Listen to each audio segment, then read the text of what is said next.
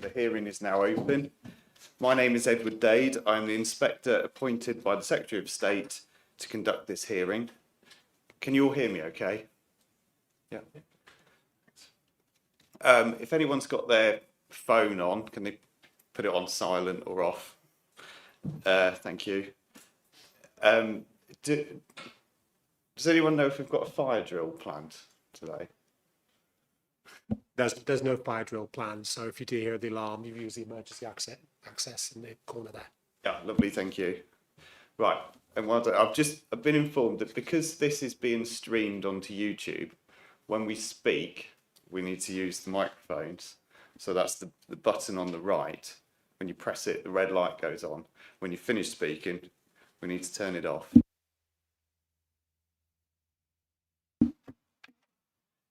Got that right, haven't I? Right, brilliant. We'll see how we go. And if I forget to do it, you'll have to shout at me to remind me to do it. Okay,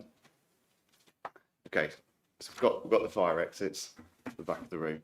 So I've been appointed to determine the appeal with reference 337-6143 by Mr. Sam Oliver on behalf of Crudus Homes. Have I said that right? Crowdace. Right.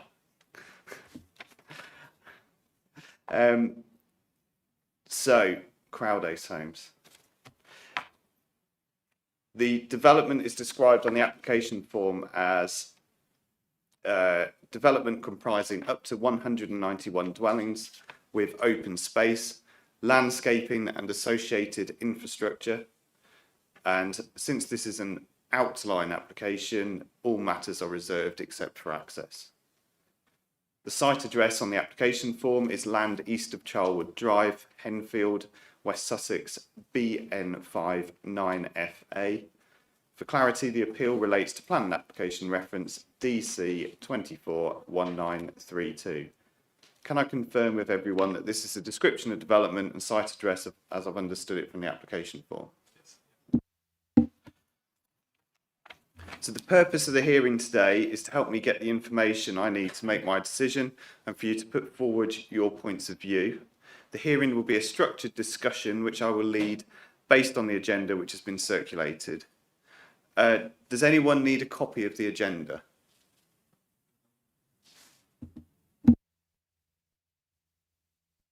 So there's some people at the back of the room that don't have a copy. Okay.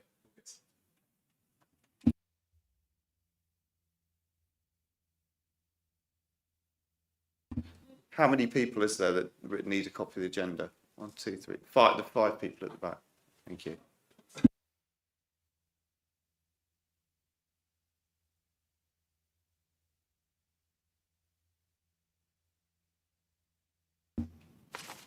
So you helpfully provided attendance lists in advance. Could I confirm who wishes to speak and their interest in the case? I'm going to start on my right and work my way across. Good morning, sir. I'm Hashi Mohammed of Council. Yeah. On behalf of the appellants. To my immediate right is Harold James, who's the director at Nexus Planning, who will be giving our planning evidence. And directly behind me and left is Mr. Simon Boakes, who's the company solicitor of Crowdace, when we get to the Section 106 legal obligations. Yeah, okay. Those are the people who intend to speak. So I'll be directing my questions mainly at Mr. James. Yes, correct. Obviously, you can bring people in as and when you need to. Yeah. Okay. Right. Over here. So I'm Sam Whitehouse for Horsham District Council. And Jason Hawkes, Principal Planning Officer. Sam is the main lead today.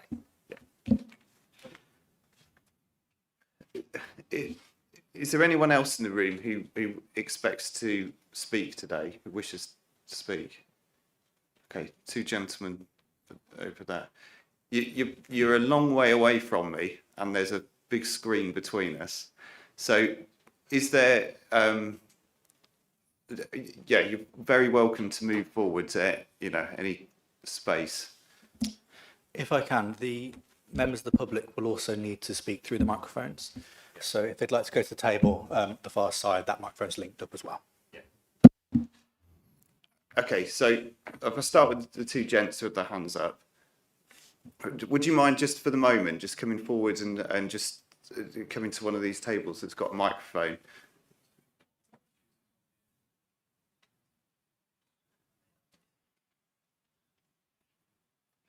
So do you mind if they come to this one? Yeah, no, just do they need to be that far away, or can they come?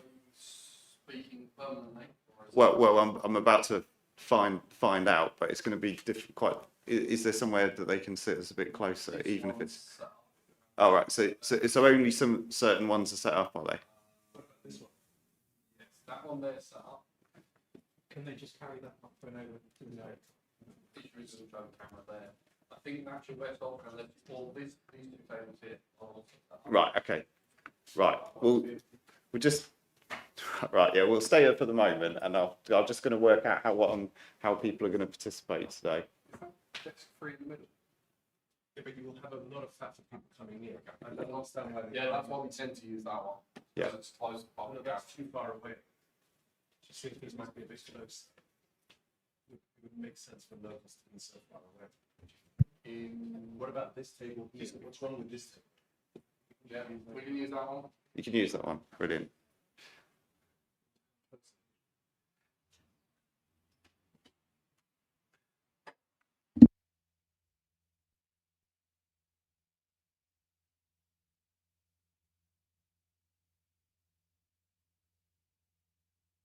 Okay, do you mind just if you can just move that microphone over towards you, if that's connected up.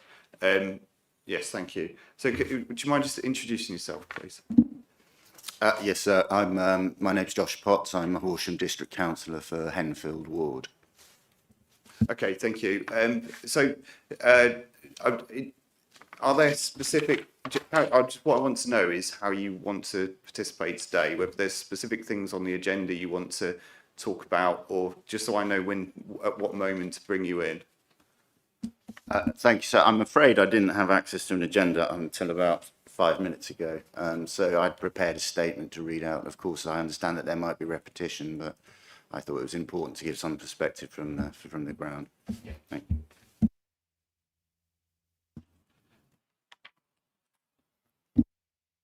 I'll come back to you in a moment. All right. Yes, sir. Do you mind? Yes, I'm Russell Shaw from Henfield Parish Council.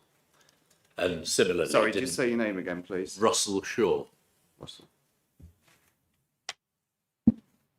Okay. I was just going to say, like Josh, I've also prepared a statement, Chair.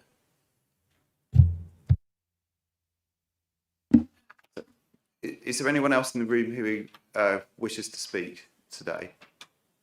No. Yes, sir. Would you mind just popping forward to perhaps go to this one on to the right, just over there? I appreciate you're a long way away from me over there, but just to introduce yourself. Yes, thank you. My name is Steve Bailey. I live in Henfield. I'm a member of the campaign to protect rural Henfield, and I'm also associated with the campaign for the protection of rural England, the Sussex branch. We've submitted written objections, but I'd like to add some comments, if I may. Okay, you should have a copy of the agenda now. Is there a specific section on there that you wish to speak to, or is it, throughout? I think the main issues 3 and 4 are the two that I'm particularly concerned about. Okay, thank you.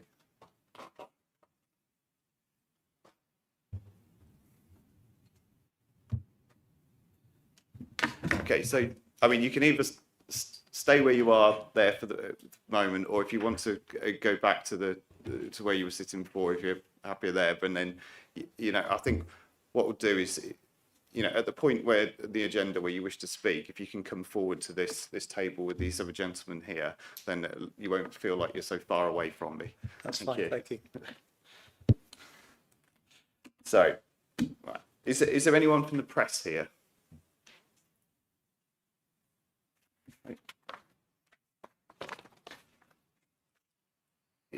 So this, as we've said, this is being streamed on the council's website through YouTube, so this has been recorded.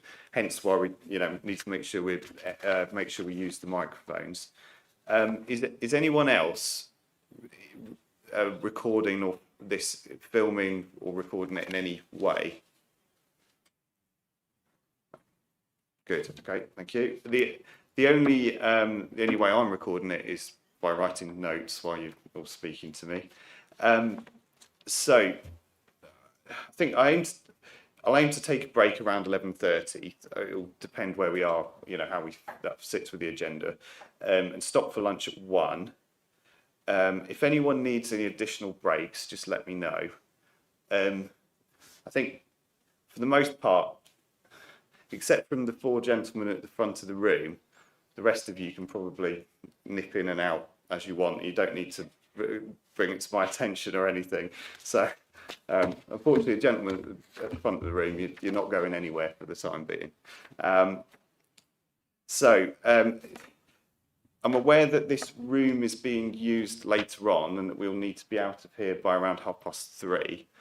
I don't really see that as an issue because I know that we've got to go and I'd like to do a site visit after I close the hearing today, so we need to allow time to travel and to do the site visit anyway. So I think we'll be okay on that.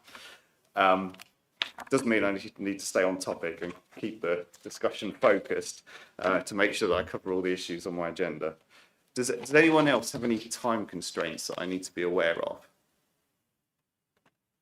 Good, thank you. So I now need to just explain a number of procedural points. So I've seen a copy of the notification letters in advance of today. This gives sufficient details of the time and location of the venue, so I'm satisfied we can proceed with the hearing on this basis. I've been provided copies of representations that were made to the council in response to both the planning application and also that were made in respect to the appeal, and I'll take these into account in my decision. Can I confirm that the council and the appellant have seen all the representations that were made? Yeah.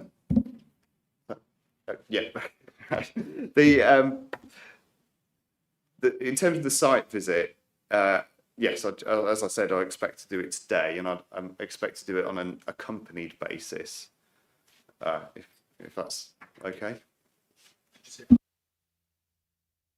Accompanied.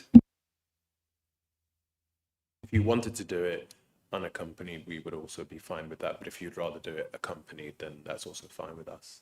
Oh. What's the council think? I think we're happy either way. Unaccompanied or accompanied is fine with us. Yeah. Okay. Yeah. I mean, I did have I drove up to the site and yesterday when and had a look around the general area, and I think it looks like you can get through, can't you? There's nothing really obstructing the there's an opening off Furness Lane, so where you can walk into the site from the southeastern corner. So if you wish to use that route, you can walk around the site, and there are crops on the field, but there is a route around the perimeter of the site if you wish to go on. Okay, right. Well, we'll talk about it again at the end. But yeah, okay. I mean, I'd be quite happy to do it unaccompanied. So towards the end of the agenda, you'll see that I've scheduled a discussion on planning conditions. I've been provided with a list of conditions within the statement of common ground, which is that's really helpful, particularly that crib sheet where you've ticked off whether you agree to it or not. That was helpful, thank you. But for the benefit of those in attendance who are not familiar with the standard practice in planning appeals, when we have our conversation about conditions, this gives parties the opportunity to discuss what conditions may be reasonable and necessary in the event that I were to allow the appeal. It doesn't mean that I've made my mind up, it's just so that I know that if I were to allow the appeal, what conditions I might need to attach to that decision. And also, it doesn't affect the council's position on it. When the council were talking about what conditions should be imposed, it doesn't change their stance on the proposal.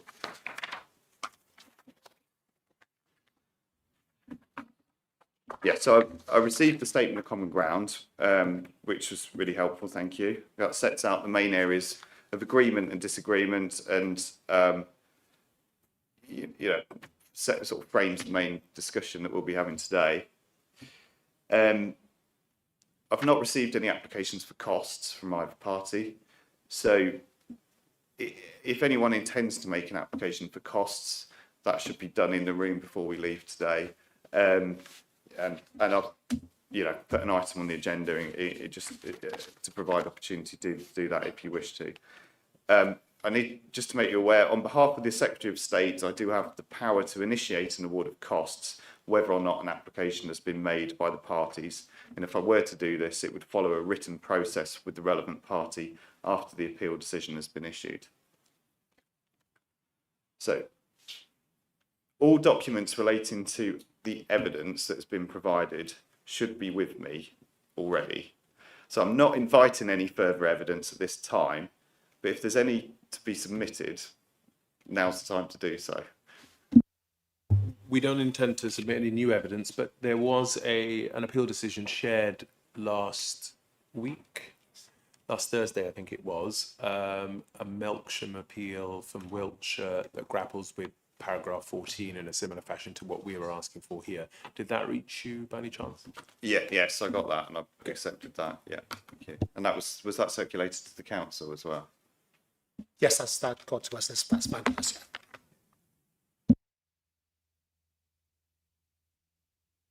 And we can discuss that at number 7 on the agenda. That's all. So in terms of the plans, the ones I've got before me, I've lifted this from it's actually the council's hearing statement and the plans that were listed as a draft condition, because I think the version in the statement of common ground didn't actually put the references on. So I've got, I'll read these out to you, Mr. James, and you, Mr. White, I'll make a note of this as well. But so the ones I'm looking at are location plan PL01 revision D, and then the various access plans. So the proposed primary site access arrangement 106205 PEF XXXX DH, lots of zeros, 2 revision P03. Well, I'm not going to say that every time. Proposed primary and emergency inset site access arrangements, and that's plan number 4, revision P03. Fire tender swept path analyses, number 5, revision P01. Refuse vehicle swept path analyses, plan number 6, revision P03. Yeah. So those are all correct. Within the statement of common ground, there's also reference to a parameter plan. So that is within the table at paragraph 5.10 of the statement of common ground. That was discussed with the council when preparing the statement of common ground, and so it wasn't included in their hearing statement, but we identified it between us as a drawing for approval as part of this appeal. Okay, so while we're here, just at this point, if when we're talking about conditions, those plans plus the parameter plan are the ones you'd expect to see conditioned at this stage, are they? Correct. Obviously, the drawings around the access arrangements would be for detailed approval. The parameter plan would be for reserved matters to accord with. But yes, those would be the plans we expect to be referenced. Thank you. Do you have any comment? No, I would agree, yeah. So approved plans, as you've said, and then the parameter plan as a condition for reserved matters.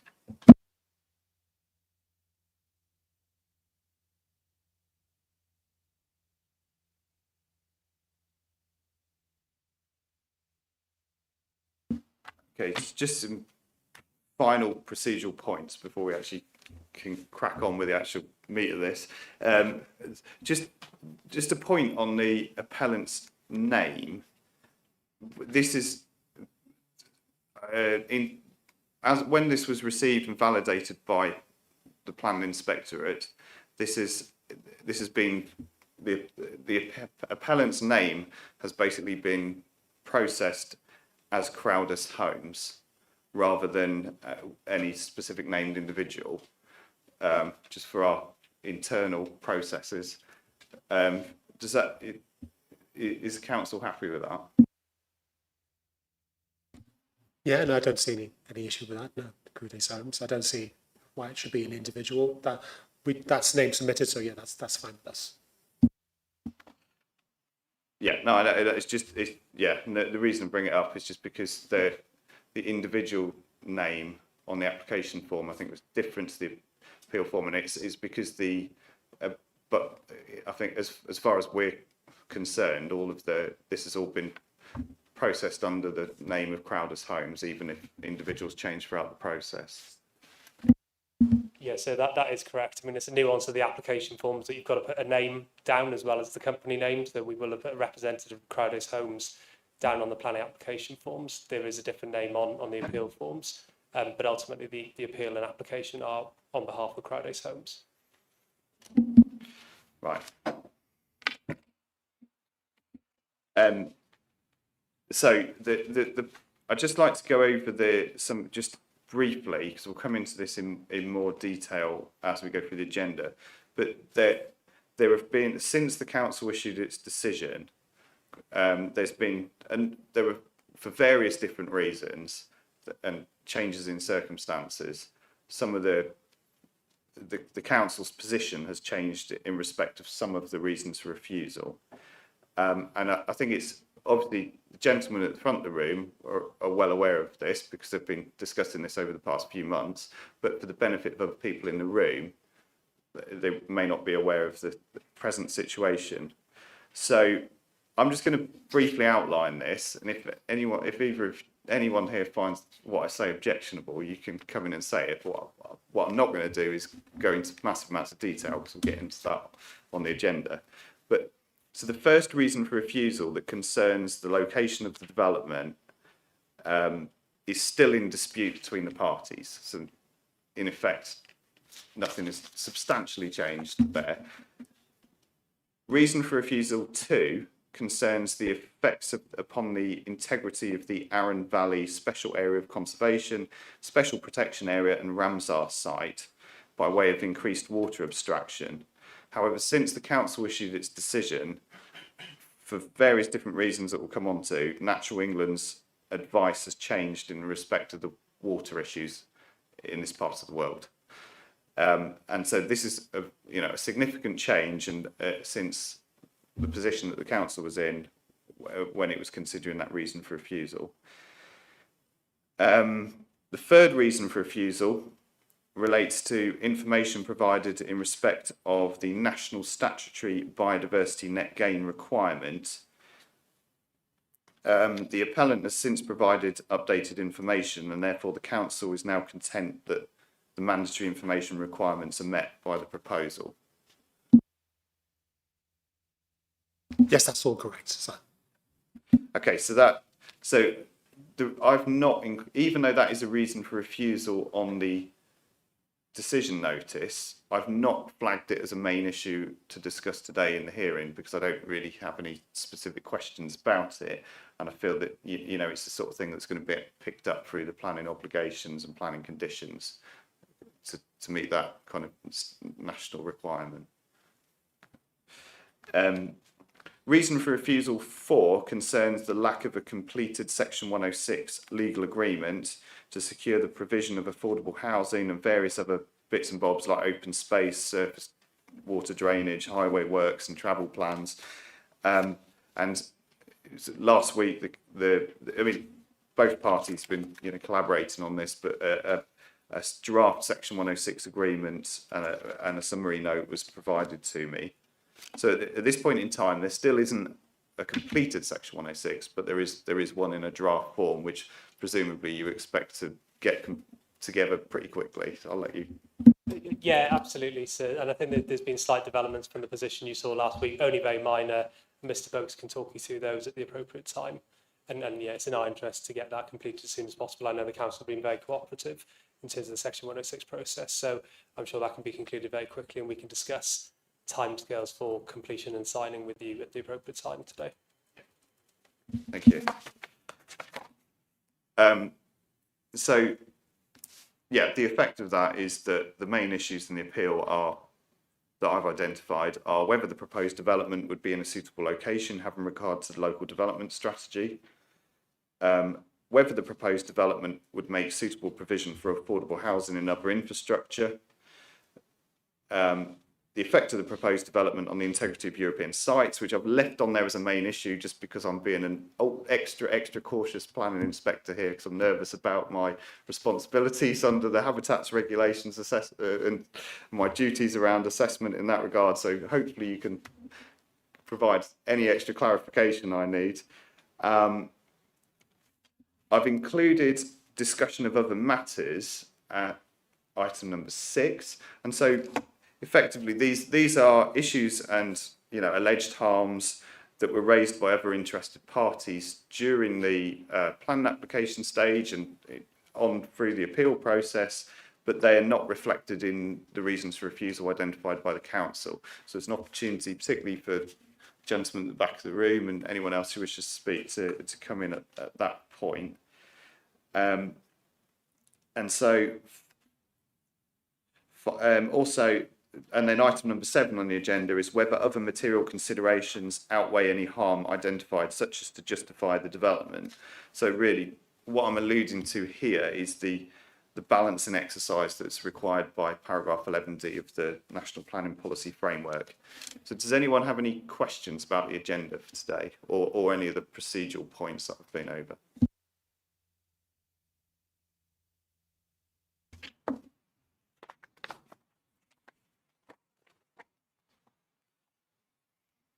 So during the discussion, I'll invite contributions from one side and then the other in response. If anyone wishes to make a point or feel I'm moving on before you've said or you want to, then please tell me. I'd be grateful if everyone could try their best to speak clearly and avoid using jargon wherever possible so everyone in the room can hear and understand. I've been provided with and I've read all of the written statements. There's no need to repeat material that is covered by them, although do direct me to the relevant sections to illustrate a point you may be making on something specific. The hearings are a structured and formal discussion, but it's not a public inquiry, and there's no formal presentation of cases or cross-examination. And if you want to make a point or respond to something that's been said, please wait until the person speaking has finished and attract my attention. So, yeah, and again, remember to use the microphones and to switch them off when you finish speaking. And for anyone at the back of the room who wishes to suddenly desperately wants to say something on any of the points that we're talking about, then just move forward to to one of the tables with the microphone and just put your hand up, and I'll come to you.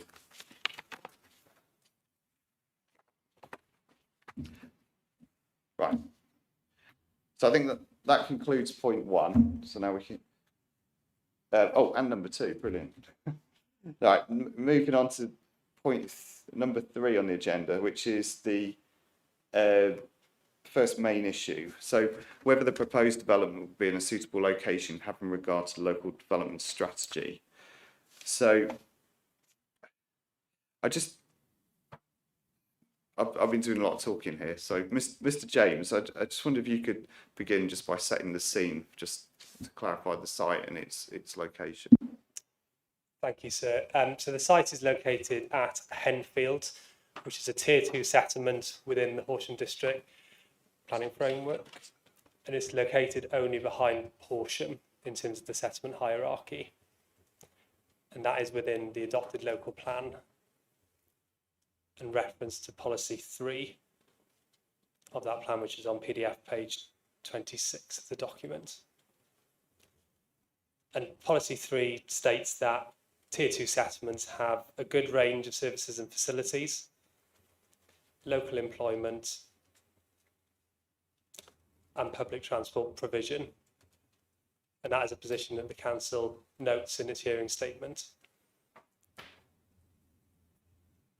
Henfield is also a Tier 2 settlement within the emerging local plan as well, again only behind Horsham in the hierarchy.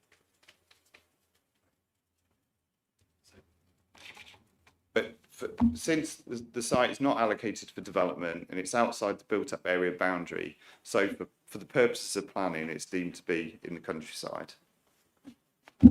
Yes, that's correct. So the site is located immediately adjacent to the built-up area boundary of Henfield, but outside of that boundary.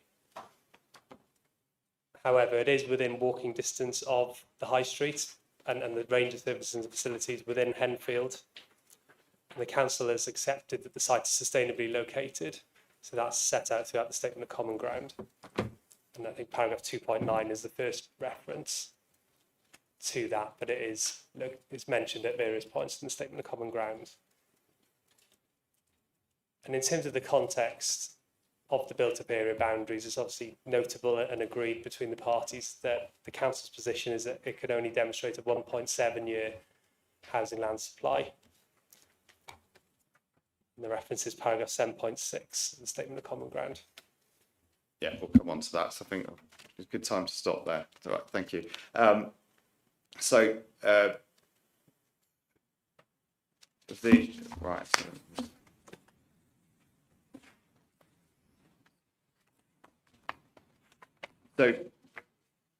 Mr. Whitehouse, what I want to get my head around is the sort of what the spatial strategy of the HDF, so Horsham District Framework, is trying to do. So what its purpose is. I mean, I know paragraph 4.6, which is sort of the supporting text to policy 4, says the HDPF seeks to ensure development takes place in a manner that ensures that the settlement pattern and the rural landscape character of the district is retained and enhanced, but still enables settlements to develop in order for them to continue to grow and thrive. So in terms of the overall purpose of policies 2 and 4, is it accommodating growth in a way that maintains the character of the landscape and of settlements? Is that what it's trying to do? Thank you, sir. So the spatial strategy in the HDPF seeks to accommodate growth in the most sustainable locations whilst reflecting the existing settlements of the district. So that's prioritising development in the larger settlements. Firstly, in the first instance, Horsham, which is tier 1, and then falling down to tier 2 and below. In this instance, the settlement, Henfield, is a tier 2 settlement. And it's about accommodating development where it be most suitable, most sustainable. It's noted that policy 4 looks to accommodate settlement expansion. However, in light of the council's current housing land supply, we have produced a guidance document, the SD PAN, which should be an appendix within my statement. And that is just a guidance document. So it's given minimal weight, but it's useful in guiding the council's view on where sustainable development would be. And it essentially builds on policy 4 of HDPF. And in this instance, the council accepts it in the decision and our appeal statement that this would be a sustainable location in accordance with the SD PAN. So that's not an area of dispute between us and the appellant. Henfield is tier 2. However, the proposal would be contrary to HDPF 3 and 4 due to its siting outside of the settlement boundary in open countryside, as you say, and Henfield Neighbourhood Plan Policy 1 for the same reasons it's citing in the countryside. Does that answer the question for you?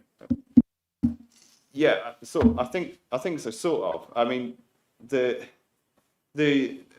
think what I was trying, where I'm ultimately trying to get to, is what the effects are. You know, what tangible, real world effects of this are. I'm a little way off that at the moment. So at the beginning, I'm trying to get my head around what the policies are actually trying to achieve, and so you know, they seem sometimes you've talked here about directing growth to the most sustainable settlements, and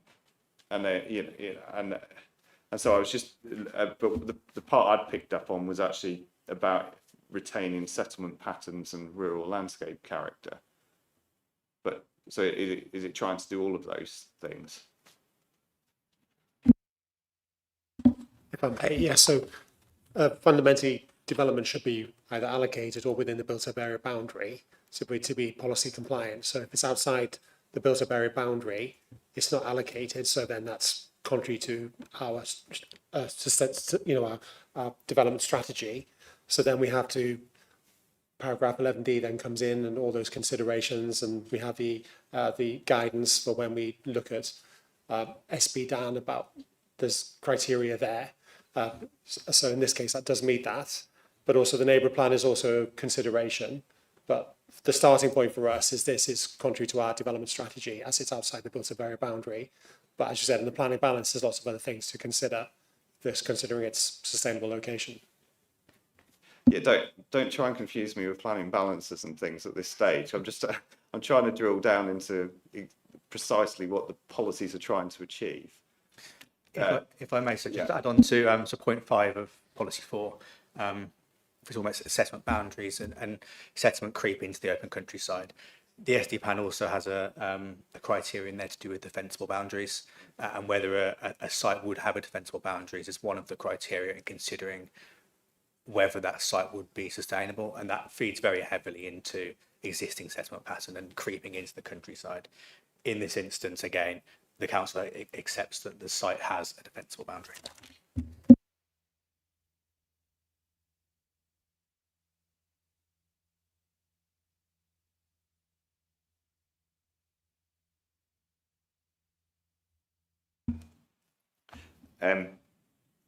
Yeah, so I picked up some bits in policy 2026 and the supporting text there about the countryside, but perhaps I don't need to go there.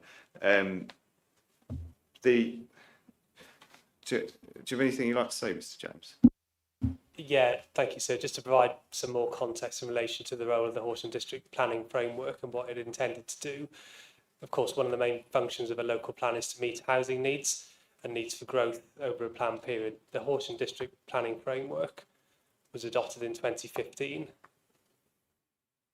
So that is now 11 years ago, and is based on a housing requirement that was established based on housing need at that time.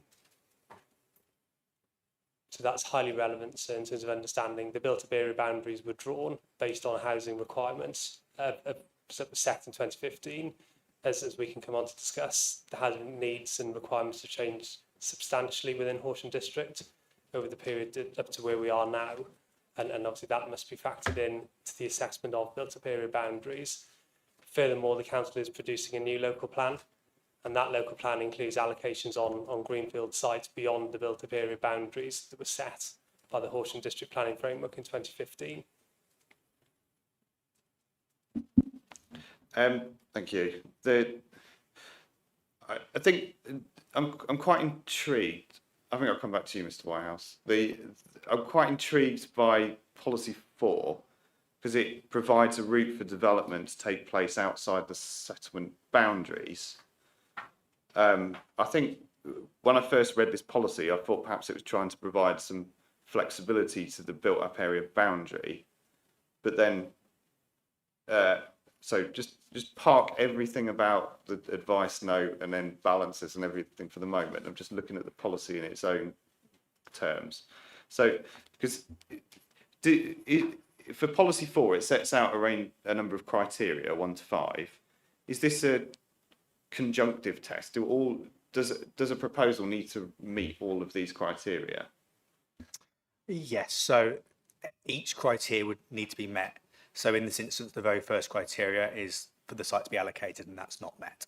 So that in itself would fail policy 4.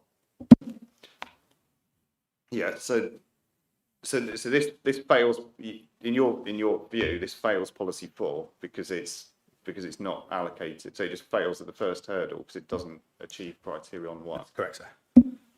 So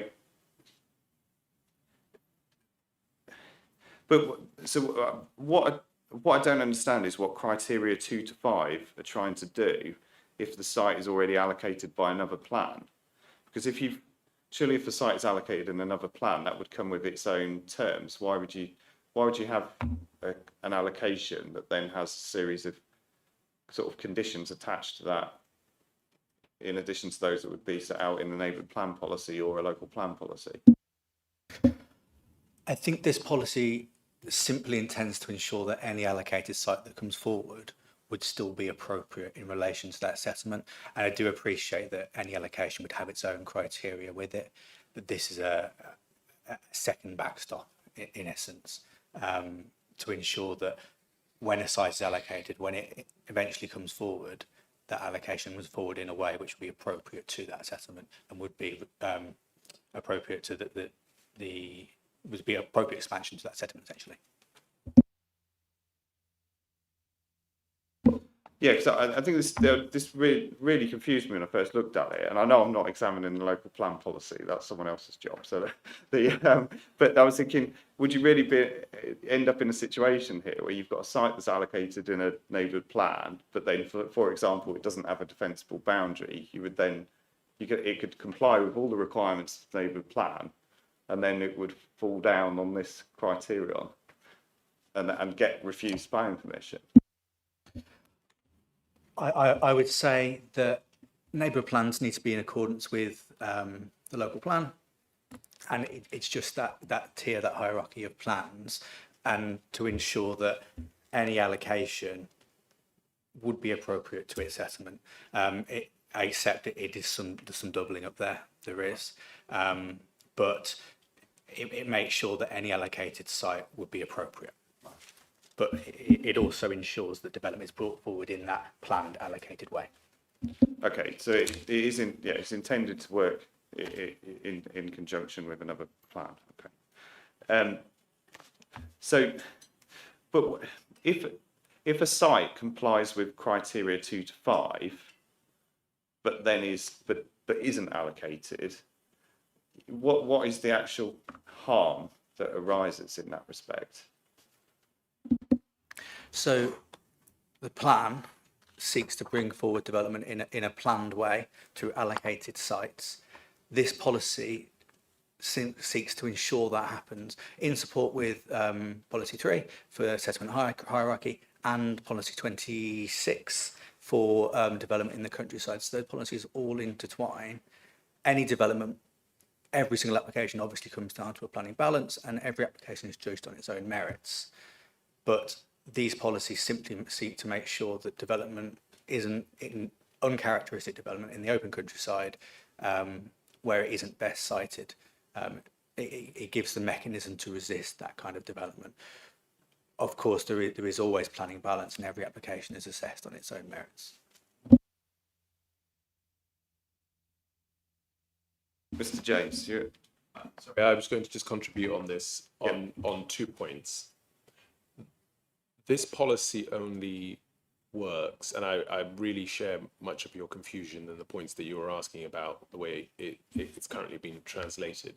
But this policy only works in a context where a local authority has an up-to-date local plan, a fully up-to-date housing land supply position, full list of allocated sites that are going to be able to meet their needs.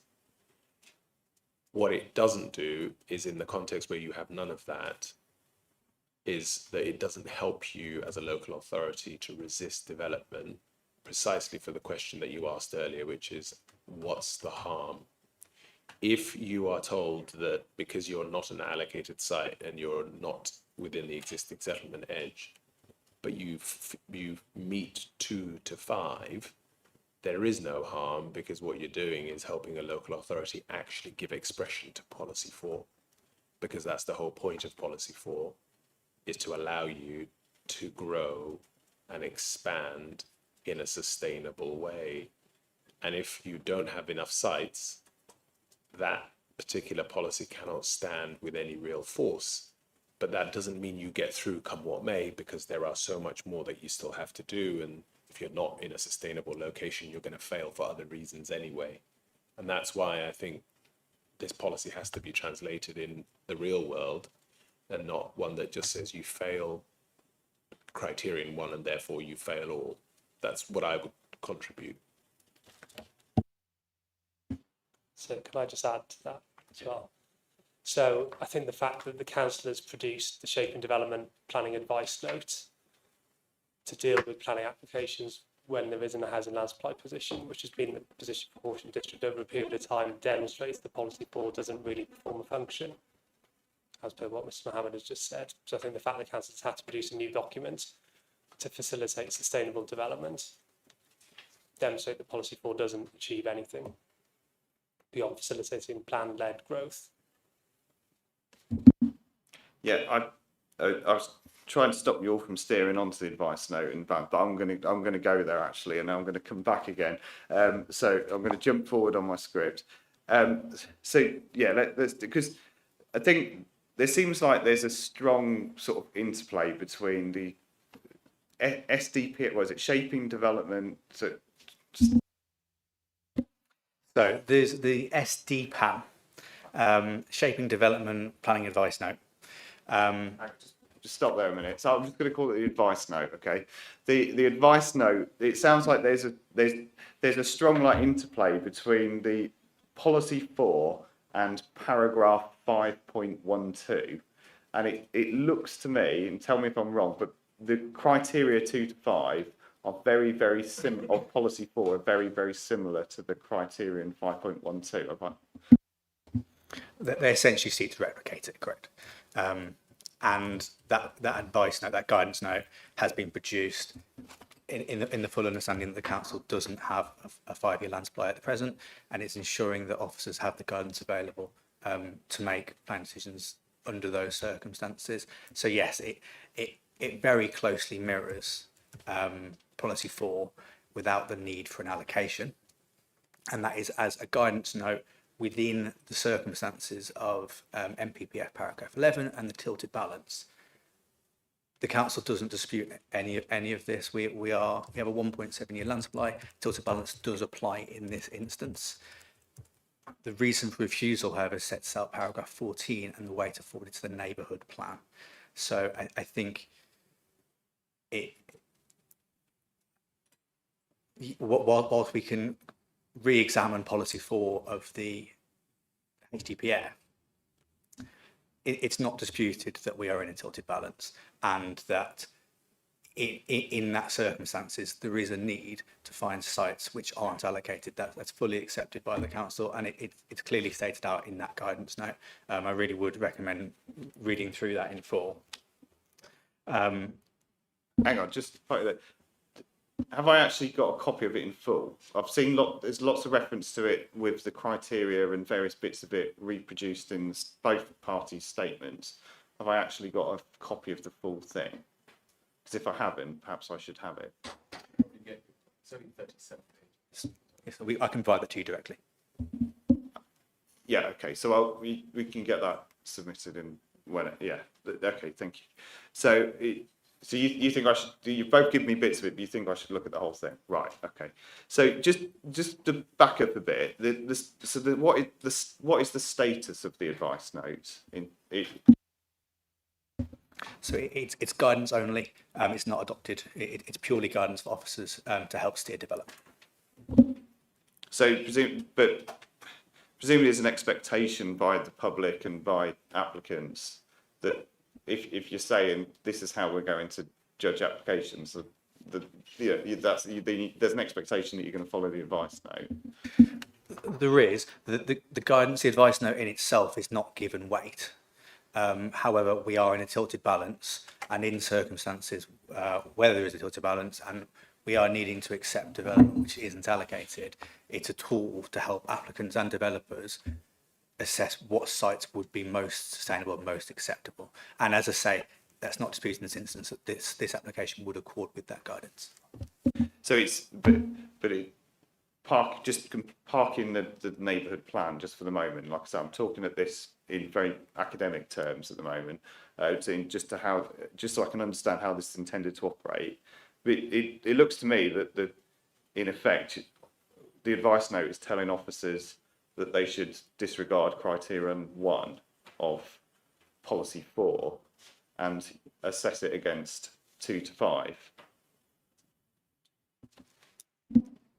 I think that's potentially a strong way to word it, but yes, it accepts that we are in a tilted balance and there is a need to accept sites that aren't allocated criteria 1. Yeah.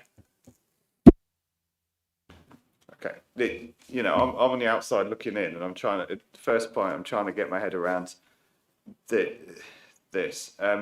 Okay, I will come back to that advice note in a minute.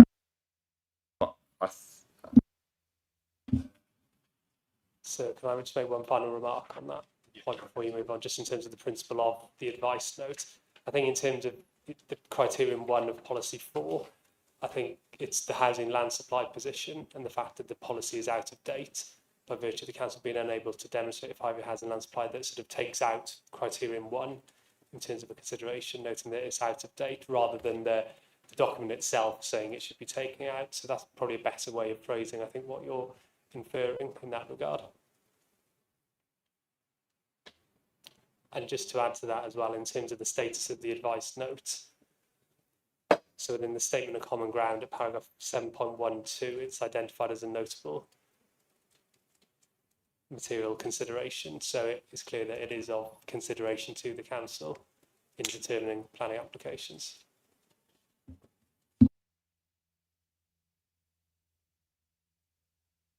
How does sorry, you're getting picked on a lot at the moment, Mr. Whitehouse. So I will get to you, Mr. James, and don't worry, you'll get equal measure. It's just this is on the policies. So how does this square with policy 26 that then restricts development in the countryside? Because we're talking about sites in the countryside here. So policy 26 requires that they have an essential that are uses that are essential in the countryside. And then policy 4 is talking about sites that are in the countryside but outside the boundary. And then the advice note is saying, well, actually, any site that isn't allocated but meets the criteria. So policy 26, the primary purpose is to protect the character of the countryside, the open countryside, so outside the built area boundaries.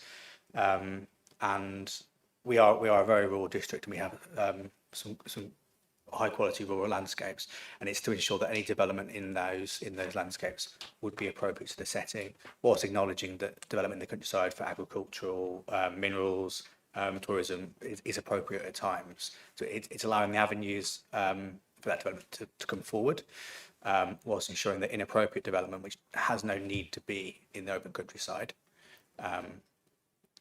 isn't permitted. And residential development is not considered to have a need to be in the countryside. But so how do you resolve that conflict if you've got a proposal that you think accords with policy 4, but then conflicts with policy 26 because it's residential development? How do you resolve the conflict between those two policies? I think it all comes down to a planning balance of the harm on the ground. And as I say, in this instance, it wouldn't accord with policy 26 in the fact that it is in the countryside and it doesn't have an essential reason. But clearly, as set out within the officer's report, there's a balance there. And if we were completely out in the countryside on its own, different weight would be given. So every application is assessed on its own merits from the harms and the benefits. And this policy has been applied and final balance drawn. Right. Do you have anything further to add on that, Mr. James? Only to add, so that obviously the countryside as defined by policy within the local plan is all land outside the built-up area boundary. So that relates to every single parcel of land that is located beyond a built-up area boundary.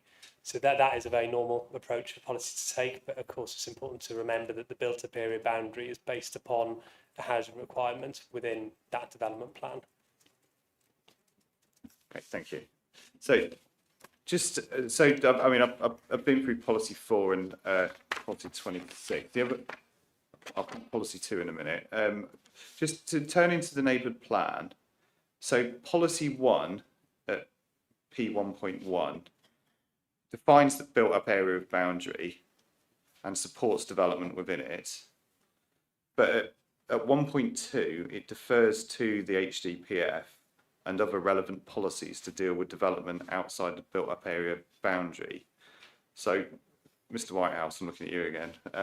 Does HNP policy 1, does it actually restrict development outside the built-up area boundary, or does that just leave that function to the HDPF? So it absolutely restricts development outside the built-up area boundary. So what policy 1 does is it sets the built-up area boundary of Henfield in its own right. That's included within the Henfield neighbourhood plan, and that was examined for when the plan was formally made. So clause 1 sets the boundary, and we are outside of that boundary. Clause 2 does look towards the HDPF for policies for countryside developments. Then we're coming back to it, policy 26. So in this instance, it's saying that development outside of that built-up area boundary would be acceptable where it would accord with the HDPF 26, which it doesn't. It's not an essential need to be in the countryside. So it is residential development within the open countryside, which doesn't have an essential need. So it would fail to hit HDPF 26, following on Henfield Neighbourhood Plan 1.2. So yeah, that policy does quite clearly restrict development outside of the built-up area boundary, residential development outside the built-up area boundary. So, okay. So what does the advice note do to the neighbourhood plan policy then?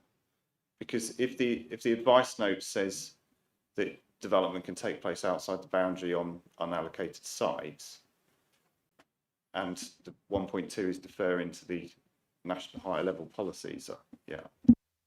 So the advice note doesn't specifically refer to any particular plan.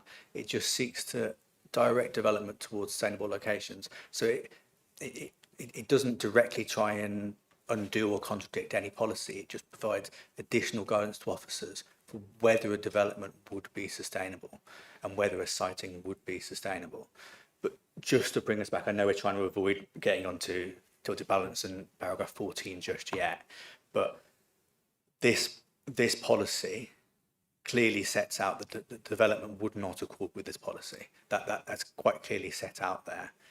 And then even in circumstances of the tilted balance, NPPF 14 says that the conflict with this policy and the conflict with the adopted spatial plan, simply within the Henfield neighbourhood plan, is considered to significantly and demonstrably outweigh, or likely to significantly and demonstrably outweigh the benefits. So that, lots of words to say essentially that guidance doesn't seek to address any particular policy or any individual neighbourhood plan. It's just guidance for where would be sustainable. And to reiterate, the council there's no dispute that this would be a sustainable location for development. It accords with the guidance document in all respects. The reason for refusal and the conflict with the development plan comes down to Henfield Neighbourhood Plan Policy 1 and the weight afforded to that by the NPPF at paragraph 14. Mr. James, do you think this is as clear cut as what Mr. Whitehouse is suggesting in terms of what the neighbourhood plan is telling me I should do with sites outside the built-up area boundary? I think the interpretation of policy is correct in terms of the boundary is set by the neighbourhood plan, and it obviously defers to the local plan in terms of what forms of development would be appropriate outside the built-up area boundary. So I don't think we're in dispute on that matter. What we're in dispute upon is obviously the weight to be given to policies in light of the housing land supply shortfall. I don't know when you want to come on to that, so whether you want to come on to that now or whether you want to come to that later. Later, I want to come on to that number 7. So I think, from our point of view, yes, we agree with the council's interpretation of policy literally, but of course the weight to be given to policy is dependent on various other factors that we can come on to discuss.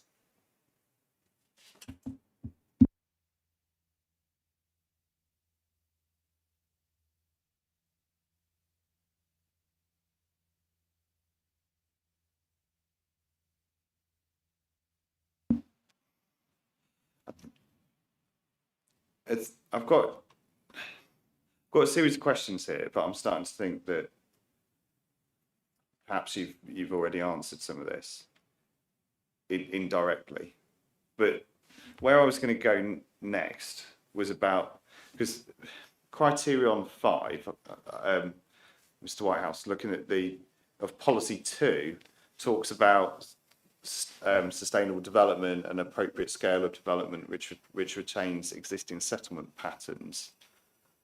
I think policy 4 talks about scale and function of the settlement type.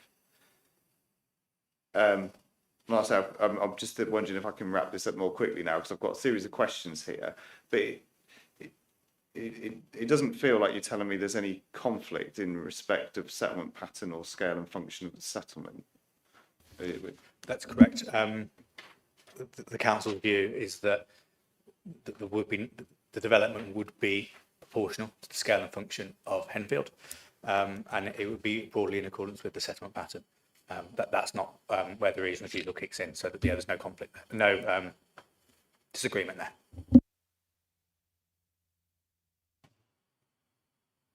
So paragraph 714 of the Statement of Common Ground says that the council and the appellants agree that each of the requirements of 512 of the SDPAN are met. So just to confirm what Mr. Whitehouse just told you. So, just does that mean that if the criteria of 512 are met, does that mean all criteria 2 to 5 of policy 4 are met also?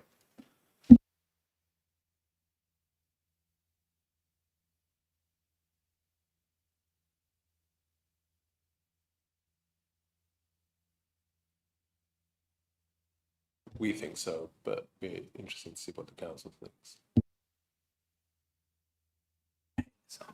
Well, no, we'd say it's not. We'd say yes. You could argue it's a sustainable location in many respects.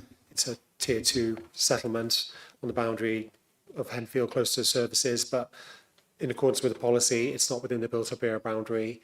It's not in accordance with the spatial plan. So our starting point is it's not in accordance with the policies in terms of 2 to 5.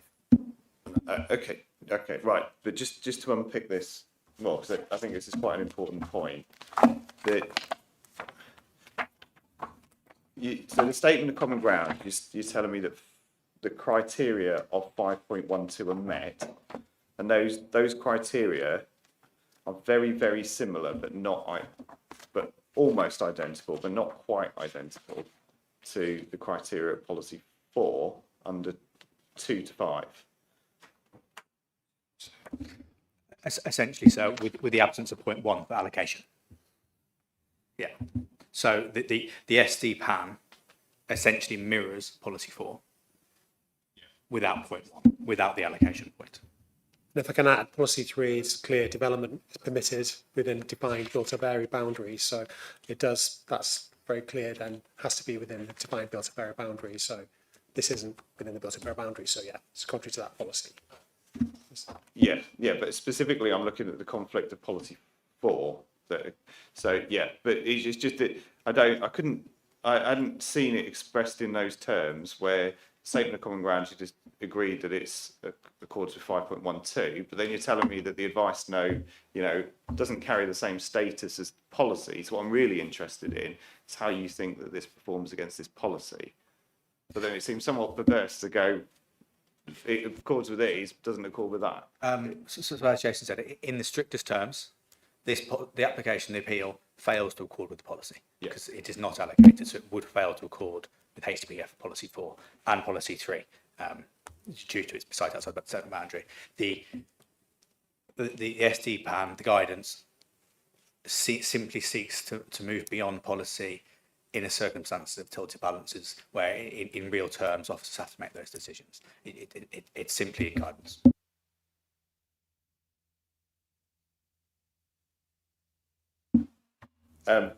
Okay, well, I think I'll move on from that. So, yeah, but it's criterion 1 is where you think it fell, and you feel that it needs to meet all of you've already told me you feel it needs to meet all of policy 4, every criterion, all criteria of policy 4, which you consider it doesn't do. Right.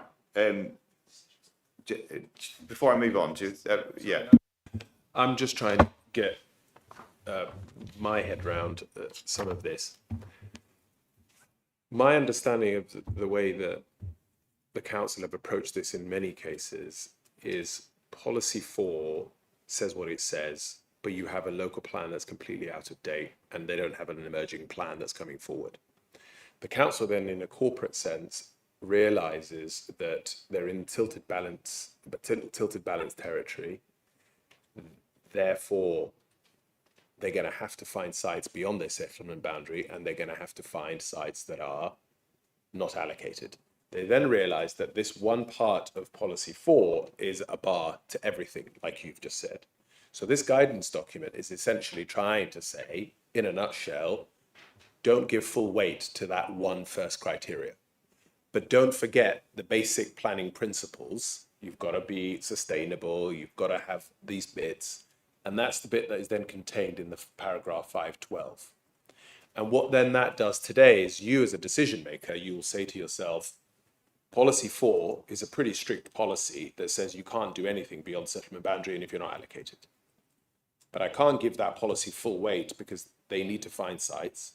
And I now know what the council's intentions are, that they accept that they have to find sites outside of the settlement boundary based on this guidance, which isn't policy, it's only guidance. But that tells me that there are a number of criteria that still have to be satisfied in order to understand policy 4 in full context.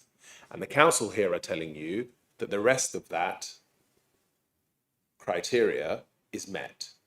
So your conclusion would be policy 4 cannot be given full weight in circumstances where there is no supply of land. But I am satisfied that the thrust of policy 4, in terms of basic planning principles, whether it's about appropriate scale and function, meeting local housing needs, impact of individually and cumulatively, contained within existing defensible boundary and so on, is met. And the council's told me that in their statement of common ground. And so insofar as there is any conflict with policy 4, it's minimal and I don't give full weight to that. That's it. That's how I would read that. And I don't know if the council agrees. Would you like to respond to that? No, we agree. It's in the guidance document, the SPDAN, that our housing policies can be considered out of date, therefore attract reduced weight. However, we still consider the neighbourhood plans are broadly up to date, compliant with the NPPF. So that's where we're coming from with this site. If we didn't have the Henfield neighbourhood plan being up to date and this being an allocated site, then it's likely we would have had to, along with paragraph 11D, be recommending this for approval in terms of the presumption of sustainable development. So it really only comes down to the neighbourhood plan policy, which we consider carries significant weight in this instance. Okay, thank you for that. I was going to move on to talk about accessibility and the significance of that, but when you said, Mr. Whitehouse, when you were saying earlier about the sustainability of the location, were you talking? Does that encompass accessibility? And we've heard how it's a tier 2 settlement. Sorry. It does. So the tier 2 settlement helps us understand what is within Henfield that can support development in itself, but also when we look at the siting of the site, with the obligations and conditions for access and obligations for pedestrian linkages, with those in place, the council wouldn't dispute that this is a sustainable and accessible location in relation to Henfield as a tier 2 settlement.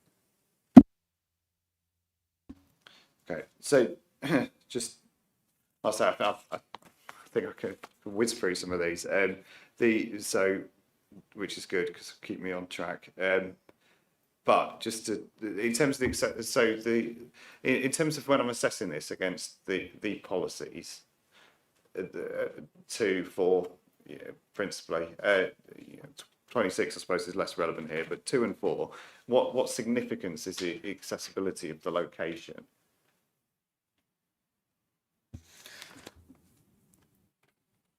I think we would always, to come back to the appellant's view, that it's the basic planning principles of wanting development to be in the right location. And it wouldn't be disputed that in this instance, this would be an accessible location. But it comes back down to, and it's unavoidable, that there is direct conflict with the Henfield neighbourhood plan. That is afforded additional protections within the MPPF. And we're trying to talk about these policies kind of in a silo away from tilted balance and the MPPF and neighbourhood plan. And they're so intertwined, it's very difficult to do so. These policies have been interpreted within the tilted balance, within a presumption of favour of sustainable development, and it's acknowledged that this site would be a sustainable location for that development. That's not an area of dispute. The key point that I think we need to just keep drawing back on is the Henfield neighbourhood plan. This would be contrary to that. It would be contrary to the plan-led system, which was democratically decided, and the MPPF, paragraph 14, in circumstances of the tilted balance. So it only comes into play when we have a tilted balance, such as we do here, retains those additional protections for Henfield neighbourhood plan. And I think we're at risk of addressing these policies without that context. We need to understand we are in tilted balance. It is contrary to neighbourhood plan, and that conflict is considered likely to significantly and demonstrably outweigh the benefits, and that's the context in which the council's assessed this. We have, in our view, the conflict with that plan-led system and the undermining of that plan-led system by permitting development outside of a built area boundary, contrary to Henfield neighbourhood plan policy 1 and by extension HCBF policy 26.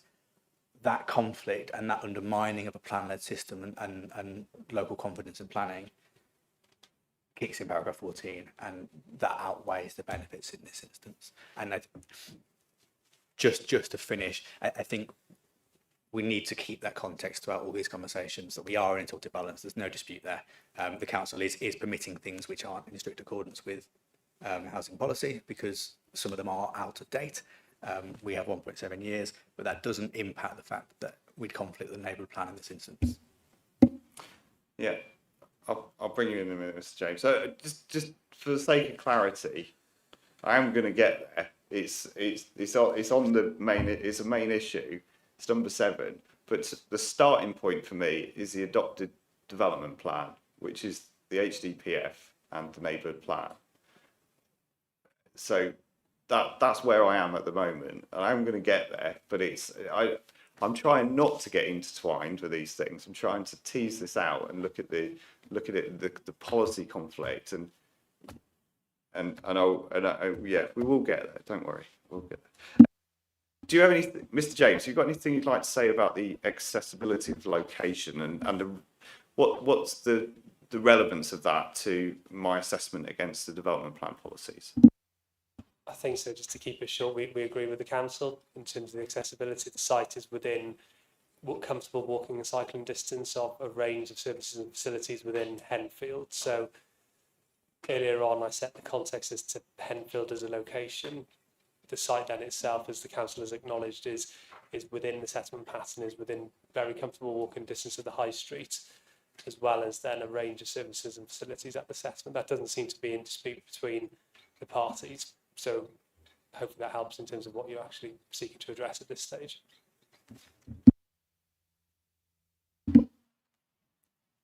Okay, just picking up on this point, and again, I think it's another point that is agreed around whether the site would have a defensible boundary. It's just That point's agreed, yes. Yeah. right. Okay, so because I think one of the things that sort of stood out to me is that there was no, even though it's in the countryside, there was no specific reason for refusal regarding sort of any effects on character and appearance of the area. I mean, I know there were some comments from the landscape officer, council's landscape officer, which identified residual medium adverse effects. But ultimately, the significant thing here for the assessment against the policy is whether or not it's got a defensible boundary, and that's not in dispute. You're correct. Yeah, there was some outstanding concerns from the landscape officer. These weren't considered significant enough to warrant a reason for refusal, and it's accepted that the site area would have a defensible boundary that's not in dispute.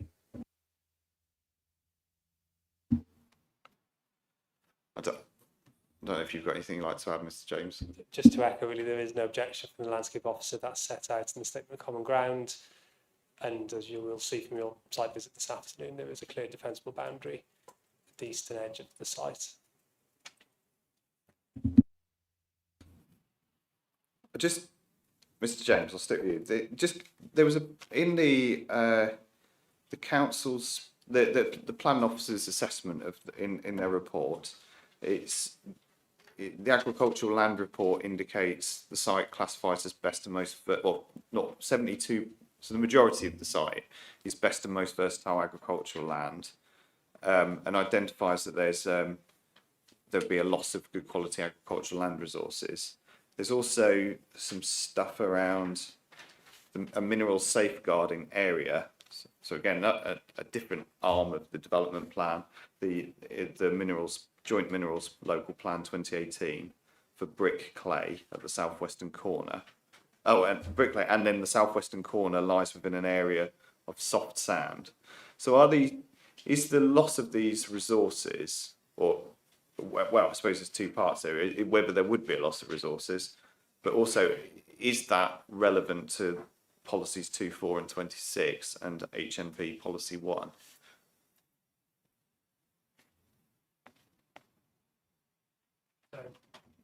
Sorry, in terms of the site, yes, it's in the statement of common ground that it does include areas of, if I start with the agricultural land point, it does include areas of best and most versatile agricultural land. That is common ground between the parties. In terms of the extent of land, it is not what would be referred to as a significant amount of land, noting the Natural England consultation threshold, which is 20 hectares in terms of loss of agricultural land. So that's a key consideration really in terms of the extent of loss. It's also highly notable in terms of the wider context of loss of agricultural land at Henfield that one of the Henfield neighbourhood plan allocations, which is land north of Parsonage Farm, which is in the Henfield neighbourhood plan, includes grade 2 agricultural land. So it has been accepted already that loss of agricultural land was needed at Henfield to facilitate the level of growth based on the 2015 Horsham District Planning Framework, which then led into the housing needs set out within the Henfield neighbourhood plan. So it has been accepted that to grow Henfield, there would need to be a loss of agricultural land previously, and clearly moving on, that will clearly need to be the case. But we do accept that is part of the planning balance assessment for you to make in accordance with the MPPF. But in terms of the harm given to the loss of agricultural land, that is very important context in terms of the extent of land that would be lost. And obviously it's not the entire site is a BMV or best most versatile land. And the fact that the council and Henfield Parish Council has already allocated the development of best and most versatile agricultural land on one of its other allocations. Thank you. Would you like to come back on anything there? Only very briefly, just say, yes, the statement of common ground sets out the percentages of land, agricultural land classification, with 42.1% being grade 2. That would be a harm, and it's set out in MPPF that would be a harm, and that should be entered into the planning balance. With regards to minerals and safeguarding areas, just to flag that would be, there's a policy in the West Sussex Joint Minerals Local Plan which that should be assessed against, and there's a comment from West Sussex directly on that matter where they've raised no objection. Right, okay. So just to help signpost up on policy issues, I've got to pick up minerals, but it's on PDF page 20. The delegated report picks up that matter. Sorry, say that again. It's PDF page 20 of the delegated report, which I think has been provided in various forms. I think it's appendix 1 of the appellant statement of case. I think the council have provided it as well as part of their hearing statement.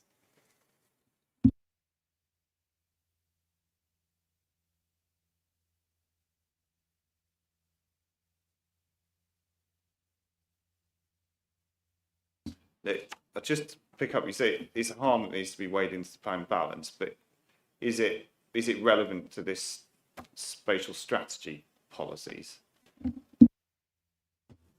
Well, the spatial strategy seeks to preserve the countryside, which by extension would include agricultural land and activities within the countryside.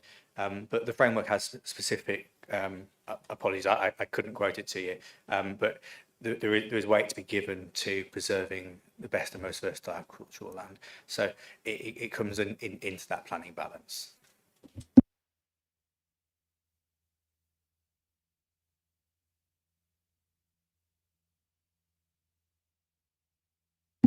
Okay, so just to, yeah, so to summarise, I mean, okay, jump forward here. So in terms, I think both parties have mentioned the site has been previously assessed during the local plan review and the neighbourhood plan. I mean, does that, what relevance is that to my decision? I'll come to you, Mr. Thank you, sir. I'll just find the reference in the statement of common ground in terms of where that is mentioned. So that is reference to paragraph 3.4, the statement of common ground, where the council set out, or between us we set out the council's rationale for not selecting the site to the emerging local plan. So that was undertaken in a January 2024 assessment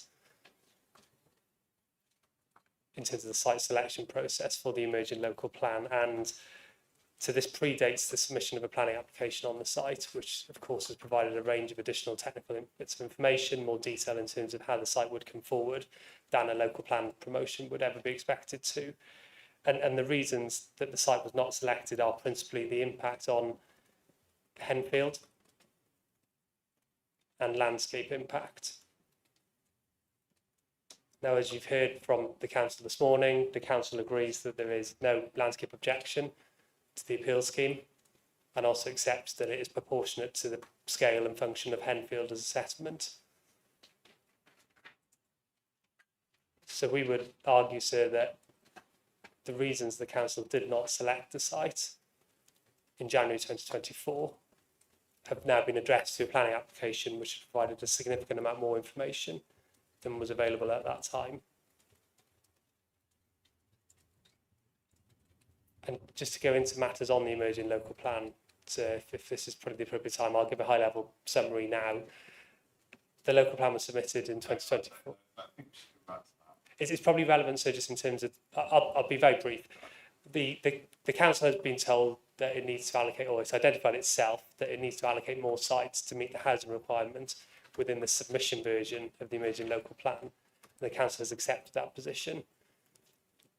Last week, there were some hearing sessions on the examination in public that took place, where the inspector identified that the council would also need to be accommodating unmet needs from the South Coast authorities. So that has increased the housing requirement even further. So what I'm getting at is that when the council goes through the process of identifying further sites, based on its assessment previously and its assessment of this planning application, there is no reason the council wouldn't find the site suitable.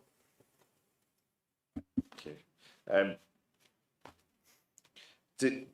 Mr. Whitehouse, don't feel like you need to come back on the local plan stuff, because I don't want to go too deep into that at this point, because we can come back to that when we talk about tilted balance and everything. So in terms of the significance of the site having previously been assessed, is there what relevance is that to me in assessing this against the development plan? So just two very quick points. The first one is that when the site was considered at emerging local plan stage and not taken forward, it was with a bit of a larger site area and a smaller quantum of development. But the main point I want to make is with regards to the Henfield neighbourhood plan. And when the neighbourhood plan was made, 11 options for how to meet housing need were considered, and consideration was given to this site. It was on the list of potential sites. However, through that democratic process, it wasn't selected. So I think the importance there is that in producing a local plan to meet local needs, this site was considered and wasn't considered most preferable. It was actively not selected. That's the only point to make there. Okay, thank you. Sorry, so can I just make a very minor comment in relation to that? We can discuss this later, but it's important to understand the needs that the neighbourhood plan was seeking to address at that time and how that relates to needs at the current present moment. Perhaps come back to that. Yeah, we'll come back to needs. That's right. Thank you. So, just to wrap this up, and before I bring in other people, in terms of the real world harms, is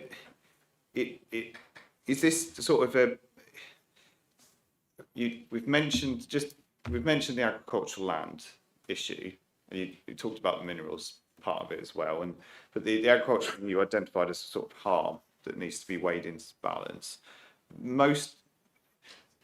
Principally, it feels like what you're telling me is about this is sort of a technical conflict with policy in terms of, you know, I keep bringing things down into sort of like, I don't mean to, I'm not trying to like devalue anything here, but I keep expressing things in simple terms. That's absolutely fine. It's the wrong side of the line. Is So- where it feels like we are. So yes, it is the wrong side of the line, but the harm here, as set out in that reason for refusal, is the undermining of a plan-led system and the undermining of the local neighbourhood plan policy, which really, to emphasise again, MPPF paragraph 14 isn't arbitrary. It's not there for no reason. That paragraph is in the MPPF in order to protect neighbourhood planning, in order to preserve the qualities and the democratic process of neighbourhood planning, even within a circumstance of tilted balance, where that plan can still be found to meet its needs and to be under 5 years old. So all that hasn't been met in this circumstance. So the real harm, and the harm that is set in the reason for reason I want to emphasise today, is to undermining that plan-led system and undermining the neighbourhood plan process and across the district. Yeah, I've got that. It's just if we just where I was at the start, when we were talking about what's the purpose of the spatial strategy, but this is almost tell me it's a thing that almost sits at one level step higher than that. It's the principle of the plan-led system and the consultation and engagement that went on. I think that's correct. And neighbourhood plans are, the whole idea is to put power back into the hands of local people, to make spatial choices in their communities. Henfield have done so, and they produced a plan which meets all those criteria, or the two criteria set out within the MPPF. And the protections are there to ensure that that work and that plan-led vision is protected.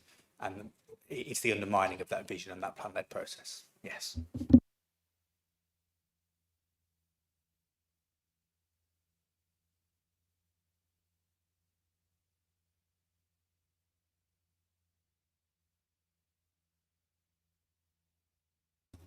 Mr. James, would you like to? Just very briefly, so I'm not going to get into the paragraph 14 neighbourhood plan point now, because I know you want to address that later. Just a couple of points of clarification in terms of the agricultural land point.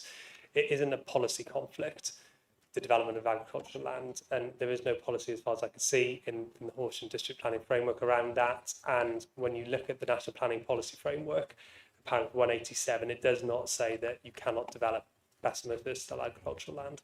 So it's just a point of clarification in terms of that interpretation.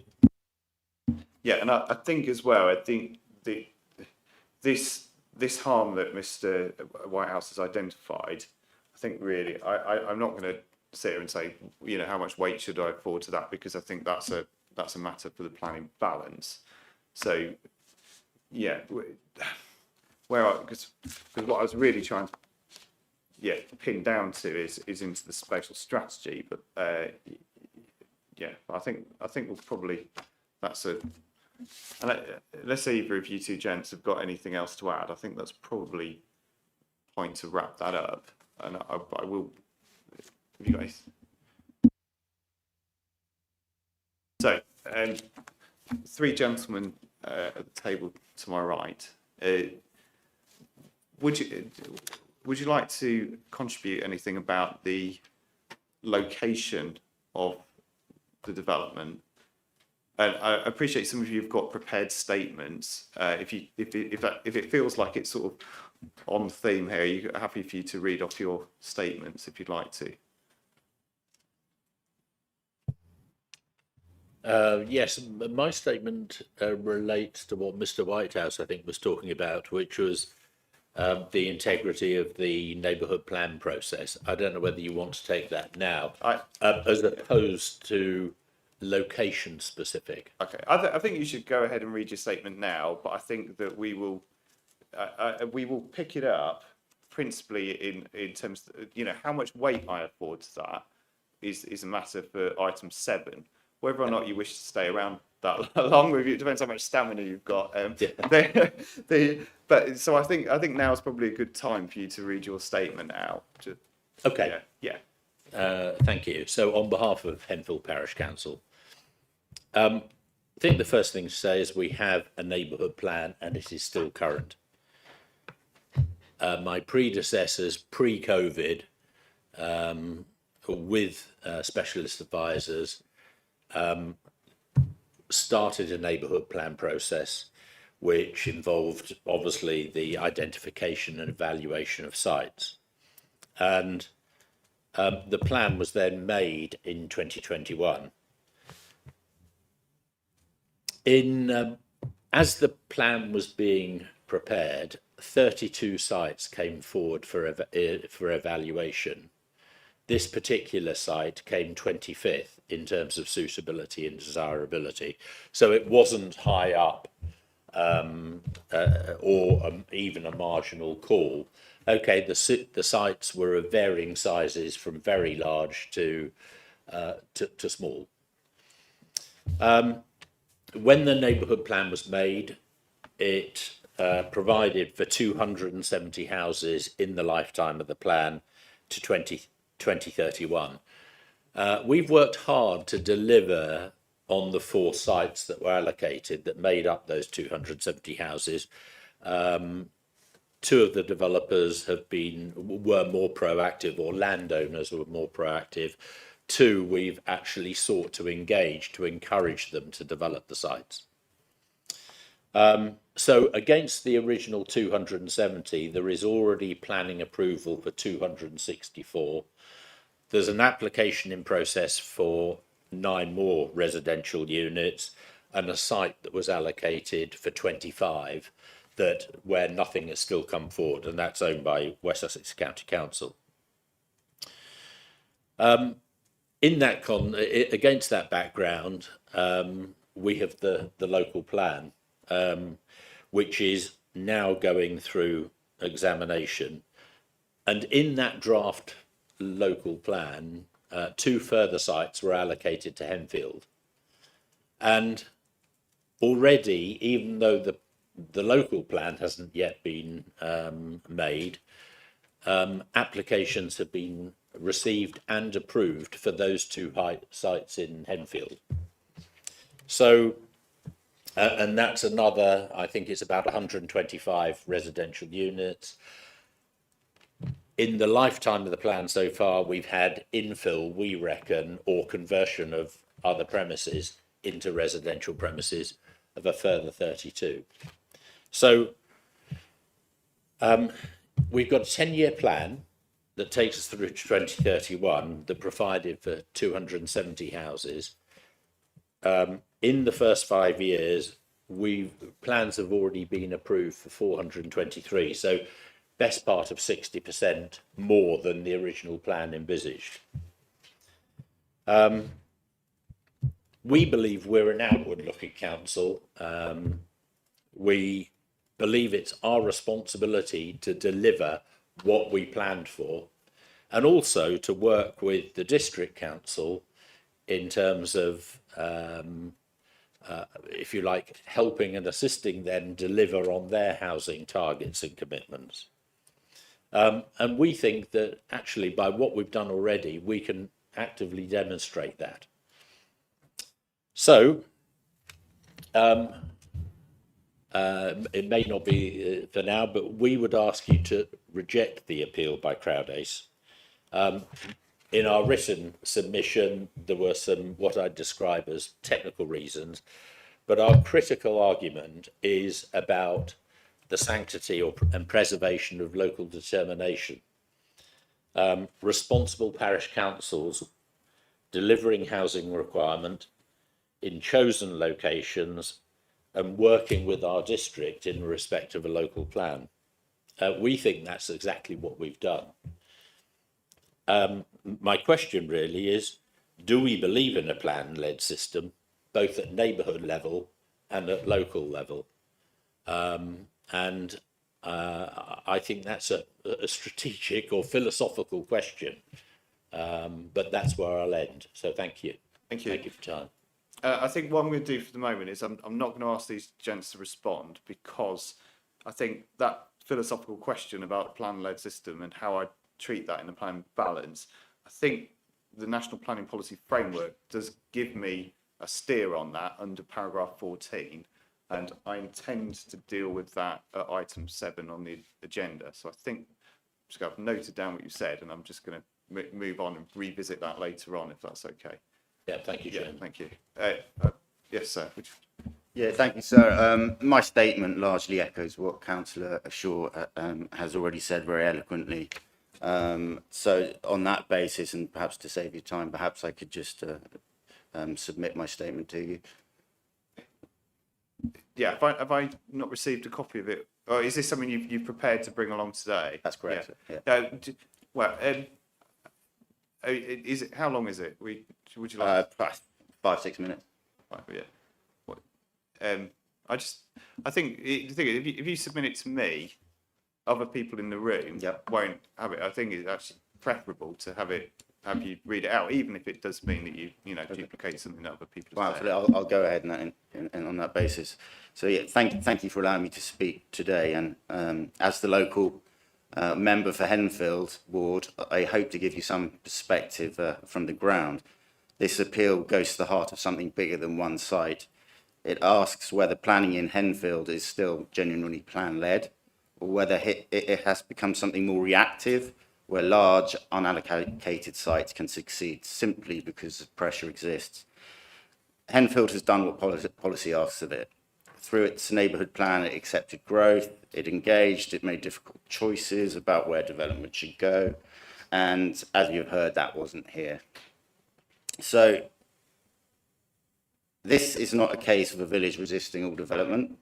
It is a case of a village that has already planned for development being asked to accept something it did not choose. And that distinction matters here, because once that line is crossed, the consequences are not theoretical. They are practical and immediate. Every remaining edge of settlement field becomes a candidate for the same argument. That is how planned growth becomes incremental sprawl. Now, turning to how this proposal would actually function in reality, access is proposed through Charlwood Drive via Wantley Hill, existing residential estate roads. And I say this very clearly as the ward councillor for the area. These are not roads operating with spare capacity waiting to be used. They are typical residential streets with on-street parking, regular pinch points, and the kind of day-to-day friction that does not appear in modelling, but is experienced every morning and evening by the people who live there. It was never designed in character, layout, or function to act as the primary access for a development of this scale. Because this is not simply a question of whether traffic can be technically accommodated, it is whether these roads are appropriate infrastructure for what is being asked of it. And in my judgment, and in the lived experience of all our residents, it is not.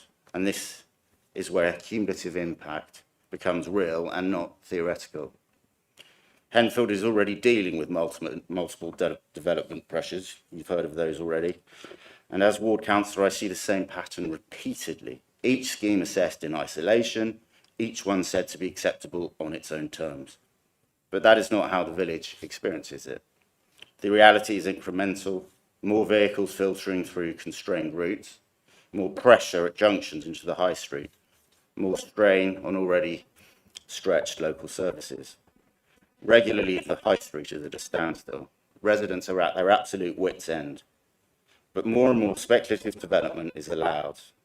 The computer says there is still more capacity, but of course the cynics amongst us are no longer surprised by this. And crucially, there is a gradual but unmistakable shift in the character of the village from something contained and legible to something more dispersed and pressured. If cumulative impact is to mean anything in decision making, it must mean something here, because this is exactly the scenario it was intended to address. And there is also a fundamental issue of settlement form. This site extends Henfield eastwards into open countryside in a way that is not contained or planned. It weakens a clear settlement edge and replaces it with one that invites further pressure, as we've already alluded to. In effect, it does not resolve development pressure, it just moves that boundary and sets the precedent for what comes next. Now, I fully recognise the benefits here. We can't forget those. Housing is needed, affordable housing is needed, but those benefits are not unique to this site. They can be delivered in locations that align with the development plan and the infrastructure strategy. The question is not whether housing should be delivered, the question is whether it should be delivered here. In this way, in conflict with the plan and with these consequences. And in my judgment, and in the council's judgment, it certainly shouldn't. I deal with the consequences, as does Councillor Shaw, of these decisions like this after the appeal is finished. And I can say with confidence that the impacts here would not be theoretical, they would be felt every single day. And you know this, planning is not just about numbers, it is also about trust, or should be about trust. Communities are asked to engage in plan making in good faith, to accept growth, to make difficult choices, and to believe that those choices will carry weight. If having done all of that, a site like this can still come forward and succeed on appeal, then that trust is significantly weakened. And that's what I've got. Thank you. Thank you very much. Yeah. Just, again, the points that you've picked up are things that I've got identified on the agenda. So I think the appropriate time to deal with those fully is later on at the corresponding points, if that's okay. Yeah. Of course, if you're still here, I'll invite you to speak at that time as well. Yes, sir.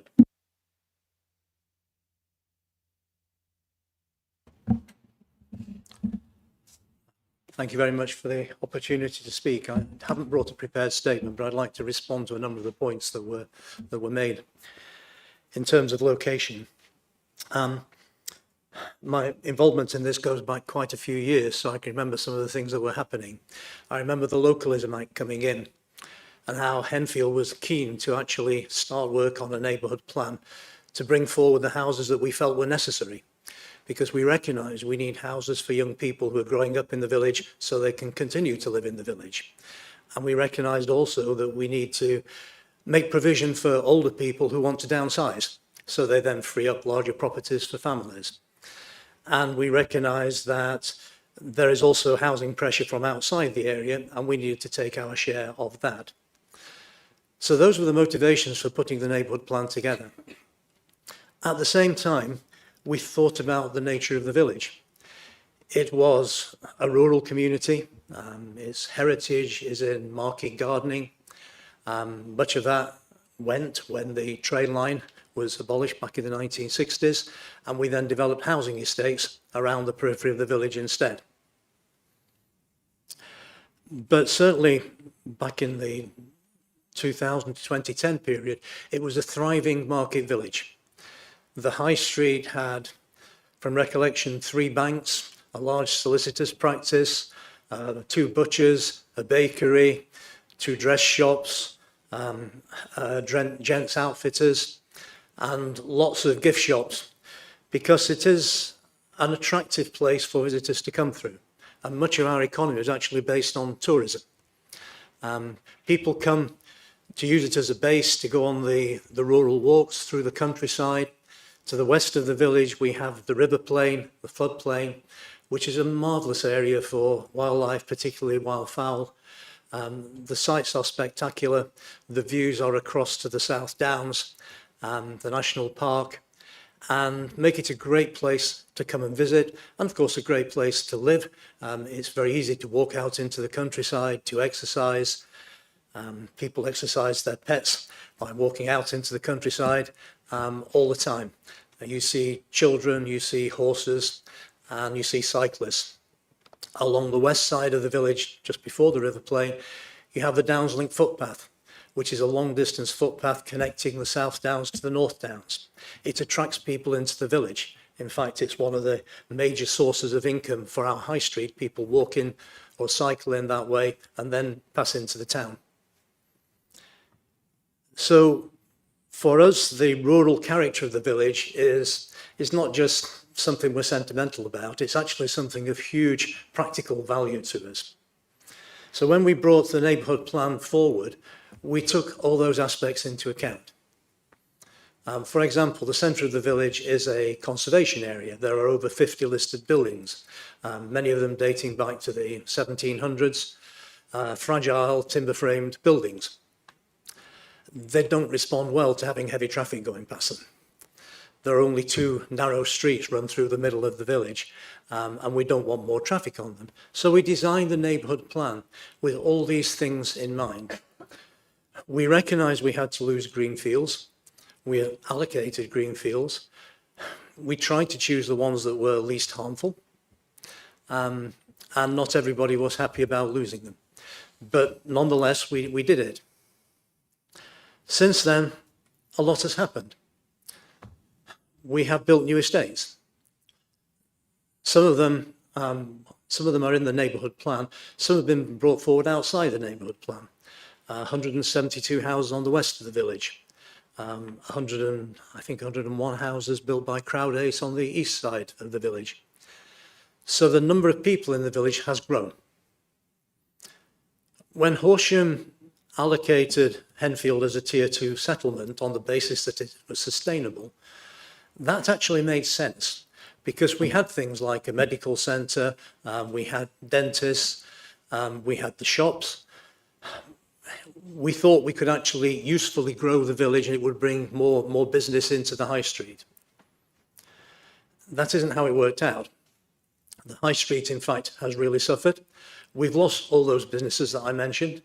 They were replaced by cafes and charity shops, which were welcome. But even they have now started to struggle. Recently, we've seen cafes close. We've even seen the main charity shop close. It is difficult surviving in the high street now, even though there are more people living in the village. What we have found is that people living on the outskirts of the village where the new estates have been built tend not to walk into the centre. It is frankly too far. Even though the planners have told us that technically, yes, it's within distance, it does not happen. Instead, people get into their cars, they drive through the village, causing congestion along the high street and out to the retail parks and shopping malls. We have become very dependent on the tourism income that we still have.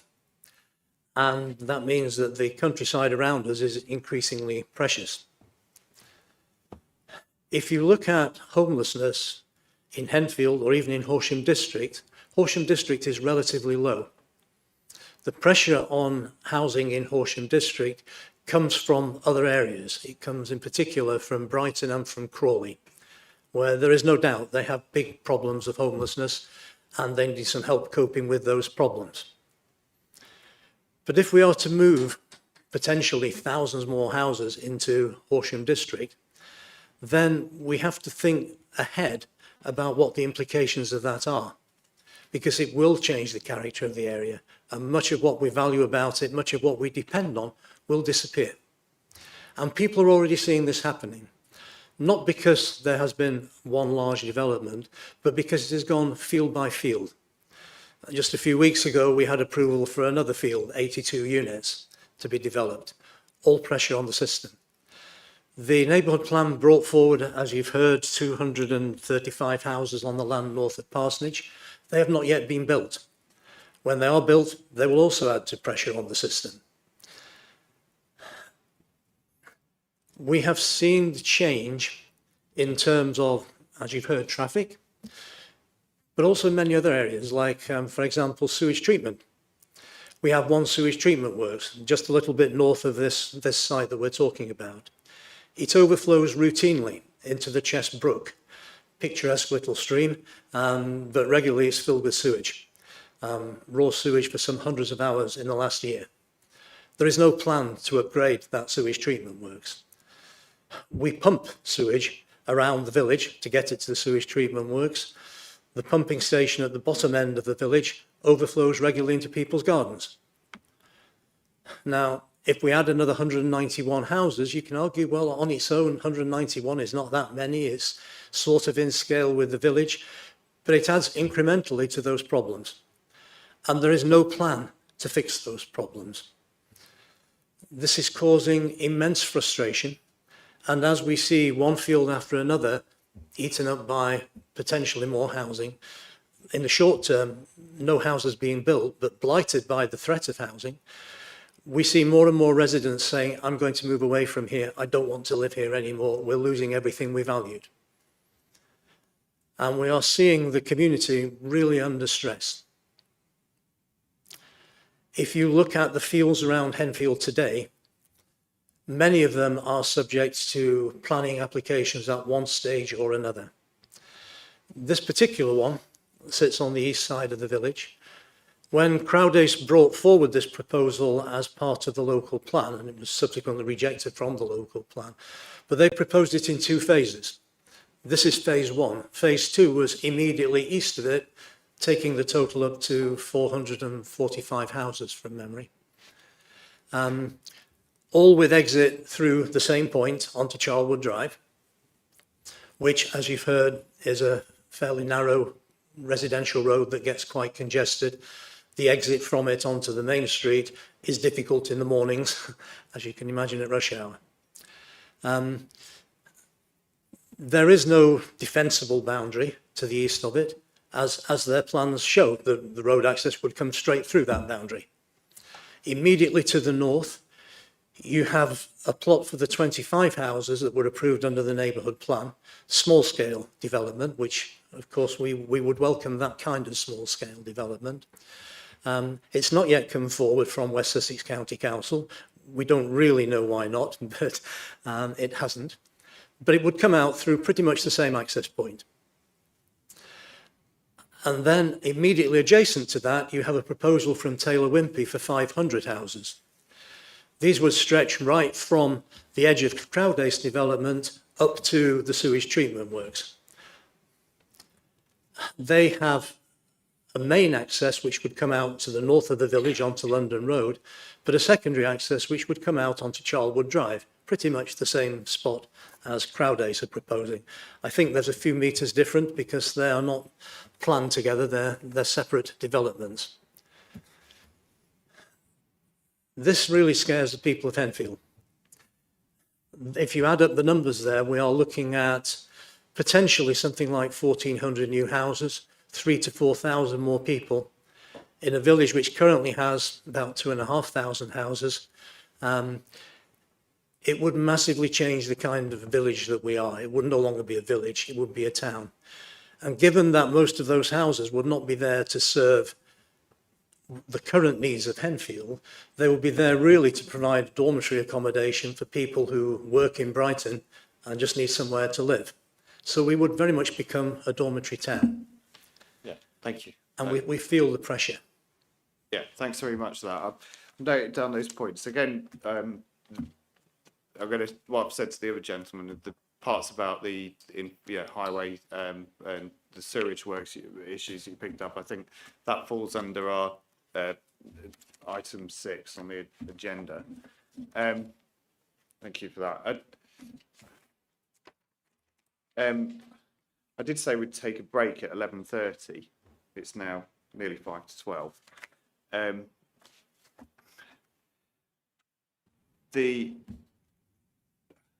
Should we meet back at, take a break now? Yeah, and meet back at 12:10. And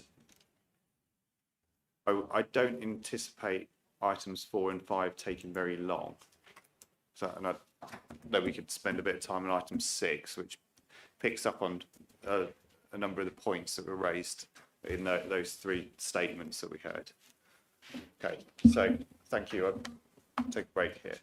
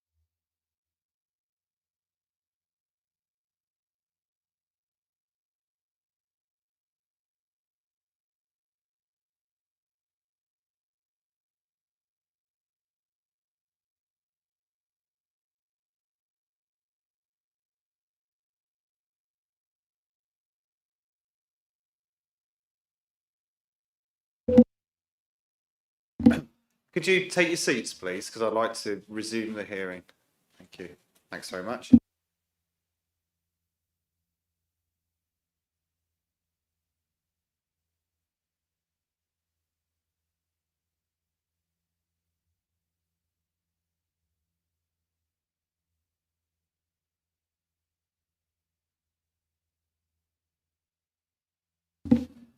I'm starting to get nervous, so I'm going to get dragged out of here by the council security at 3:30. So I'll try and pick up the pace a bit now. And to move on to, so thanks everyone for, just having a short break there. I've lost my copy of the agenda. Got one here somewhere.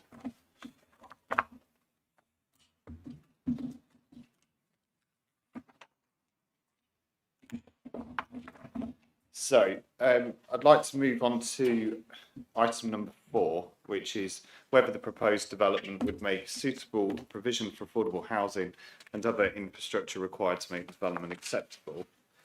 Here it is. Principally, the draft section 106 agreement will be an important document at this point. So the first thing that I noticed was, Mr. James, I'll come to you. The provision of 45% affordable housing, which is proposed, is also set out as an obligation. It doesn't. This is greater than the policy requirement, isn't it? Yes, that's correct. The policy requirement, is it 35%? Yeah, so the adopted local plan housing requirement, affordable housing requirement is 35%. This scheme proposes 45% affordable housing. What's the sort of reasoning behind that? So the reason is that Crowdness has been willing to offer 45% affordable homes on this site. And then obviously the policy sets affordable housing as a minimum requirement. So there is no policy breach of going to 45%. There is context of the emerging local plan, which does identify an affordable housing requirement of 45% within that document. However, the adopted position upon which this decision was obviously based is 35%. So there is an additional benefit with respect to the affordable housing provision. So it's a minimum requirement in the policy. So is that policy 16?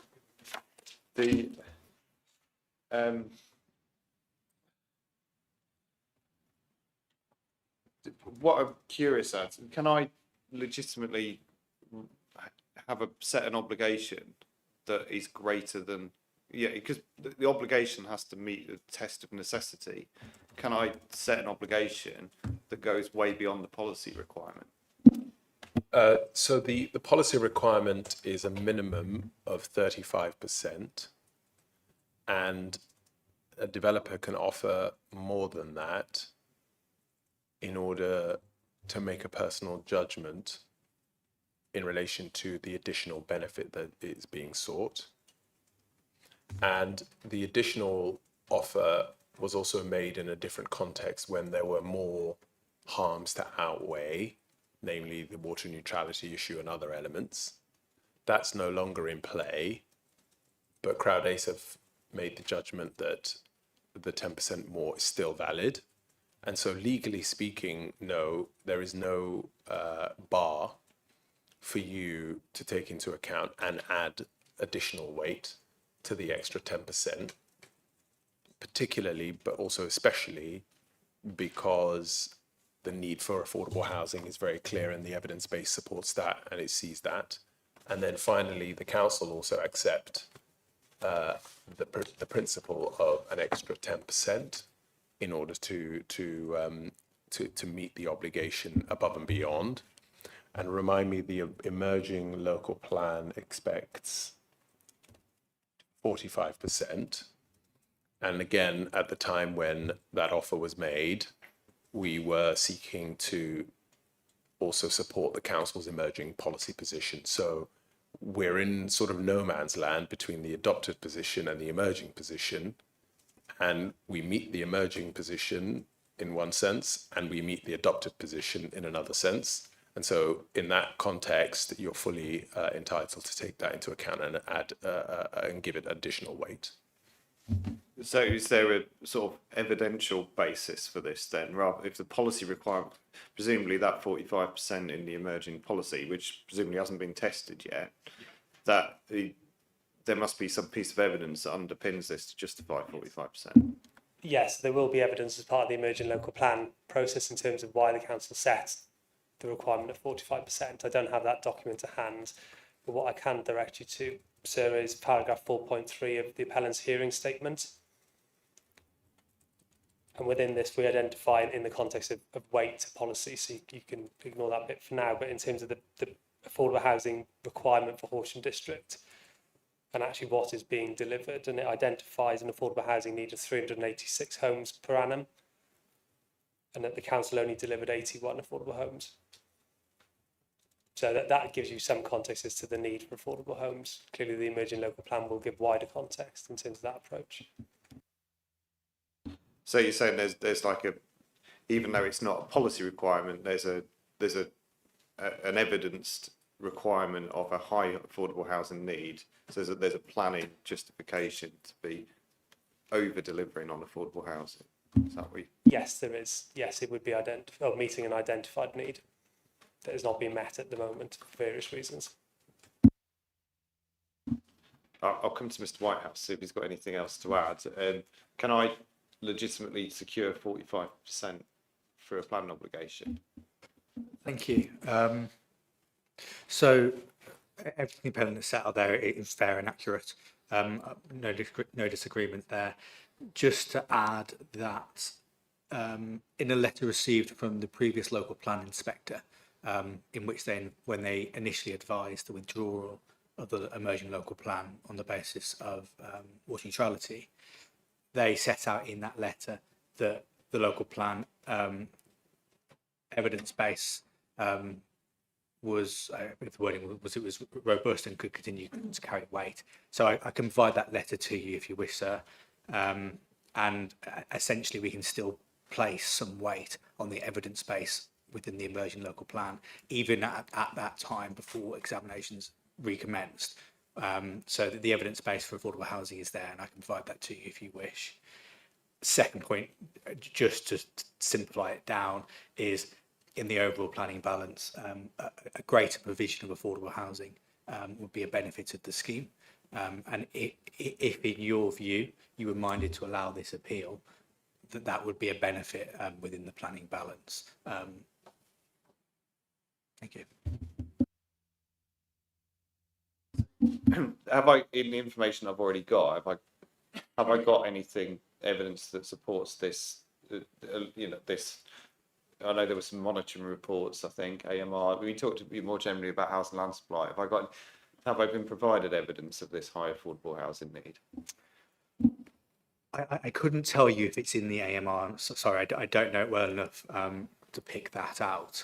What we do have is the emerging local plan, which is supported by that evidence, and that evidence base is all in the public domain, in which to support that emerging local plan.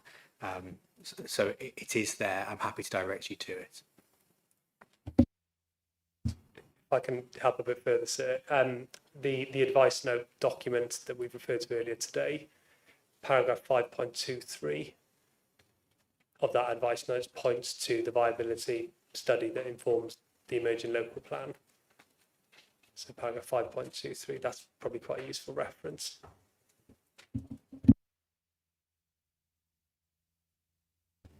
Sorry, if I can. So 35% is the policy position. So that's what we'd normally ask for a site of this size. So there is the emerging local plan, but we're not giving that any significant weight at this stage. So if they did for us 35%, we would accept that as being the current policy position. So I just wanted to make that clear that 45% is not the policy position at the moment. But it's above what we normally ask for, and because we have such a need for affordable housing, it is considered a benefit and given weight. Yeah, but I mean specifically, what I'm looking for is what your view is on whether I can secure that through a planning obligation, given that the requirements of the framework around the necessity of obligations. We've had this before in other appeals, and it has been accepted that we can go higher. I mean, there is a limit to how high you can go because of you can't, for example, go to the full 100%, but you can go 45%. We've had many appeals and inquiries where that's been accepted, so it's been gone through the legal process of being checked in our view. Yeah.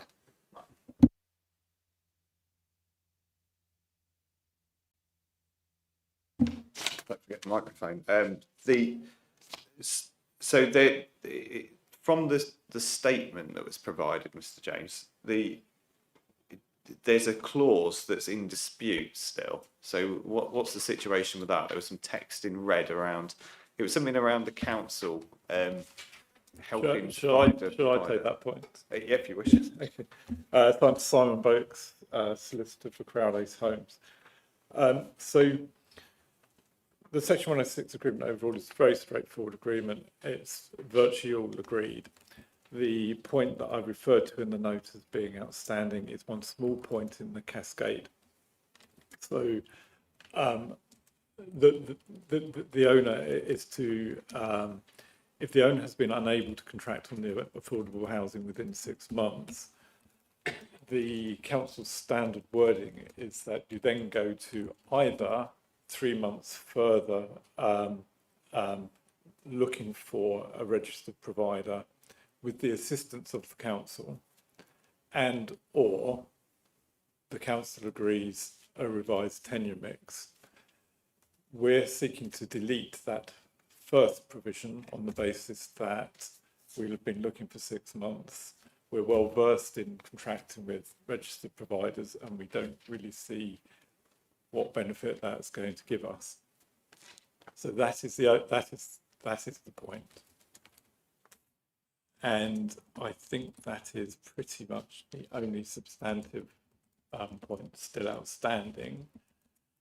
The version of the agreement that I sent to you on Thursday evening, the council solicitor hasn't been around for the last couple of working days, and I know that the case officers given instructions on that, on those revisions.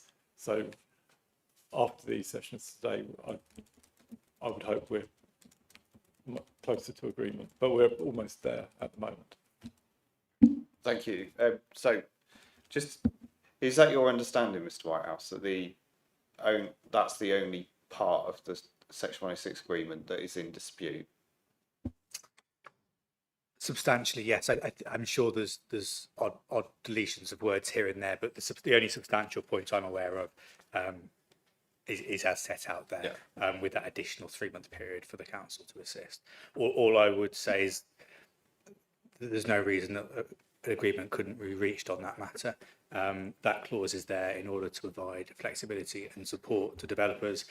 The council, of course, has relationships with registered providers and provide the flexibility to change the tenure mix where that would support taking on an RP. But again, I think that's the only substantial area of disagreement, and there's no reason that an agreement couldn't be reached between legal advisors. I suppose that's what I'm looking for, is to know what it is you're asking me to do. Is this going to just get resolved before a completed agreement is submitted, or are you looking for me to go one way or the other on it? I believe that could be resolved between the parties. It's only a matter of timeframes that it hasn't quite reached that by this point. That we have a chat about this over the lunch break, and then if the solicitor for the council's around today, we're able to reach an agreement, we can just amend that section, and then that way we can produce a signed document within no later than 10 days, I hope. But in the event that we're unable to reach a view that basically shows some sort of agreement, what we have done is put together a blue pencil clause so that you can then make a decision as to whether you agree with the council or with us. And given that that's the only issue, you have that power as well. Yes, just to further that point. I had made on the version that was sent through on Thursday several tidying up amendments, and I had put in a blue pencil clause as well. I have included blue pencil clause in the version that came to you, which I'm still waiting for the council's response on. Yeah. So I suppose I suppose a couple of things here. This feels like quite a specific issue about the way that things operate behind the scenes. It's not like this isn't a sort of, doesn't sound like a fundamental planning issue. So, you know, if you were, for example, disputing the affordable housing requirement and you know that, it was a matter of policy, that's sort of blue pencil clause territory for me. That feels like, whereas and also I suppose because I don't have the completed 106 in front of me, it's I don't know if those, you know, it could all change and those blue pencil clauses might disappear before I get the final one, mightn't they?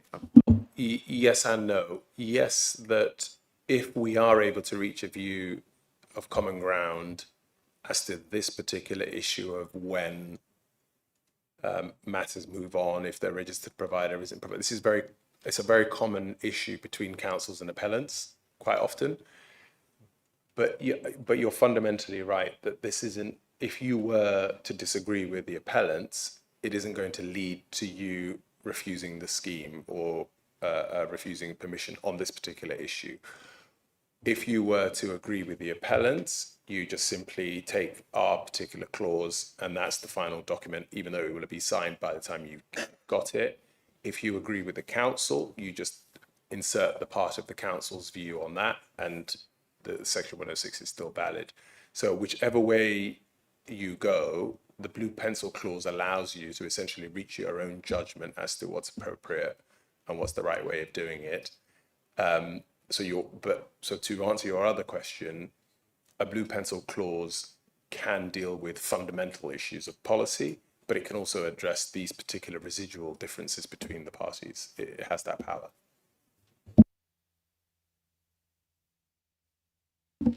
So, could you just direct me, Mr. Parks, Do you want the latest version, or do you want to work from your other one?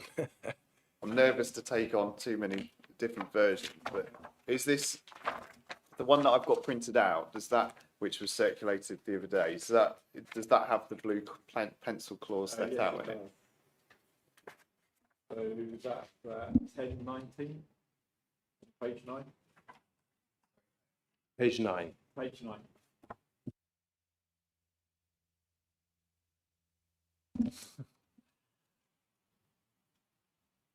So clause 1019.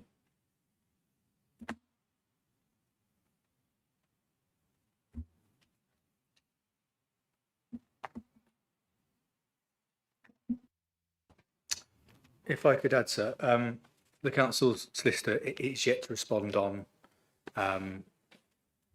this version.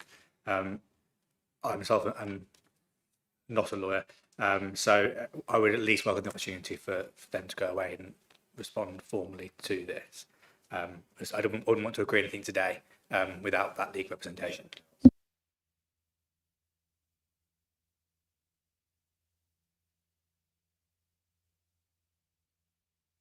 This 10.19, it sounds like a very general clause saying if I don't like anything in here, I should take it out. This isn't specific to that one clause that's in dispute. But you're giving me the free. Yes, I mean the power does allow you to do a lot more. We wouldn't recommend you do, but it's specific to the power to be able to resolve any dispute that remains.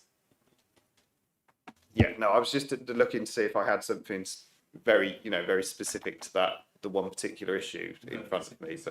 But it's either it's the council think it should be in, you think it should be out. That's yeah, right, okay. So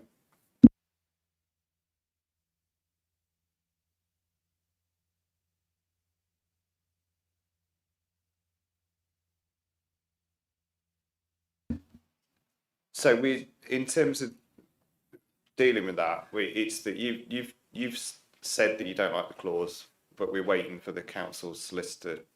We need to provide them opportunity to respond. Is that? Yeah, in short, the clause, my position was to be that would need to be retained. It's there to provide flexibility. However, I would want to take that legal advice. It's something that, as we said, we could discuss over lunch break and try and see if there's progress on.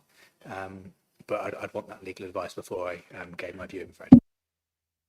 So just explain to me again, then just so I've got this clear.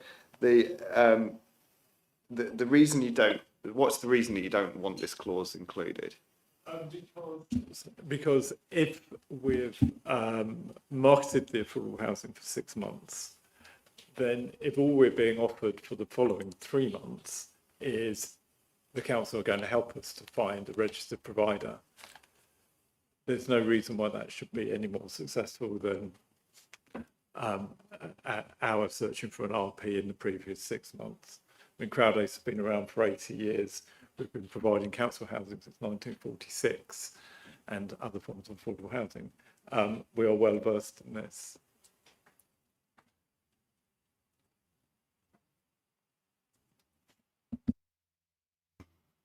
So what's the consequence of this? If you don't manage to find an RP, And then if we don't find an RP after 6 months, Horsham will agree a revised tenure mix. If I may, sir. So I say that clause is there to provide flexibility. Despite what the appellant says, we have a housing department, we have relationships with registered providers. We're well placed to help make those matches and to fill RPs. And also within that, it gives us the freedom to adjust those tenure mixes in accordance with what RPs are saying they're needed. So it's all caught within that clause. It's quite a standard clause we use. So I'm not entirely clear why there is resistance there. This clause is intended to provide flexibility and to ensure an RP is met. If I could just add one final point on that, there's obviously no reason why the council couldn't assist Crowdace within that initial 6 months, if they wanted to. I think I'll move on now. What I was struggling with here is, I suppose, obviously this is quite well advanced now, and what I'm struggling was the basic principles of finding where some of the standards and justification for the obligations originate from. So it's nothing more frustrating than when you're trying to explain, because in the appeal decision letter I have to explain any planning obligations that are attached. There's nothing worse than sat there sort of going, why on earth did they ask for this, and trying to work out so. Sorry, if it would help, we can do a SIL compliance statement if you'd like that to justify the schedules. I don't think we haven't done that yet, but we can supply that if you feel it would be beneficial. Yeah, I mean, I suppose what is the best way to proceed here, because the heads of terms are all set out. Is there is there somewhere this has already been spelt out to me what the justification is? Why the provision of open space? Why is it that amount and that type, or why the financial contributions toward healthcare and education? Why are the amounts that they are? You're absolutely right that each and every single obligation and request by the council should be supported by a SIL compliance statement that explains we're asking for this much because of this particular policy and it's calculated in this way, and therefore in your decision you can be satisfied that that's the appropriate number. Otherwise, frankly, it's plucked out of thin air. I hadn't realised that a SIL compliance statement hadn't been produced, if I'm honest. I thought we'd asked the council, but there's no reason why you can't accept the one now or this week at some point if Mr. Hawkes is able to produce one. Is that the easiest way to proceed then with this? That given that I've got to wait for, which we're going to come on to in a moment, I've got to wait for a completed plan 106 agreement. Can, at the same time as that is submitted, could a SIL compliance schedule be provided that explains why all these planning obligations meet the statutory tests? Yes, apologies that we haven't done that already. Yeah, we can supply that. We'll do that. We can do that this week for you. Is that a reasonable way forward? Yes. Yeah, right. Well, that means I don't need to sit here and ask all the questions about why this one. So, in terms of the, and also just, right, hang on, a couple of bits before I come to the final bit. Is this providing self-build units or not? No, it isn't. There was a reference to self-build somewhere, and then it was previous. There is a reference to self-build in the delegate report. I believe that's an error. Apologies.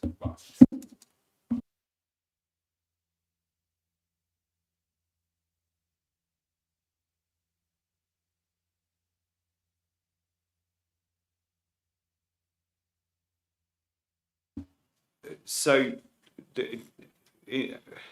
it's just for the sake of other people in the room.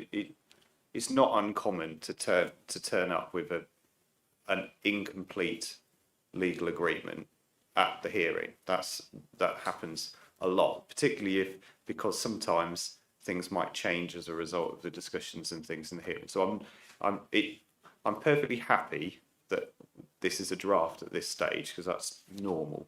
But how, when can a completed 106 agreement be provided? I mean, I was going to see where we were with the council solicitor, but I understand she wasn't working yesterday. Out of an abundance of caution, I would say if you're able to give us 14 days, but if we're able to produce and agree everything within 7 days, we'd send it to you. But I just don't want to say end of this week and then we haven't been able to pin it down. So 14 days out of an abundance of caution, but if we can produce it within 7 days, we'll get it to you, sir. I think that sounds entirely reasonable. Just now, our solicitor works part-time, but I think 14 days sounds reasonable.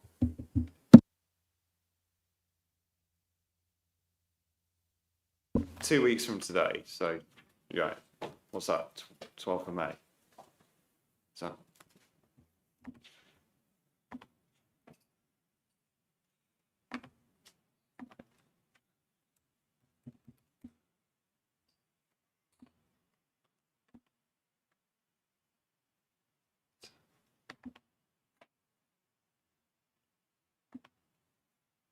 Right, okay.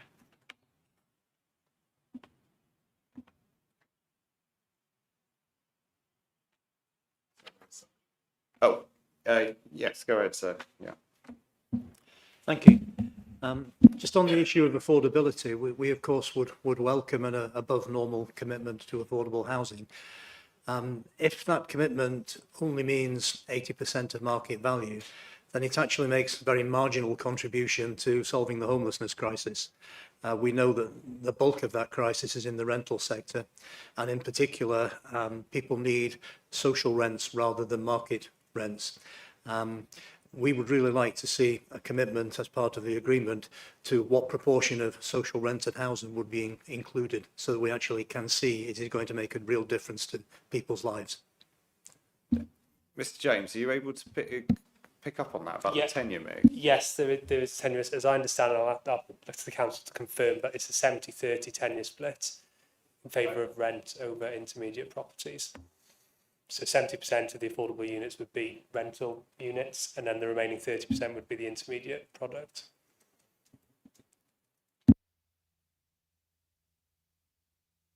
Does that answer your question? Sorry, was that 70% at an affordable rent, rather than, as defined in the regulations, rather than a social rent, which people can actually afford? Yes, that's correct. As far as I'm aware, I'll look to the council to confirm. Yes, so 70-30 split with 70% as affordable rent and 30% as shared ownership. That's the policy compliant minimum. Broadly speaking, affordable rent is roughly double a social rent. And in the Henfield area, houses cost round about 10 or 11 times salary. So 80% of that is still 8+ times salary, and that's simply not affordable. So for the people who genuinely need housing, social rent is really the only option. What underpins this? What determines what the tenure split should be? It's set out in policy 16 of the HDPF, so it does, but there is no reference to social rent, I'm afraid. It is the 70-30 split between affordable rent and a shared ownership accommodation. Did you hear that, sir? That was so it's policy 16.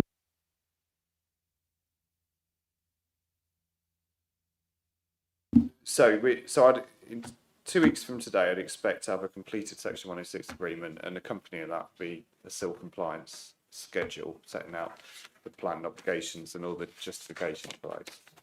Yeah, are you happy with that? Yeah. Yeah.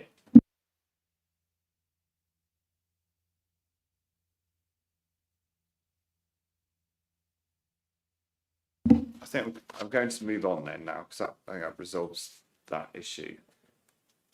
To the sense it answers my questions. That's what I mean.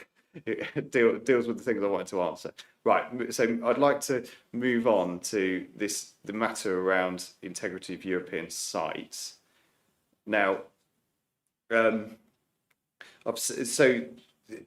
seen the position statement, I think, is from Natural England, that was published at the end of October 2025. So that was after the council's decision, and I think that seems to be the thing which has, fundamentally changed the issue here. Thank you, sir. So the position statement was originally set in, I believe, 2019, and that was Natural England's statement. Sorry, I meant the withdrawal statement, not exactly. So the withdrawal statement then came in October 2025, and that essentially withdrew the position statement on the basis of a series of packages, a series of measures to mitigate the problems elsewhere, namely by reducing extractions at the Hardham well. Since that time, so that in effect has allowed water neutrality to shift away from developers to be dealt with elsewhere at a national level. What I wanted, the ambiguity in my statement, is to set out that not all of those measures have yet taken place. So the Hardham licence is with Southern Water. That's not yet approved. It's in progress. It's imminent, as far as I'm aware, but it's not yet in place. So in that interim period, whilst the position statement and Natural England have essentially said they're happy, we have taken the view that as the council have taken the view that as those measures aren't yet in place, in the meantime, we are offsetting any water demand from any development. All development is eligible within the SNOWS capacity, which is a water reduction scheme that was previously intended to overcome water neutrality. So what I've done is I've submitted you a draft habitats regulation assessment, which essentially says that of some 3 million litres a day available within that SNOWS capacity, the scheme could be met and therefore would not result in a net increase in water. So irregardless of Natural England's withdrawal of their position statements, we can offset that development. We can offset any increased water consumption within SNOWS. We can do that internally. It requires no action on behalf of the developer. Of course, that's the process we are taking as the authority. The decision will come from yourselves as the inspectorate, and you can, of course, need to take your own view on that. However, our advice would be to choose the HRA or to use the HRA provided, the shadow HRA provided, and to offset within our scheme. If you don't feel that's necessary, that of course is for the inspectorate to decide. Natural England's position statement, though, it does set out that in their view, water neutrality is effectively fallen away. Natural England have effectively said that they believe that the package of measures they've released are sufficient to effectively do away with water neutrality. We're just taking a precautionary approach, abundance of caution at this time, until those measures are confirmed. So it's kind of an interim period. Yeah, because what I'm interested really is from a procedural point of view, what my duties are now.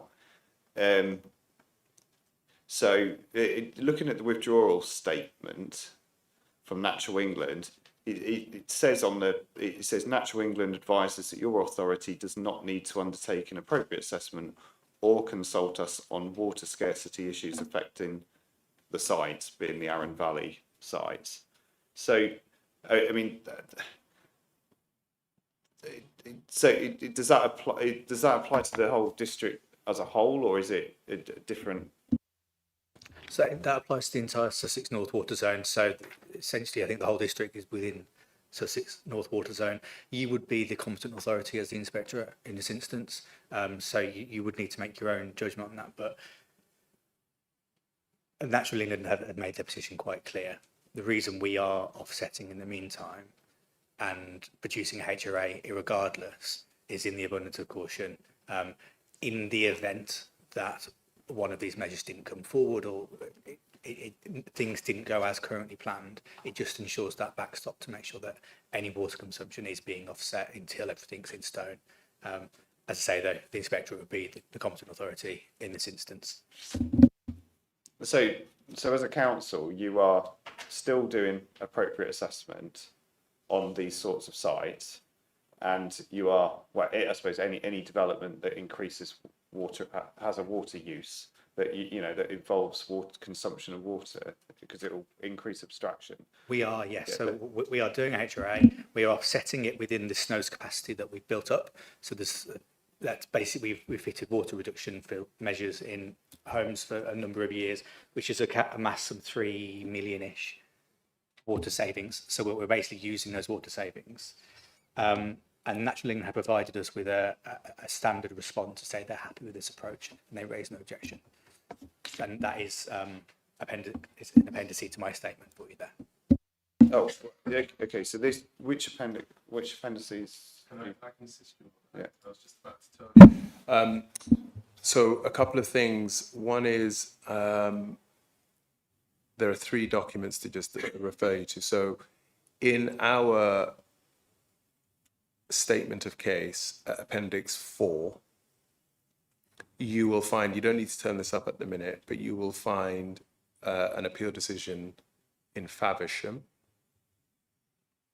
And that appeal decision at paragraph 117, your colleague addresses this issue and the engagement of Regulation 663(1) of the Habitats Regulations as the competent authority, which is where you are now. The second document is the shadow HRA prepared by the council, and that you will find at Appendix 14 of their statement of case. And what we would say to you is that in your capacity as the competent authority is to adopt their HRA. We are content with that. And in adopting their HRA, you would be mindful of the Natural England package of measures, which, as the council has explained, is still trickling down. And so in that context, they've gone a step further by having the shadow HRA to address this issue in the medium term, including but not limited to the SNOWS system, which previously you could only have access to if you were an allocated site, but that's changed now. And so in that context, in adopting the shadow HRA, you can be satisfied that you have discharged your duties and there will not be any significant adverse impacts in that context. And that's how we would recommend that you take your decision. And you can see that in your colleague's decision in Faversham. Thank you. If I can add to that, sir, Appendix 13 to the council statement is the letter from Natural England confirming they're happy with that approach.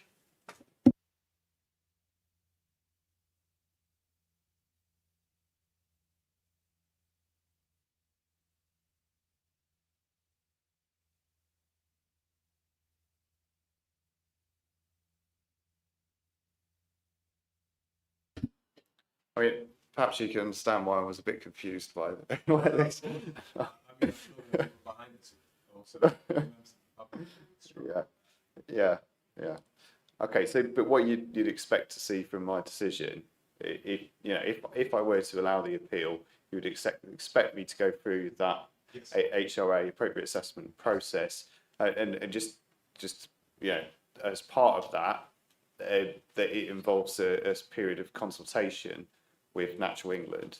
So you know, in terms of if I were to issue, in terms of the timetable for me issuing a decision, that's something that would have to take into account, because at this point in time I haven't consulted them. I might slightly disagree with you, and I wonder what the council might think about this, but I don't think you need to consult with Natural England as part of your position as the competent authority for two reasons. One, you already know what they think through that letter of last year. Second, you have the local authority whose duty has also been discharged in their shadow HRA telling you you should listen to what Natural England said. And then you can be satisfied that in those two pieces of information, you have what you need to be able to discharge your duties. Now, if you say, I'm still not happy and I want to consult with them, I can understand that, and that's a matter for you. But from where we are, we don't think you need to do that, and I don't know whether the council agrees with that. We would agree. So Appendix 13 to the council's advice is essentially a response to that consultation. So that sets out they're happy with the approach and there's no need to consult individually on applications. So Horsham at this time aren't consulting naturally on any application for water neutrality. We are simply adopting that approach and taking the standard response as given. Okay, so that letter at Appendix 13, I should treat that as a response from Natural England. Yes.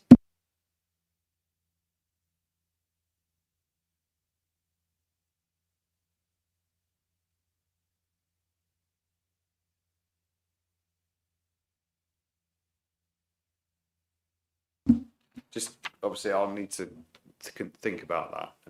Yeah. Well, so, but it's very useful to have input. The people who are doing stuff on a day-to-day basis.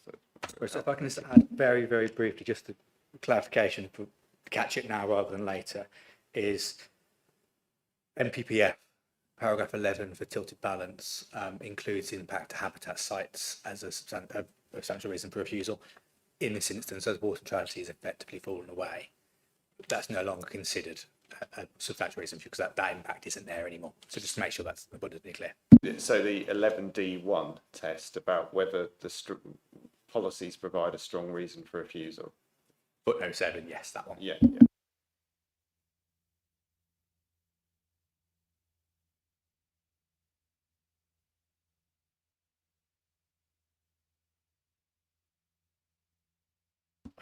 I don't have any more questions to ask about European sites. That was really helpful. Thank you.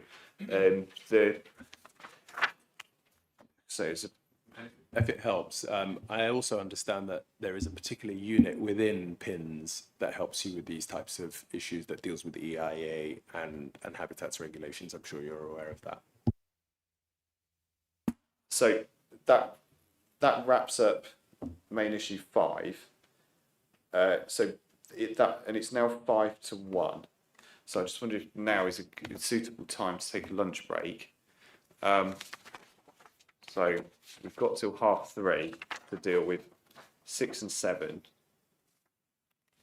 The planning conditions, I've only got a very short list of questions, so that won't take very long. So I'd like to spend the bulk of the time between returning from lunch and when we get kicked out of here at 3:30, dealing with 6 and 7. So how long do people need for lunch? Sort of 45 minutes. So that would take us to 1:40. Yeah. So if we break there, I'll stop talking and wasting time and clear off, and then we'll resume at 1:40. Thank you.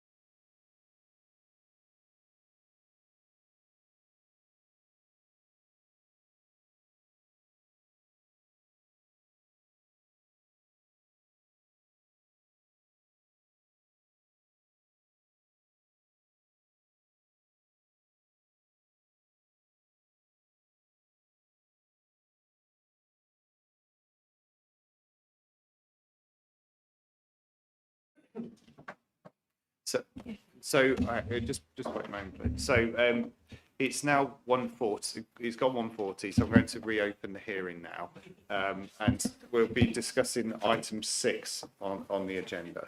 So yeah, I've got a question over there. Would you like to? Well, thank you. Yes, my name's Tracy Chaplin, and I'm a total layperson, novice in all of this. But I have a question about the water neutrality. Oh yes. Is that okay to Yes. ask Yeah. it now? Yeah. In relation to the European sites, because the way I understand it, I just wanted clarification, was that European sites in our context in West Sussex mean Pulborough Brooks and the level of water that comes through the Hardham Reservoir, and also in relation to sewage and possible damage to the watercourses from that. So it's a huge issue, obviously. And I just wondered how that related to the place that you were talking about previously in Faversham that was mentioned, as that's in Kent. I know it's related to other scientific sites, but specifically it's not in relation to West Sussex.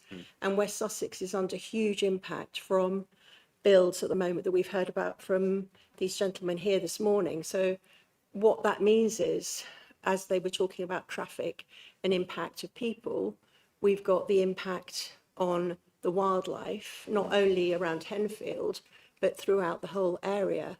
And I know water neutrality has been spoken about, that it's doesn't, we don't have to look at it anymore. However, it was of significance important to Natural England in the past. Therefore, I'm wondering whether we have enough evidence, or you all have enough evidence to actually take that into account for the effects that it will have with regard to cubic meters of water. I'm not scientific, so obviously I have no idea, but how is that measured? And if it's measured across all the sites that will become available, plus also those sites that have got planning permission already. It's also, I understood that Snows was in effect looking at stopping some impact on the supply of water to some houses that were mostly affordable houses. And I don't know whether there's any evidence to show that. That's me personally. There might be, obviously. And I just wanted to put that in the mix because we've got important protected species in West Sussex. Yeah. Okay, thank you. Thank you. I'll just address part of that. I might ask Mr. Whitehouse to come in and help me out here because he's more probably sure more well versed in it than I am. But just the first point is what we concluded is what I heard from the floor here was that these gents in front would expect me. They expect me to do the full. It's called an appropriate assessment within the context of the habitats regulations, and that I would take advice from Natural England, whether that be through taking their standing advice that they've issued and that the council have supplied me with, or if I see fit necessary to do so, a bespoke consultation with them. So the water neutrality issue, for the purposes of this appeal, is something that I will be assessing and I will be treating as a main issue in the appeal. Do you think briefly, Mr. Whitehouse, you could just explain the recent changes that around the water neutrality issue? Yeah. Sorry, thank you, sir. Yes. So until the withdrawal of the position statement, what the council and other councils within Sussex North Water Resource Zone have been required to do is to demonstrate that every single application would be water neutral. And that is to say that it wouldn't result in any increased water usage. Applicants have been demonstrating that through on-site solutions or through making reductions elsewhere on a very case-by-case basis. In the meantime, what the council has done is made water reduction savings across a suite of, as you say, primarily housing development, housing association developments, which have created a bank of savings, which are being used to offset new and forthcoming development. Now we've got the withdrawal of the position statement. So just to remember, that means that everything until this point has been individually offset. So nothing has resulted in increased water demand. From this point onwards, now that the National England have withdrawn their position statement, we are essentially just using that bank to offset applications individually. So every application would be offset, but within the capacity already saved. So all this essentially does is make sure that every application would be water neutral and would be offset. However, now it's being offset from this larger pool of snows. Once the package that National England have brought into play is confirmed, so that there's a series of measures that they propose. The key one is to reduce the abstraction licence, to reduce the amount of water that can be extracted from the Horsham Reservoir. And that in itself is considered a high-level solution to the problem. That is in the process of being dealt with, which is why we're dealing with snows individually until that's finalised. Does that answer the questions? Yeah. Does that answer your question? It does in part, but I just really think that it's a huge issue that is obviously bigger than can be answered in a short space of time. Okay, thank you. But I think because I want to keep it focused on this proposal here. I think perhaps there's some stuff there which is a separate conversation to be had with the council. We'll be able to hopefully signpost you some more information if that's okay.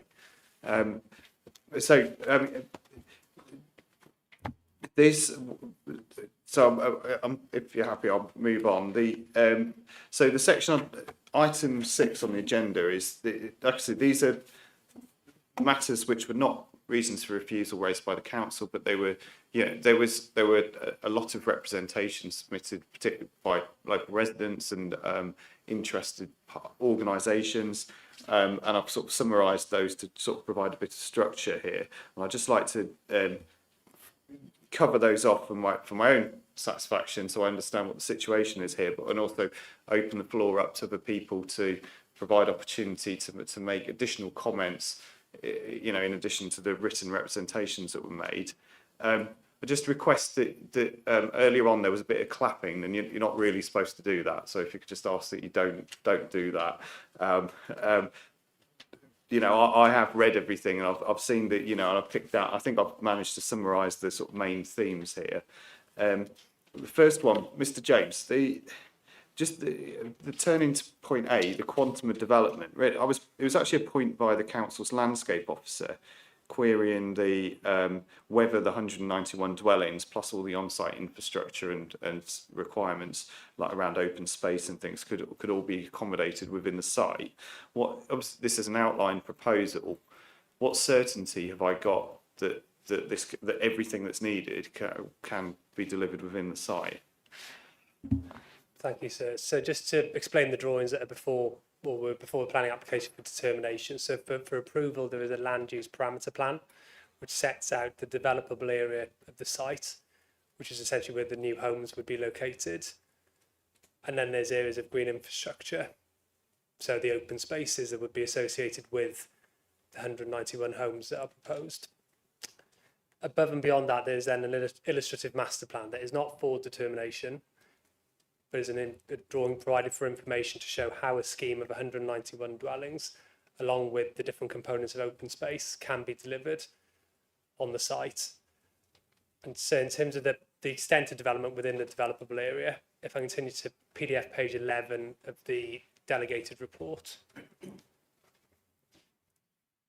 And the first paragraph there explains that the density is 35 dwellings per hectare within that developable area, which the council concludes is comparable to the scale of the existing development to the west within the built-up area boundary of Henfield. So it's not as though the development is proposing a density that is over and above what is acceptable within this location.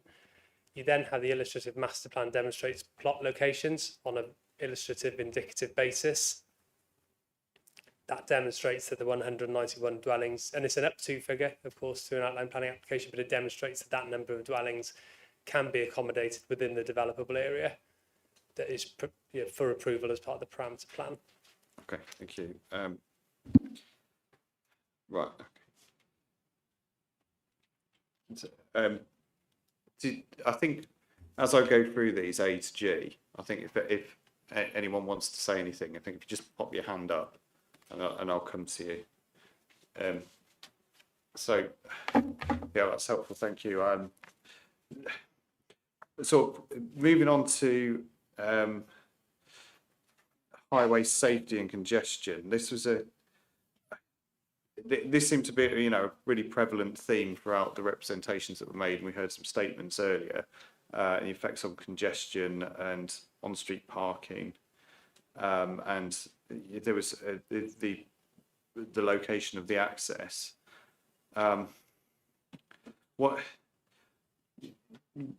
Access is obviously a point here for the outline scheme. What certainty have I got that this won't harm highway safety? So as part of the planning application, we submitted a transport assessment. The local highway authority then reviewed the application in January 2025 and requested that a road safety audit be submitted in addition to confirm the safety of the access point and the arrangements for traffic accessing the site. That road safety audit was assessed by the local highway authority, and the latest comments from the highway authority, which are dated 1st of May 2025, confirmed that they are happy that the scheme would not result in highway safety issues.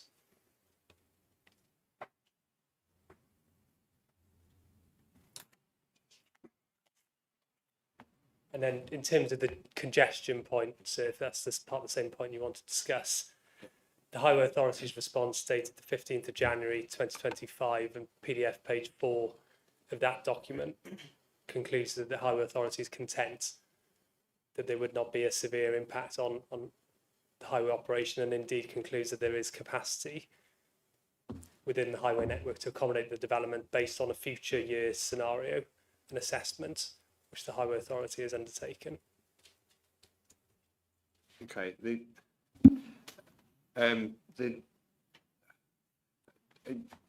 think it was the environmental health team raised something about the Calfold AQMA. Is it so? Are we? And air pollution was another issue. Is there? Were the environmental health team satisfied that that wouldn't harm? Cause adverse air pollution?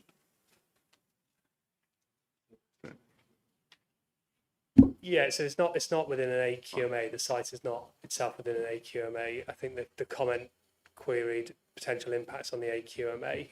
If you can give me a minute, so I'll have a look at it. The delegated report will have dealt with this matter, so I'm happy to signpost.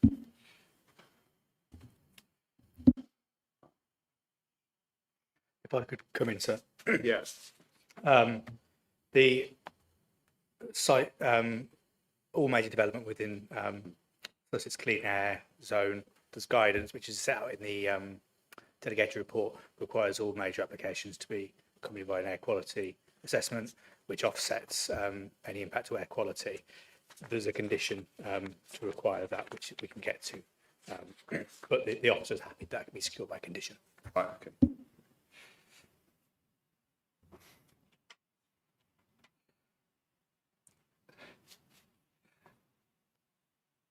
So, in terms of what the local highway authority said about the stage 1 road safety audit and the specific plans that we've had around the access, because there were a number of concerns around conflict with vehicular manoeuvres from number 6 Charlwood Drive. So, does what the local highway authority, what they've given me, does that confirm that they're happy with the access arrangements as proposed? Yes, that's the conclusion of the Highway Authority, sir, and it's within their consultee comments dated 1st of May. You're right, there is a reference to the property you've just mentioned, number 6, but they've concluded that it's not considered that as an acceptable safety or otherwise severe impact would be realised. So that is on the second page of the document, and it's the 5th paragraph.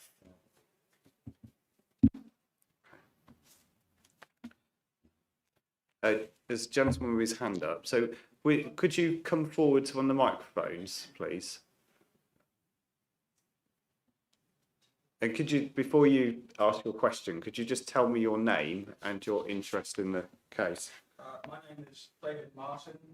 I live in Furness Lane in Henfield. Is that, sorry, is your microphone on? Is it? It needs to have a red light on it. Oh, is that one? It's possible, so that one's not connected. Would it be possible to go to the end or the far desk? Oh, okay. A little bit slow.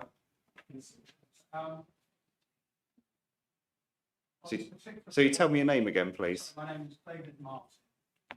Yeah. I live in Furness Lane in Henfield. Yeah. On this particular point, everything that's been said here, I'm sure is true. Highways Agency had. Oh, sorry, your microphone has gone off again. Perhaps you need to bring it a little bit closer to you. So is that okay? That's much better. We can hear Thank you loud you. and clear now. So on this particular point, I'm sure all the due process has been done in terms of the Highways Agency have said what they've said. Nevertheless, the elephant in the room on this, on what residents have pitched in on this, is access through Charlwood Drive alone.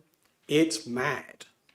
That's the general consensus of loads of people. Somehow it seems to me that through your inspector process, there should be some mechanism by which you can challenge the Highways Agency. So I would encourage you, when you do your on-site visit, just to particularly look at that aspect and actually go back to the Highways Agency. And if they just say, well, it's not a severe safety issue, or it's not a severe congestion issue, I encourage you to think, well, how does that square with so many people saying, yes, it is a severe issue? In other words, the Highways Agency shouldn't just be seen as the only authority, the lasting authority on this. Surely in your capacity, you have the ability and the remit to be able to say, I don't accept that. Please look again. Yeah, I've made a note. I'll be looking at the highways access when I do my site visit. It's the number one thing, leaving aside all the issues about local democracy, which I absolutely support. But the world and his wife in Henfield says they can't just do it this way. It's mad. So please push again at that issue. Don't just accept the Highways Agency's tickets done. That's my point.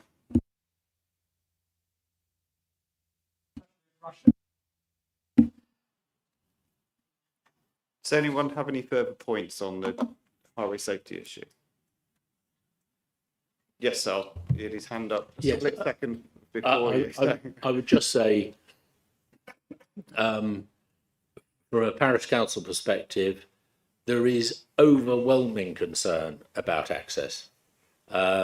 And as usual, West Sussex highways seem time and time again to say, the access or the highways issues don't exist. And I know people can be fearful, but about what might be, but there is, in my view, genuine and reasonable concern about the access point onto the Henfield High Street and into the past the Crowd Ace's first development, which then accesses the proposed development. Anyway, I'll leave it at that, but thank you. I would, excuse me, I would concur with the points that have been made. I think the additional point is that this access point onto Charlwood Drive has already been identified as the access point for the 25 dwellings put forward in the neighbourhood plan, and is now being proposed again as the access point for the 500 dwellings for the Taylor Wimpey estate. So there is a danger here that we incrementally add to it and end up with just an overwhelming situation.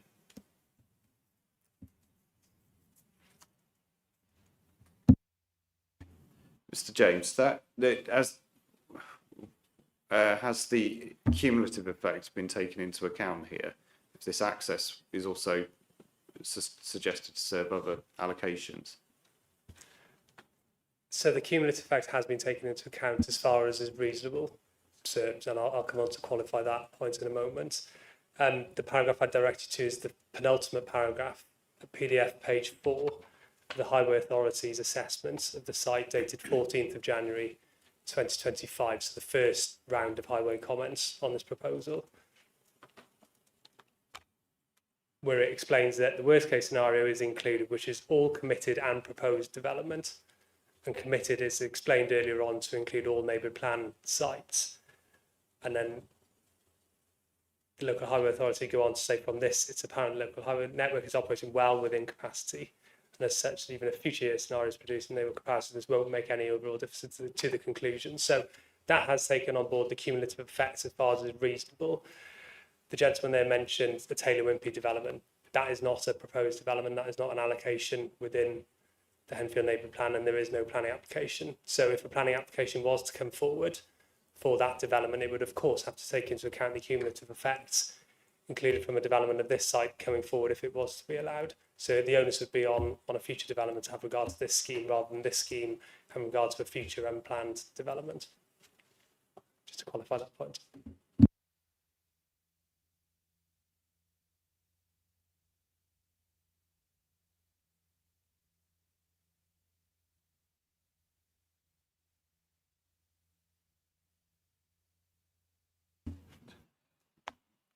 Moving on, I think there are a number of concerns around the sort of cumulative impacts on the infrastructure capacity in the village. So in its broadest sense, so it picked up everything from electricity supply to GP surgery, schools, and onto employment and all sorts of things. So again, what comfort can I have that this won't add, that this could be supported by the infrastructure that's there, or that it will, the necessary infrastructure will be provided? So if I start with education, so the consultee comments from the County Council with respect to education are dated the 24th of January 2025, and they raised no objection to the proposed development, and they also confirmed that infrastructure enhancements would be funded through CIL, Community Infrastructure Levy, which is required on this development. So there's no objection from the Education Authority. The other matter that's easy for me to explain is foul water. So we've had comments earlier in relation to sewage. Southern Water's consultee comments are dated 10th of February 2025. And those comments confirm there is adequate capacity in the local sewage network to accommodate this development.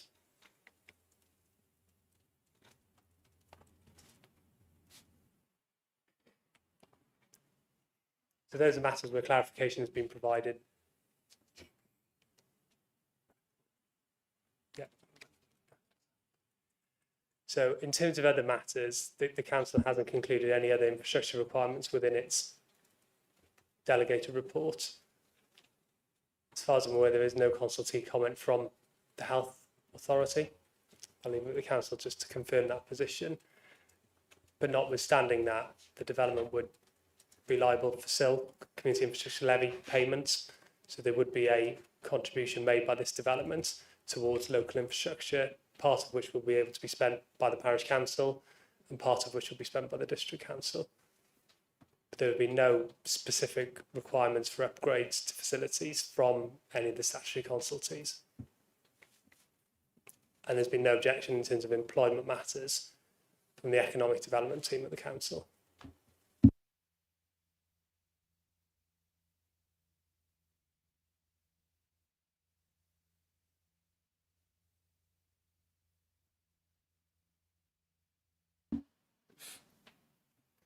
I mean, there were certain concerns that the site would exacerbate flood risk. Is there how would flood risk be dealt with? So in terms of wider context, the site is within flood zone 1, which is the area that the Environment Agency identifies to be at lowest risk of flooding. There is also no surface water flood risk within the red line boundary of the site. So on that basis alone, this is the sort of location that the National Planning Policy Framework directs development in flood risk terms. As part of the planning application, a detailed flood risk assessment has been submitted, which demonstrates the surface water runoff from the site will be managed to greenfield rates as required by policy, and that is achieved through a sustainable urban drainage systems strategy. So essentially there is a drainage basin located within the site that would obviously accommodate any runoff from now impermeable areas as a result of development, capture that and control the runoff from the site into the watercourse. So that at greenfield rates. That would be secured through condition to provided and at the reserve matter stage be assessed by the council, consulted on with the lead local flood authority. Correct. So there would be the evolution of the drainage strategy through the reserve matters application. So at the moment it's obviously based on an outline planning application. There would be a more detailed surface water drainage strategy at reserve matters when the exact location of dwellings is for determination. And in terms of this current application, the lead local flood authority's comments are dated the 15th of January 2025, and they raised no objection subject to conditions. And those conditions are included in the list that the council and us have provided as part of the Section 106 agreement, part of the Statement of Common Ground.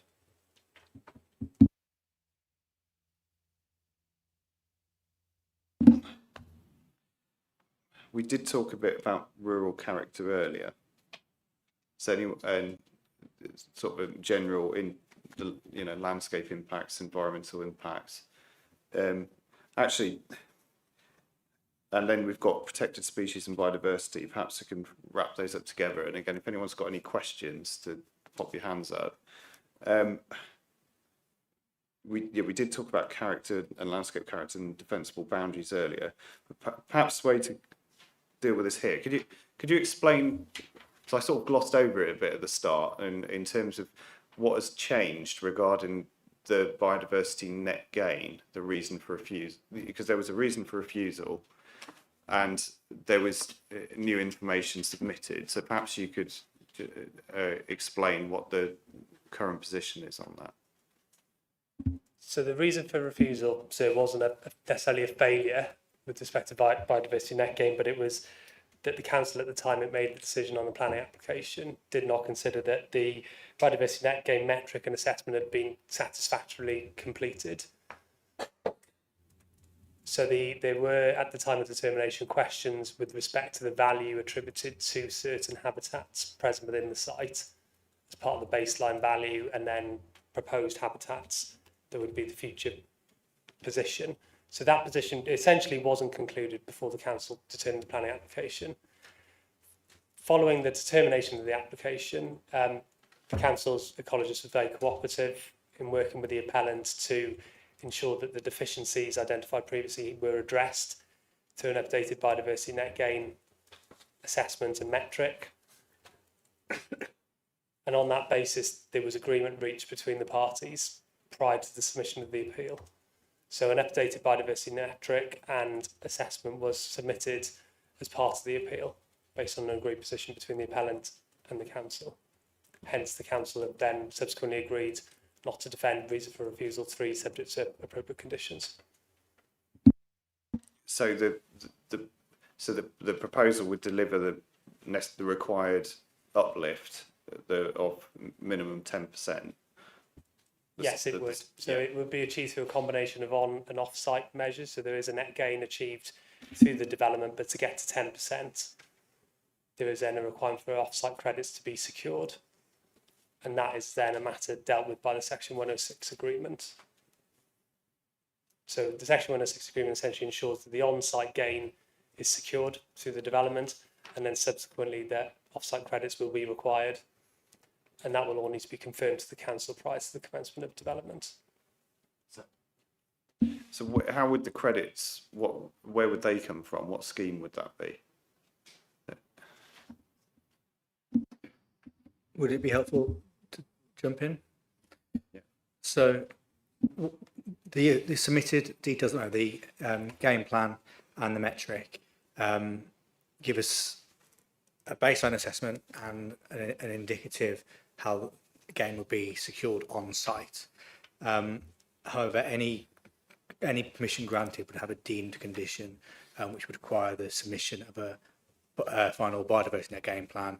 Monitoring of that is secured via section 106, and essentially any applicant has the freedom right up until they submit that biodiversity game plan at deemed condition stage to meet their net gain in any way they wish. And there are habitat banks across the country where you can buy various credits in various different habitat types, and they would need to buy the correct credits to match up. But it's fairly standard process for sites, particularly larger sites you can't deliver on site. Yeah, okay, thank you.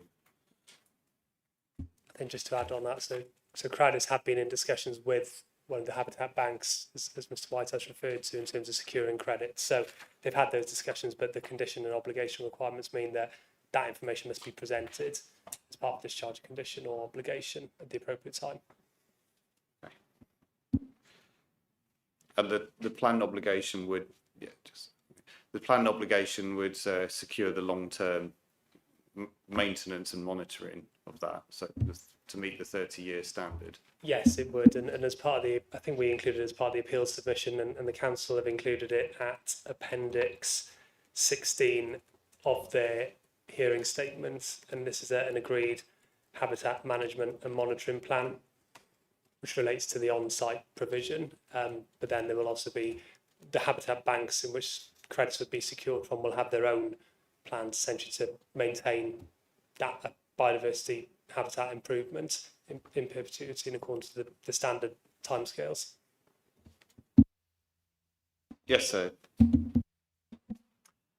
Thank you. This is one of the points that still concerns local residents. Biodiversity net gain looks at habitat. It does not look at species. There are many species around here which are increasingly rare and which are simply not addressed by the proposals. We have a very active birdwatch group in the village, several hundred members.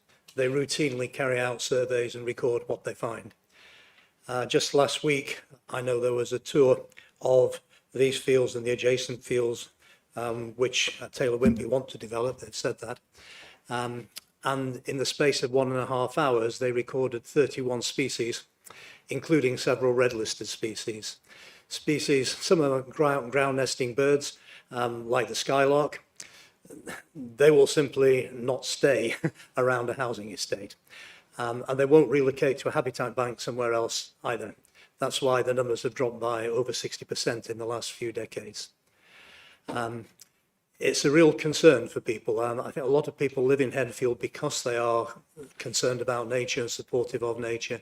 We have some very active conservation groups, and we know that simply looking at biodiversity net gain is not a replacement for what we would be losing.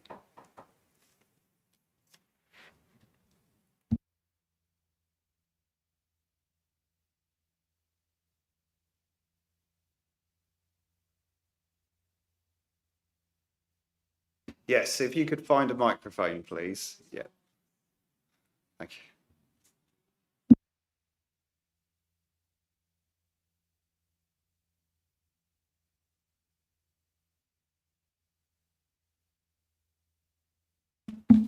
Thank you.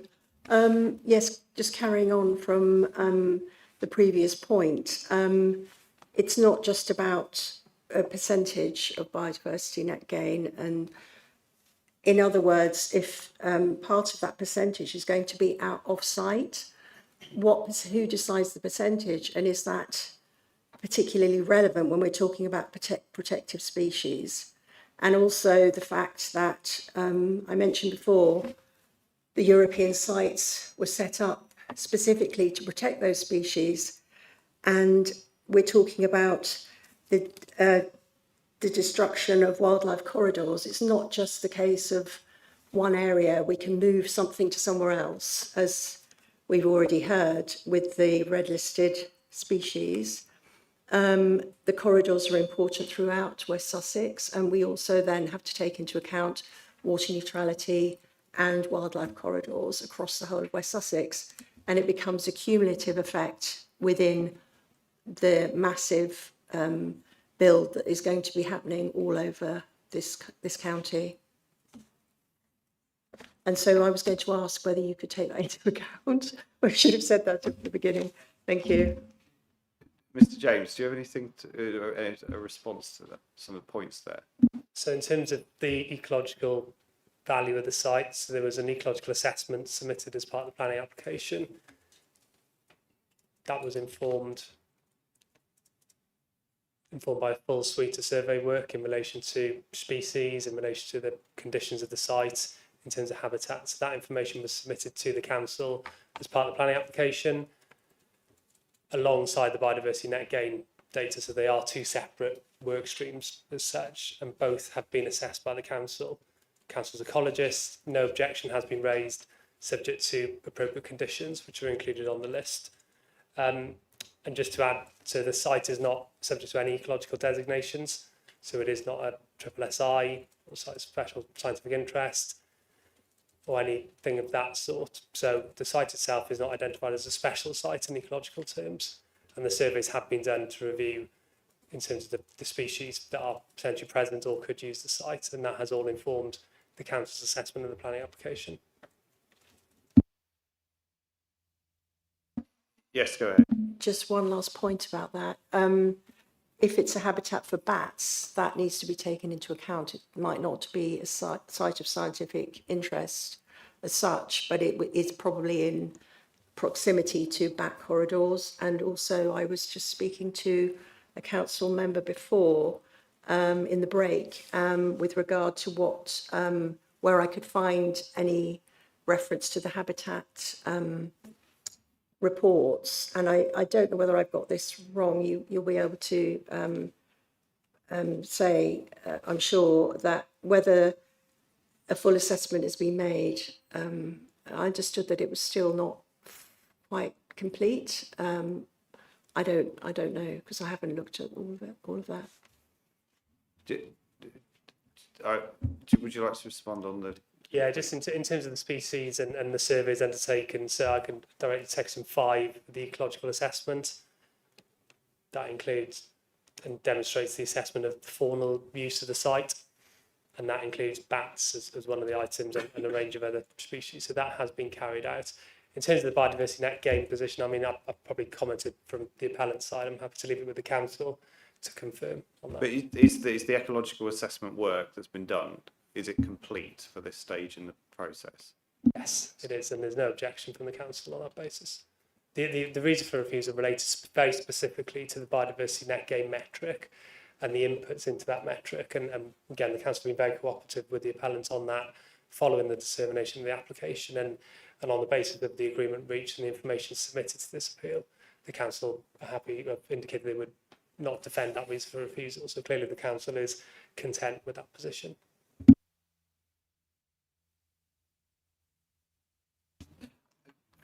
I'd put community aspirations engagement plan led process. I think that I was going to say I think that point has been clearly articulated, and actually I want to deal with the actual implications of that in the decision making process under number 7.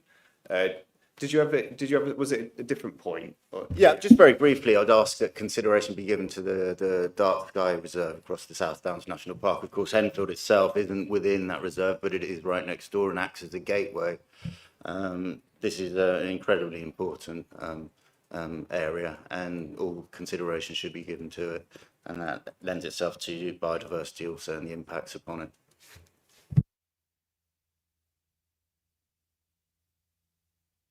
I'm going to move on to the number 7, which is around the other material considerations. This is the bit that gents at the front of the room were desperate to talk about the start when they were full of energy this morning, and so hope you find that vigour again late in the afternoon. So what are we? 2:20 So.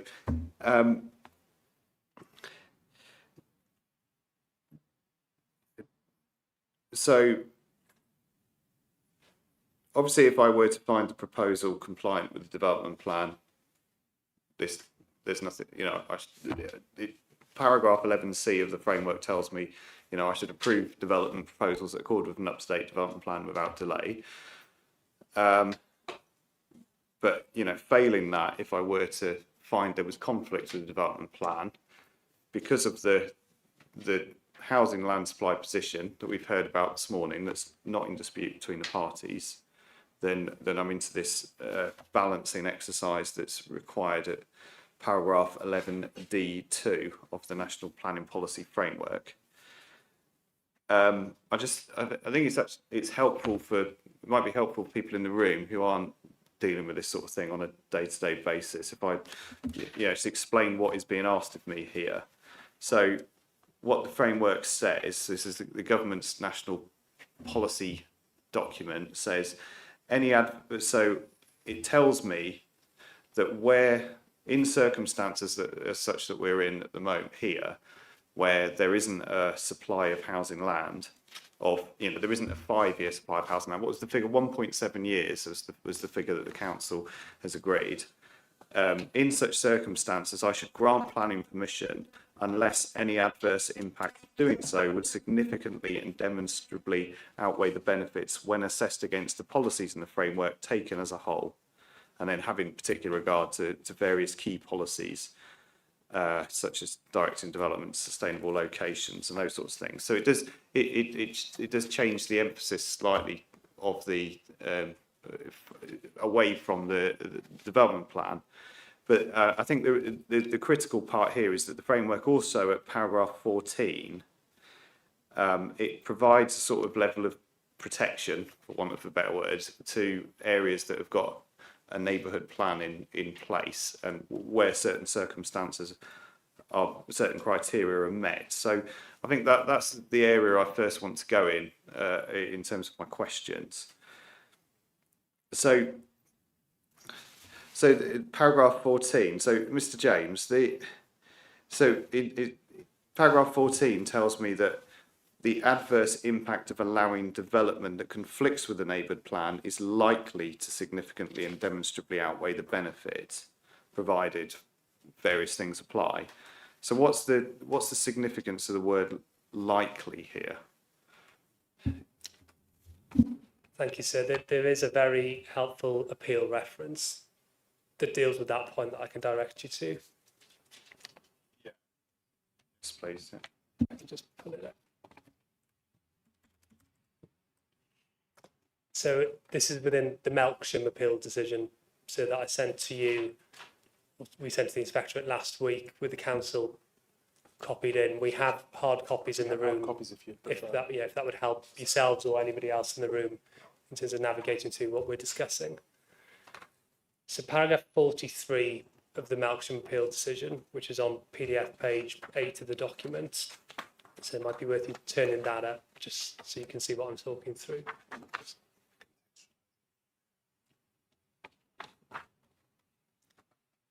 And so just to give some context to that neighbourhood plan, so the Melksham neighbourhood plan was formally updated in July 2025, and the appeal decision is dated the 9th of April 2026. So it was very much a recently reviewed neighbourhood plan.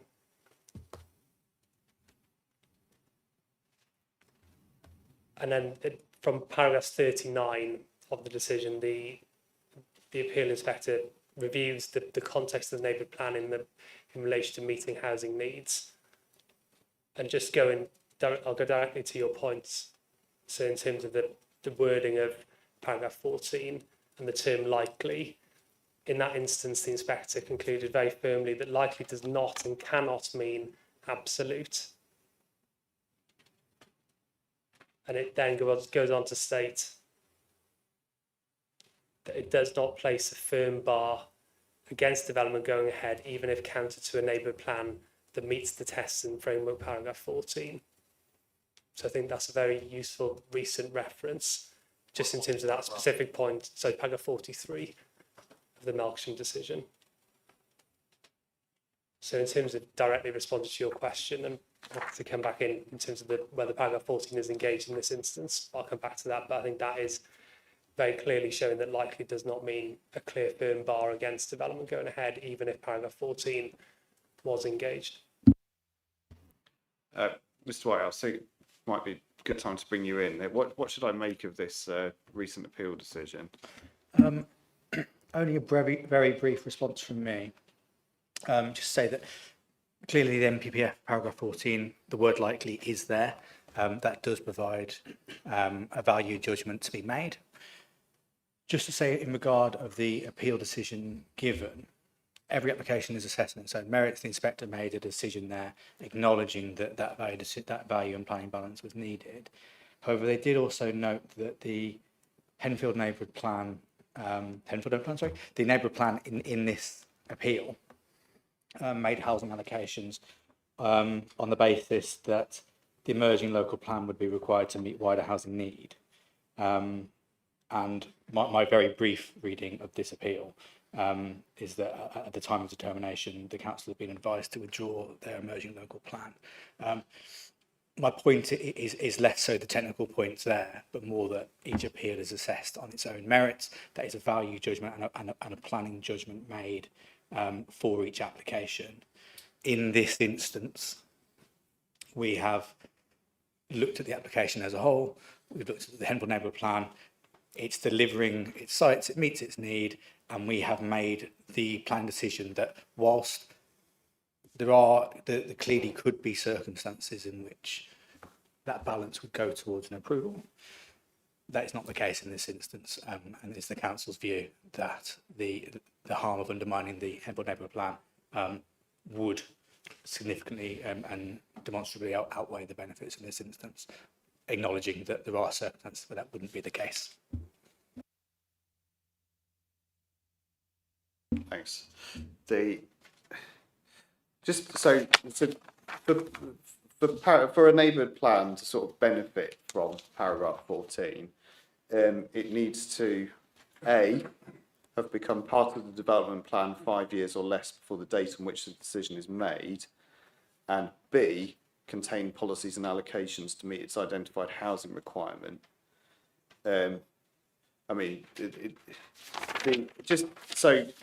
Just first of all, just to explore the age of the neighbourhood plan.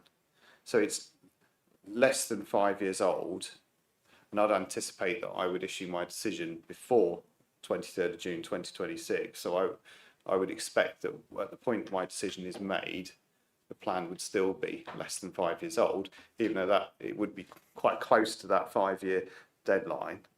So, can I just come on that point alone? Yeah, That point alone, as a matter of law, you're right that if your decision did come out before that 5th year is hit, then that first limb of paragraph 14A is met. But the question you then have to ask yourself is that, would you still add the same amount of weight within the first year of the life of a neighbourhood plan or the last month? And I would suggest to you that the two are not comparable. well, yeah, I thought I was the one asking the questions there, because that was going to be my my question. Is that what significance is it, of any, that it's close to its fifth It's year? highly significant, I would suggest to you.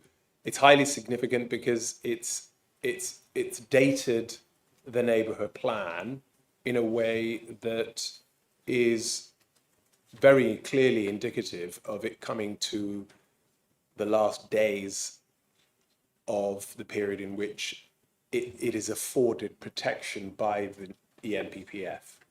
And so that has to be significant, because the whole point of the NPPF explicitly putting 5 years on it is to ensure that it remains as having that potency to be able to stop a development, frankly. And the fact that it's now within months, and possibly only a month by the time your decision comes out, that potency has been, I would suggest, significantly and demonstrably, if I could use the words in the wording there, eroded away. Now, all of this is academic because we don't think the second part is met anyway, but we'll come back to that. But just on that first one, it is highly significant that this neighbourhood plan is given significant sort of power within a 5-year period, and you're meeting that neighbourhood plan in its last days.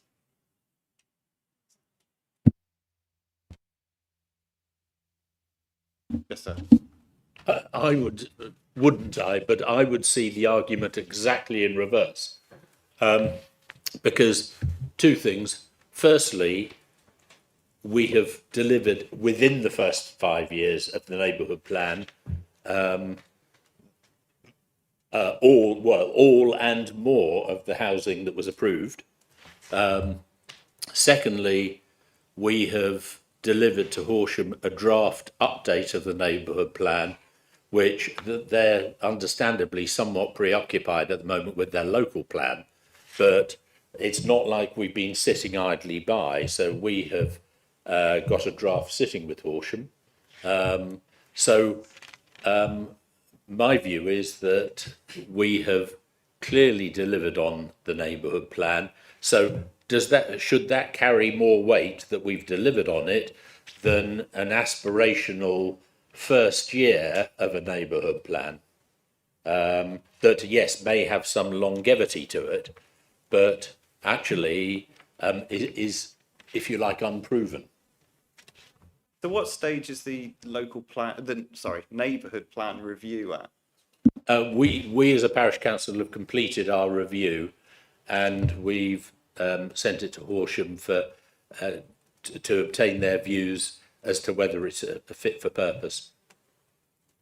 I'm a bit rusty on the process of this, but I think isn't it slightly expedited if it's a review rather than a completely new plan?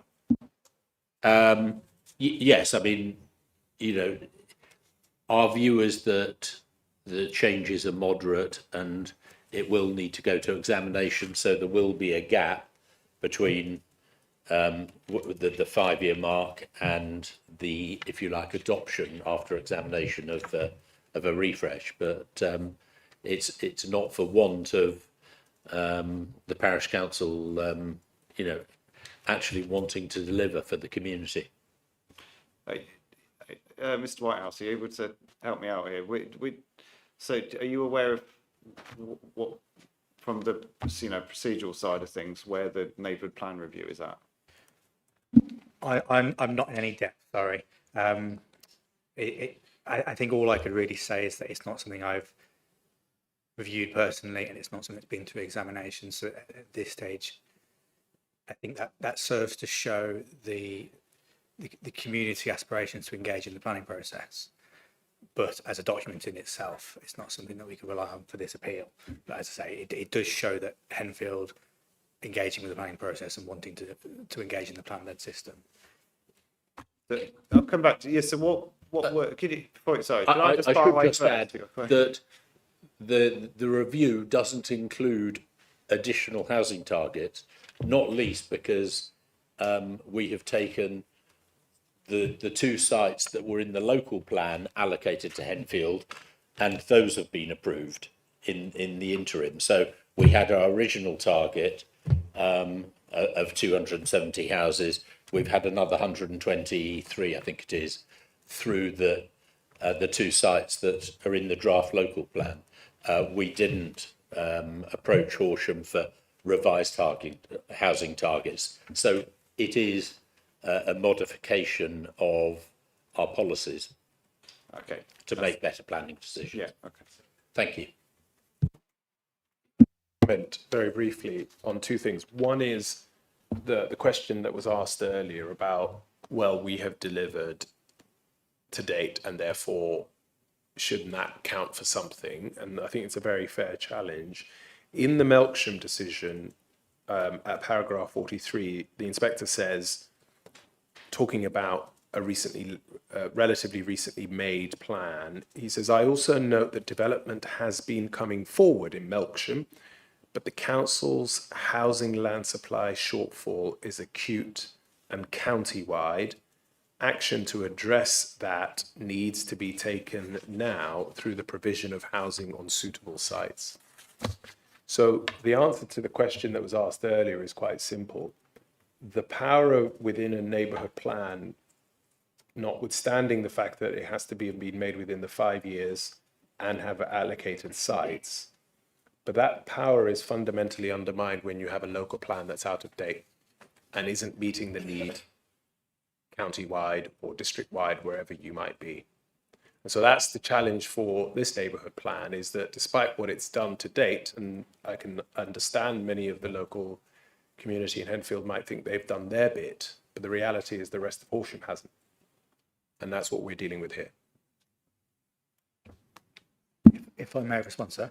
Yeah, and I was going to ask you to come in on the point about the 5 years and the significance of it as well. So say whatever it was you want to say, and then. So I think they'll line up, but quite simply to say that paragraph 14 only ever comes into play in a circumstance where there isn't a 5-year land supply.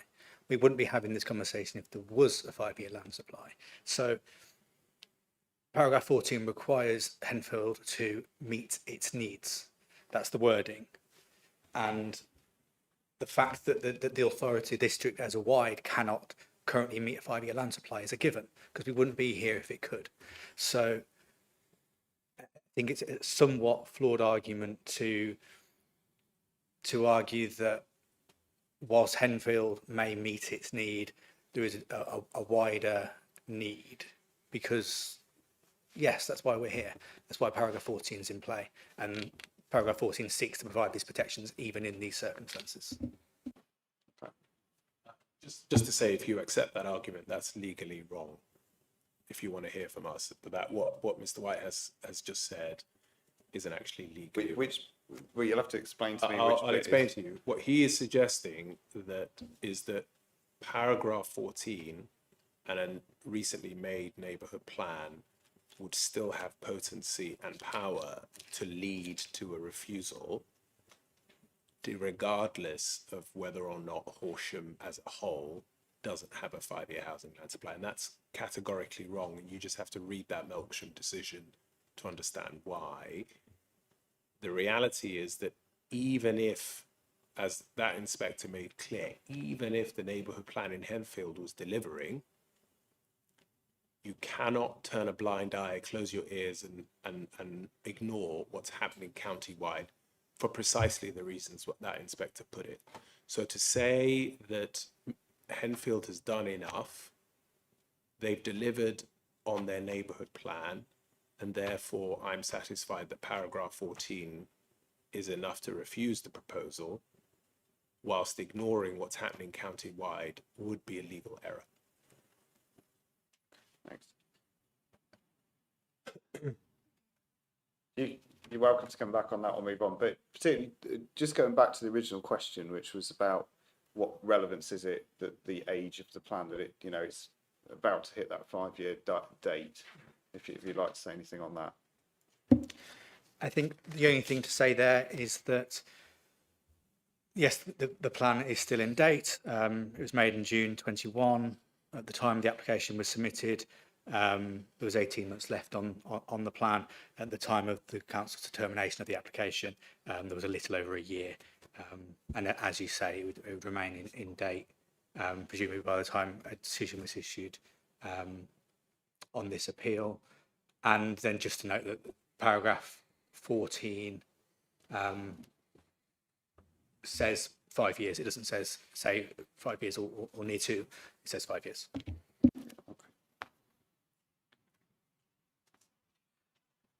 Yes, sir. Thank you. I agree that we ought to be looking at the wider picture, not just of the neighbourhood plan. There is no doubt that technically Horsham's plan is out of date, whereas the neighbourhood plan is still technically in date right now. There have been several years' discussion already on a new plan for Horsham District. Right now, that plan is going through public examination. It had the first stage last week. So Horsham have brought forward a proposal for a revised plan, and that has been consulted on around the district. What became very clear in those consultations is that it is no longer feasible to deliver the number of houses that is now expected, which is greatly increased from what it was, by simply placing those houses around existing villages. And for that reason, Horsham brought forward proposals for several new towns in their consultation, recognising that the only way to deliver this number of houses is to actually have new towns rather than put them around existing villages, because it overloads the infrastructure. What was sustainable originally as a concept has now become a problem because the infrastructure just cannot take any more. It is not sustainable. That concept is built into the plan that is now making its way through the new system. We don't know the result yet. It's still at public examination. But it's very clear that continuing to put field after field of houses around existing villages is not a viable option. Now, having said that, it is happening right now. Because Horsham does not have a 5-year housing land supply, villagers have no defence against individual applications. Each one is just one more field.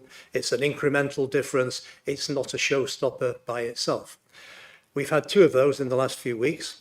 We have another one comes to planning committee this evening, another field.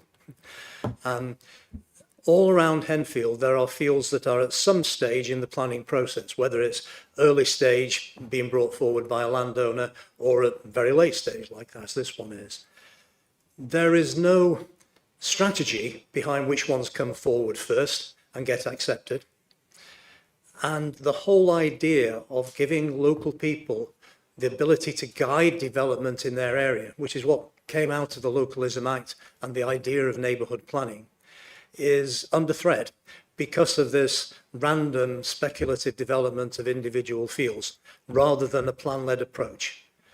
And as I understand it, the system is still supposed to be a plan-led system. Well, right now we only have one bit of the plan that's actually in place and in date, and that's the neighbourhood plan. And we need to build on that so that communities are supportive and come forward with the next generation of housing when the time for that comes, which will be fairly soon, no doubt.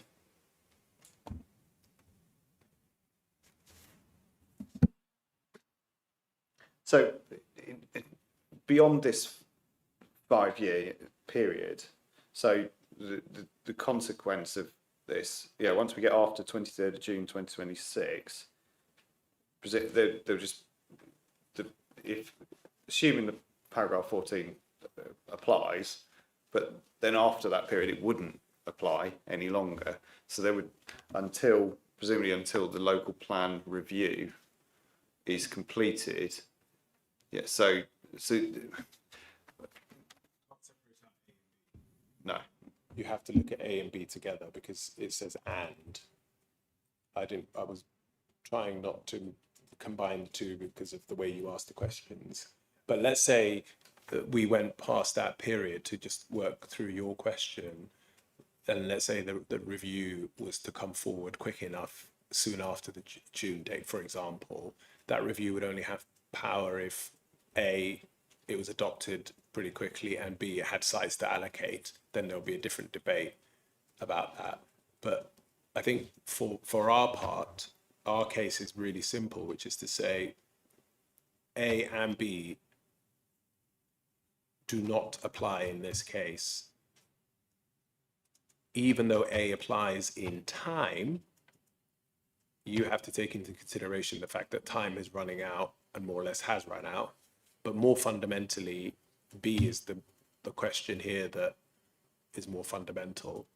But putting those two aside, Inspector in Melksham makes clear that county or district wide means that if tomorrow they had a new neighbourhood plan, if tomorrow there was a need to develop this site at 1.7 years supply with our site, they would be barely touching the walls of 2 years, let alone 5. I think where So where I was trying to go is because with this is both parties have talked a lot about in your statements about the local plan review process. So I was trying to given that we're talking about passages of time here, I think really, and I think the message I was getting is that the examination has started, but is at an early stage, because I know you gave me a flow chart, and there's some so my understanding of what you said earlier is that there were some hearings, some public examination sessions held recently, and there's further stuff scheduled for September.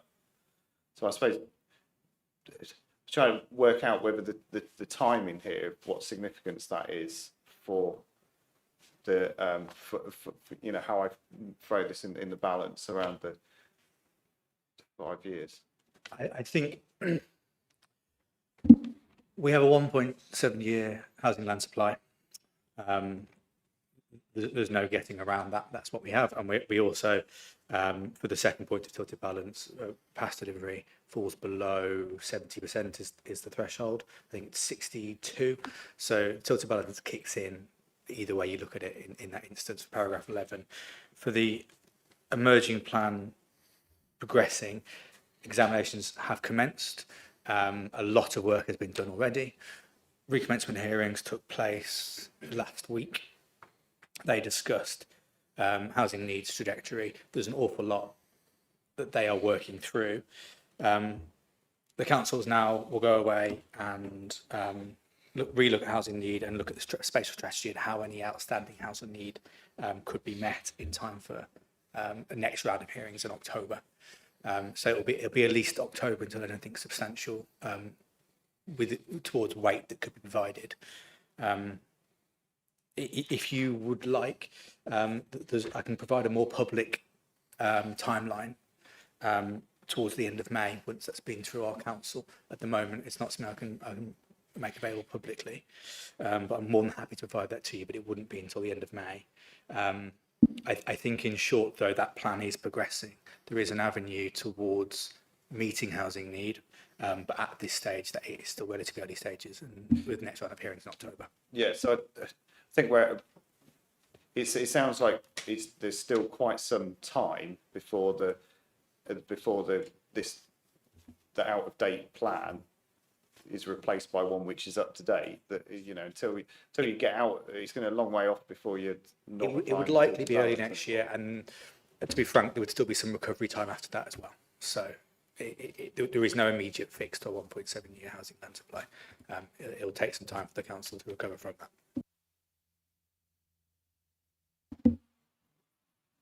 Do either of you gents like to step in here in terms of the local plan? Yeah, I mean, I was at the hearing sessions last week, so I heard what the inspector said in relation to the emerging local plan. And the first point was, and I've mentioned this morning, is that the inspector identified that the requirement set by the council was not sound, and that they would need to accommodate unmet needs from the South Coast Authority. So straight away, the first job the council has to do is identify what its housing requirement is. So that gives you an indication as to the extent of work that is needed. Secondly, then, and this is a position in front of this appeal as well, is that the council has identified that it will need to allocate and find further sites to meet not just the housing requirement that's been set now, but even the housing requirement as of the submission version of the plan. So they'll have to find even further sites. So I think what Mr. Whitehouse has said is accurate in terms of there is a significant amount of work for the council to do before it is able to publish a plan or version of the plan that can be concluded to be sound. There's then the process of examination hearings and that process for the inspector examining the plan to go through. So it will be a reasonable period of time before that new local plan is in place. And I think just one point in terms of if it helps you with the land supply position, in the statement of common ground, paragraph 7.3, the parties have agreed that the housing land supply shortfall will not be addressed by June 2026. So that provides you with a categoric position really in relation to the timescales you're going to be making a decision on this appeal, which is hopefully helpful.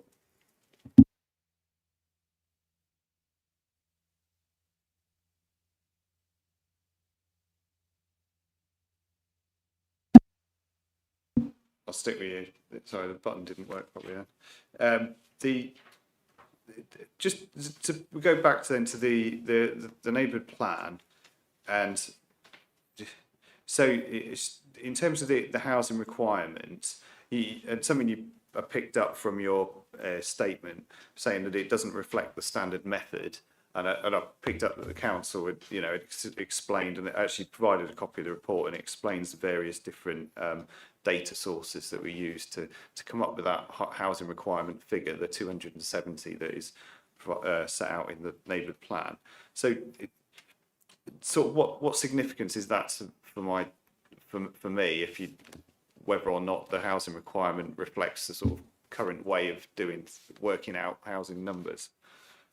Sure. So starting with paragraphs 7.10 and 7.11 of the Statement of Common Ground.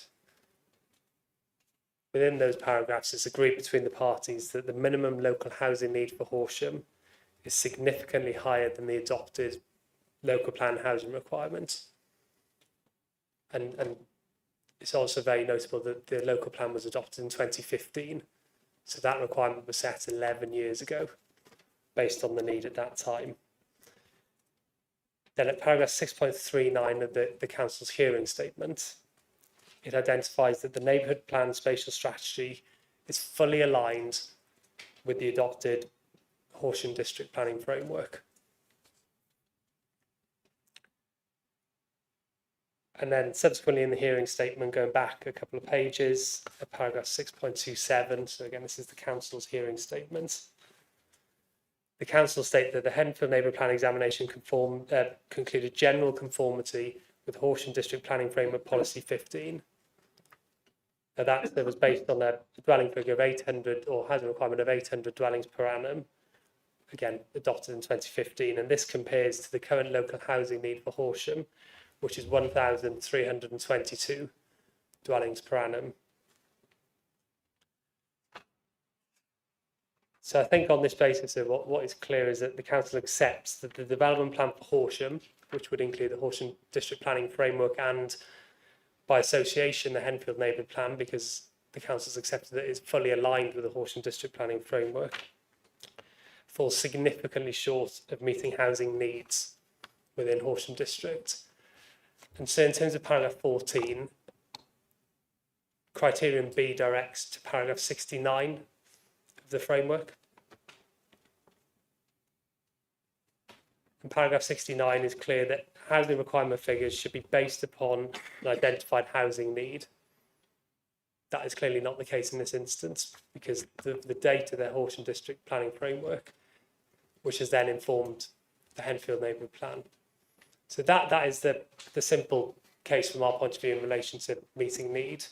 It's probably useful to turn you to some appeal decisions as well that we referenced. Before you go on to the appeal decisions, so I'm just taking a moment to think here out loud. But does that mean that the whole 5-year business of paragraph 14, does it matter then if the housing requirement fundamentally changes halfway through that period? So a local plan will remain up to date for a period of 5 years in accordance with paragraph 34 of the framework. So if you've got a local plan that is up to date, then the neighbourhood plan would, by virtue of an association, be up to date. But clearly in this instance, we're in 2026 now. The housing requirement, the Henfield Neighbourhood Plan, is based on the Horsham District Planning Framework requirements that were set in 2015. So obviously in terms of meeting needs, which is what the policy refers to in paragraph 69 identifies, clearly there's a massive difference between the requirement within the Horsham District Planning Framework, the number then has been adopted by the Henfield Neighbourhood Plan on that basis, and what the housing need is for Horsham District at the moment. So you're saying I should give less weight to the identified housing requirement in the neighbourhood plan because it corresponds with the out-of-date local plan? Correct, and for that reason, we do not consider that paragraph 14B would apply for the NPPF because the housing requirement has been superseded significantly. The council is preparing a new local plan because that housing requirement is so out of date. So therefore, clearly you would give less weight to that policy. And the other reason you would give less weight to the housing requirement is, and the spatial strategy of the local plan and the neighbourhood plan is because the council is only able to demonstrate a 1.7 year housing land supply, which is a substantial shortfall. And footnote 8 to the National Planning Policy Framework states that such policies would be out of date for that reason. And if it helps you as well, so the council has also failed to achieve 75% in the housing delivery test. So that is another reason why footnote 8 of the framework would kick in and confirm the policies are out of date. Those appeal decisions you're about to talk about, are they related to that point, or is it a separate point? Yeah, very directly related to that point. Right. So the first one I'd like to draw your attention to is a Faversham decision, which we talked about earlier in the context of HRA, but it's also highly relevant in terms of paragraph 14, and that is at appendix 4 of the appellant statement of case.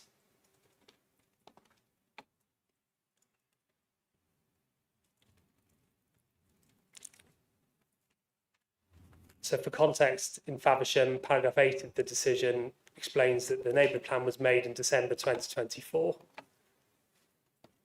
And the appeal decision is dated 27th of June 2025. So that's paragraph 8. Then paragraph 41, which is at PDF page 9 of the appeal decision. Now this is the key paragraph really. So it explains, importantly, the local plan and the Faversham neighbourhood plan spatial strategies are based on a housing need target of 776 dwellings per annum. This is now out of date and the current housing need is much higher, at 1,086 dwellings per annum. And then it goes on to say that although the built-up area boundaries are to an extent based on the physical extent of existing development, the site allocations are very restricted, and the very restrictive approach to development outside of built-up area boundaries is based on this now out-of-date premise. A more flexible approach is required. So that is very directly relevant to the situation we find ourselves in with Henfield. And the numbers are comparable. In fact, the difference is greater between the housing requirement for Horsham district and the current local housing need figure. And then moving through to paragraph 103, where the inspector directly refers to the relevance of paragraph 14. It acknowledges that the Faversham neighbourhood plan became part of the development plan within the first 5 years, so criterion A.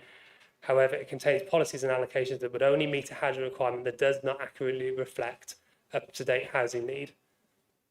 So this is the highly relevant paragraph, really, in the context of understanding whether paragraph 14b applies, noting the fact that it is based on a very outdated housing requirement. And then if I could just draw your attention to the Melksham decision, I think we've covered the main points, really, but in that instance, at paragraph 12,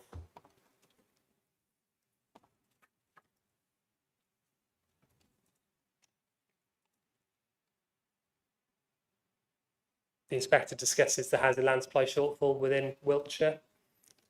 And the position the inspector concludes is 2.42 years there, so a better position than in Horsham of 1.7 years.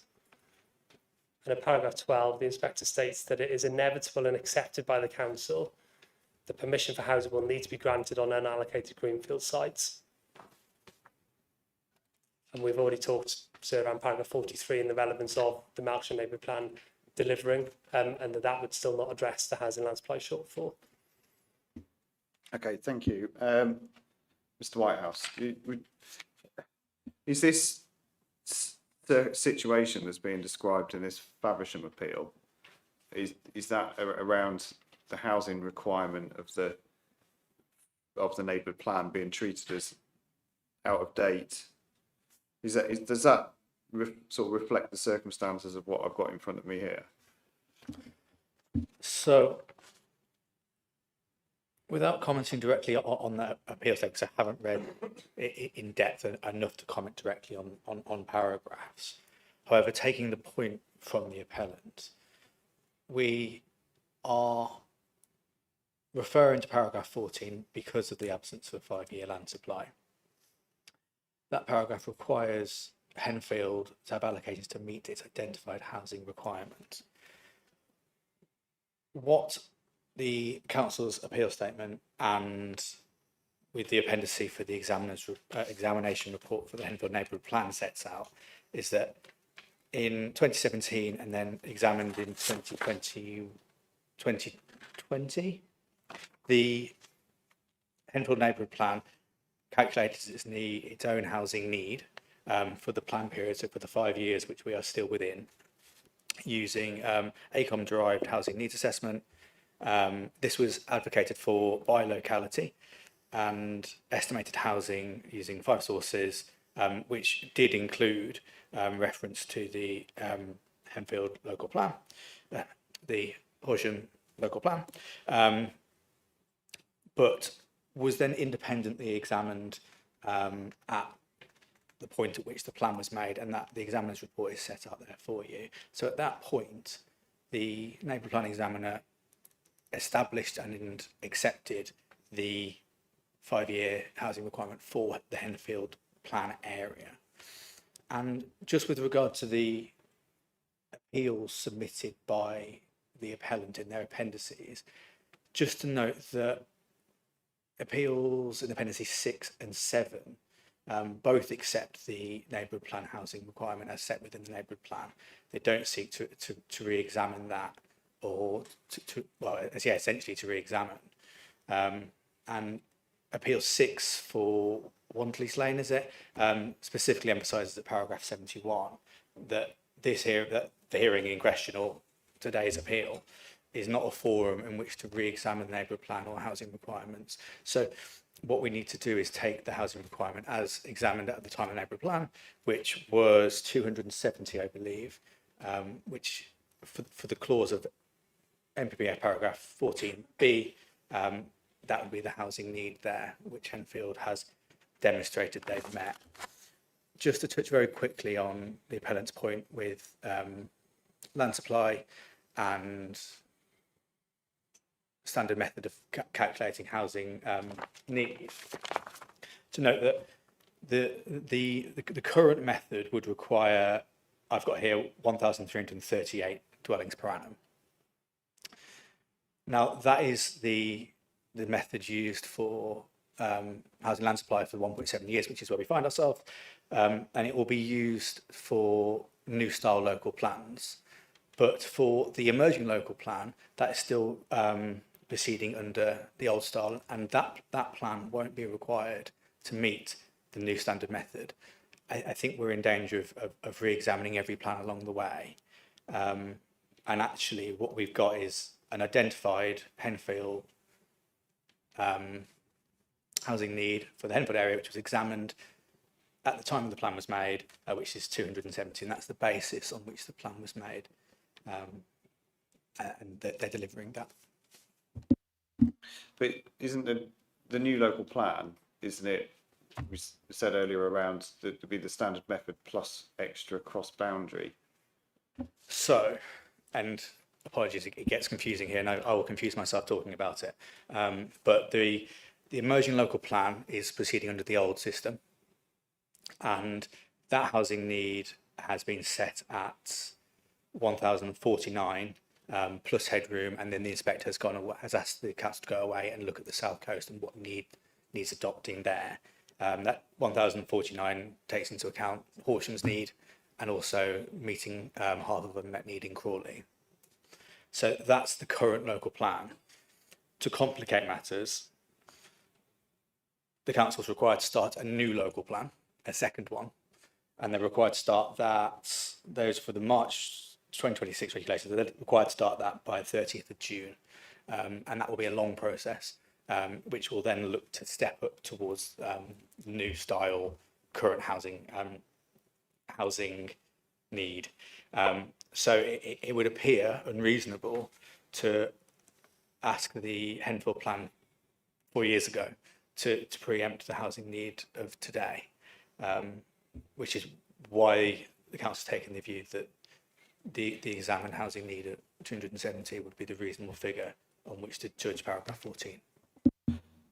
Okay, but whichever way you look at this, the housing need now has significantly increased from what it was back when the 2017 ACOM report was prepared. So, yeah.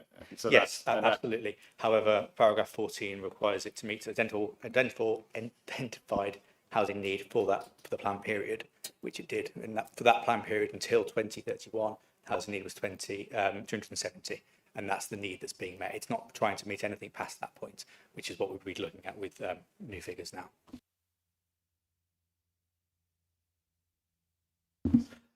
Yeah, go ahead. I'll let you respond. Yeah, so in terms of the emerging local plan, it's a little bit of red herring in terms of the housing number. So it is proceeding under the transitional arrangements. So Mr. Whitehouse is correct.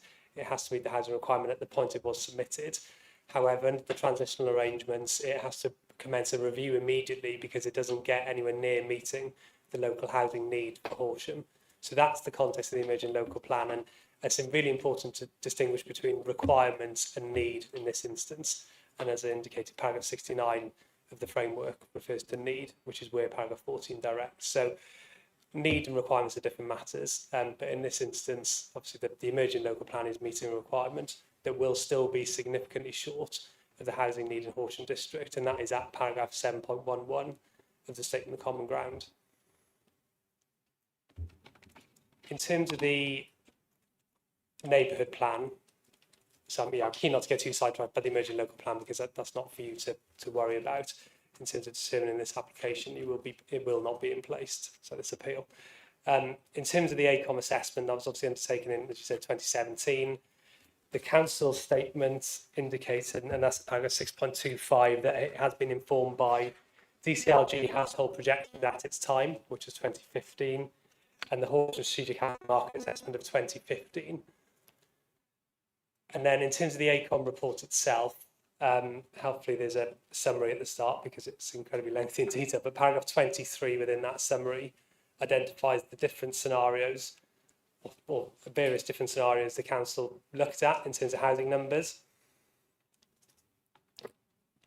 And the highest of which was a figure derived from the Horsham District Planning Framework minimum derived figure, which is the second bullet point under paragraph 23.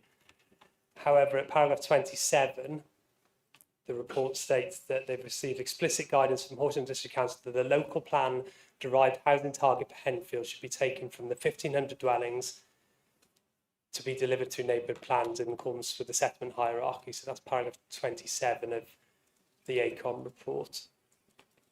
And that 1,500 dwelling figure has come from,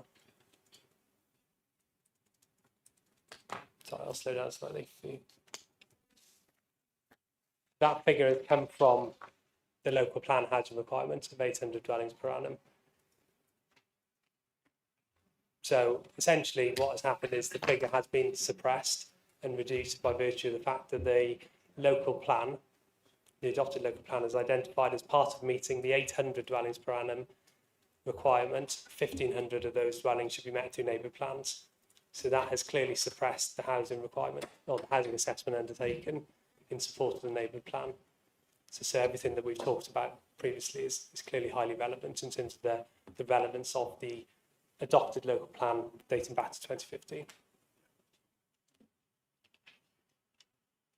Yes, sir.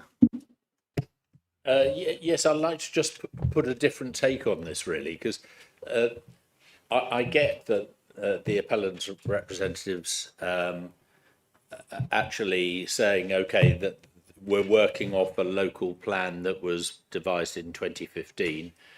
My predecessors started their neighbourhood planning process in 2017. Let's not forget they're a group of local volunteers doing a very significant piece of work, which involves calling for sites, evaluating sites where the volunteers have to bring in expertise as and where it's required. It went, as I understand it, to the examiner, who then pushed back and it was re-looked at. Then COVID intervenes, so it wasn't voted on in 2020, it was voted on in 2021. With the best will in the world, we were doing our best with the information that we had at the time, which was where the 270 target was set and accepted. And against the 270 target, we've already delivered 425. And it strikes me that a neighbourhood plan is always going to follow in the footsteps of a local plan, because it's the local plan that will principally determine the housing allocation for the district. If you like, what I'm saying is that the 270, yes, it may feel out of date with an ever rising demand on housing, but we've already over delivered on that. And, it's rerunning the neighbourhood planning process every 3 or 4 years is just not practical, with a group of volunteers and an expensive process. That's all I wanted to say, but it's just a different take on the same set of facts.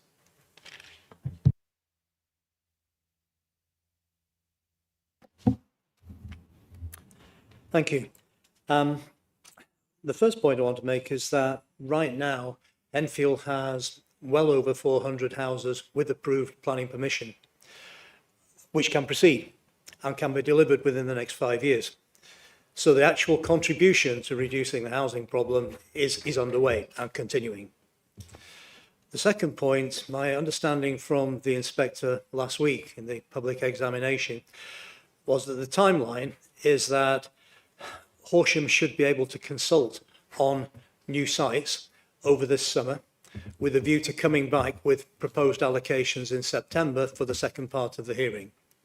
So by September, we ought to know which sites are being brought forward for the long-term plan.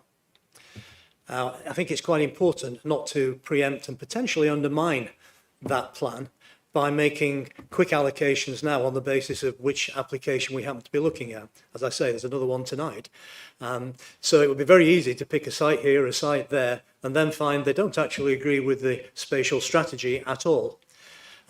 Within a few months, we will know the answer to that, and we're not holding up building at the moment. The main reason why the targets are going up so fast is because of the need to take the overspill from Brighton and Crawley. It's not actually homelessness in Horsham district, which has scarcely moved really over the last period and is relatively low. It doesn't need anything like this number of houses for that purpose alone. If you look at the housing that's needed for people from those areas, as we discussed earlier, it's very largely social rent. And there are no houses for social rent in this proposal. So it isn't actually helping the people who will need those houses. It's bringing forward houses which will be attractive to people who want to move out of London into the countryside. That's extra population, which then lowers our infrastructure, but it's not addressing the housing crisis. And so far, I haven't heard anything about deliverability. And can this application actually be delivered within 5 years? Because if it can't, it doesn't affect Horsham's 5-year housing land supply. Thank you very much. Just looking for, I've just suddenly realised it's 3:15. I said I'd be out of here by 3:30. So I'm going to have to skip forward. Just a point of clarification, because I've heard about the amount of houses that have been delivered in Henfield. I also had bits and pieces saying that sites haven't been delivered, and then I've got a table in, I think it must have been the council statement, that sets out the 4 sites allocated by the neighbourhood plan. It says that applications have been submitted for 3 sites. So there's only one of them hasn't, of the allocations, which is land east of Wantley Hill, 25 dwellings. That's the only one that's not progressed to the application stage yet. So is it fair to say, Mr. James, that they're not, you say the allocations within the neighbourhood plan are not delivering? But... So the time that we submitted our statement to you, that was the position, but we acknowledged the council's updated position on that. So we submitted the appeal in November. So things have moved on since that time. They are now, as per the council's statement, a lot of them have resolution to grant. So they haven't, as far as I can see, got planning permission, or some of them haven't, but they have now moved to a resolution to grant. So we accept that position, sir, but obviously the Melksham appeal decision that we've mentioned to you was exactly the same context. You know, even those sites were delivering, and even if all of the housing that's been mentioned at Henfield was to be delivered, there would still be a significant and chronic housing land supply shortfall. So it is not addressing that shortfall.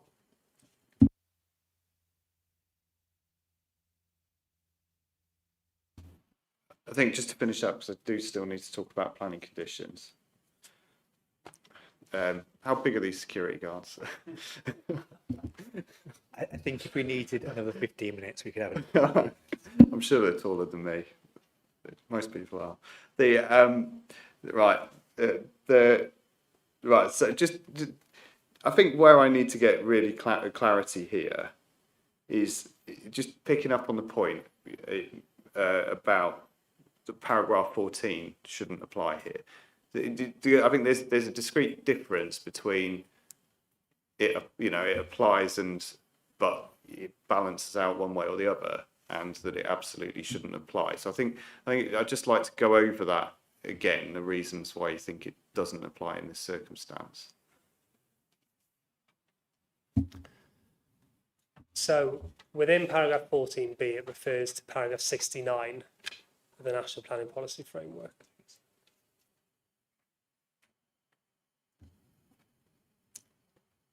So that then states strategic policy making authorities should establish a housing requirement figure for the whole area, which shows the extent to which their identified housing needs,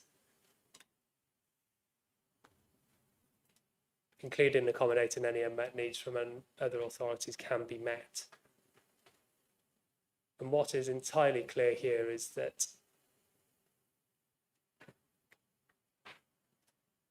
policy 15 of the Horsham District Planning Framework falls significantly short of meeting the local housing need for Horsham District. And that is identified within the Statement of Common Ground at paragraph 7.10. So clearly in this instance, the policies within the Henfield Neighbourhood Plan, which as we've discussed are based upon the housing requirement figure given to neighbourhood plan areas, based on a housing requirement of 800 dwellings per annum against the need of 1,322 dwellings per annum.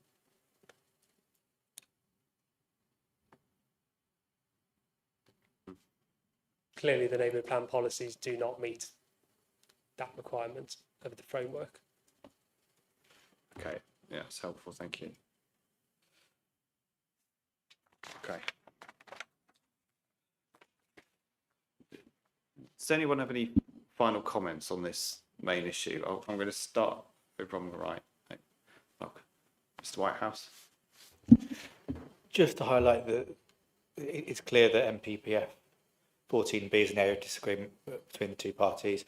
The council maintains the view that this isn't the forum to re-examine the neighbourhood plan, and 270 dwellings is entirely reasonable housing need, and that is allocated for and is being met. Yeah, any final comments? Final comment is the appeal decisions we've talked through as well are very helpful. They give the exact same scenario, certainly the Faversham one in relation as is the case for us in Henfield. So I would say those are very useful points of reference in terms of understanding and addressing this issue.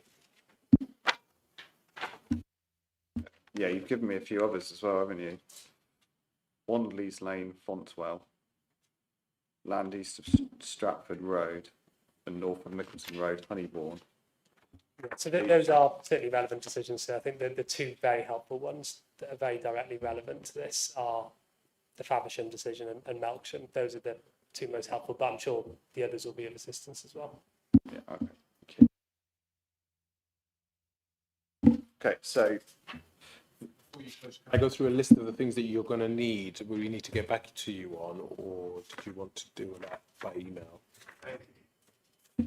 yeah, I mean, I was going to deal with 8, 9, and 10 quite quickly on the agenda. Oh, okay, fine. Because I was I'm just not gonna, quite there yet, but yeah, we'll do that just at the end. So to moving on to planning conditions. So I think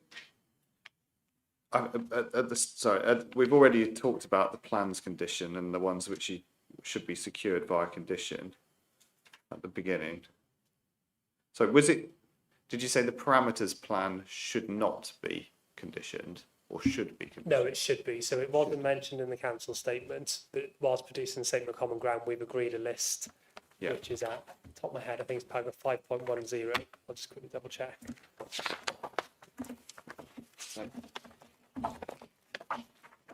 Yeah, so it's under paragraph 5.10 of the statement of common ground. All the references you gave this morning are correct within that table that's been produced between ourselves and the council. So that provides you with hopefully a very simple list of drawings. Yeah,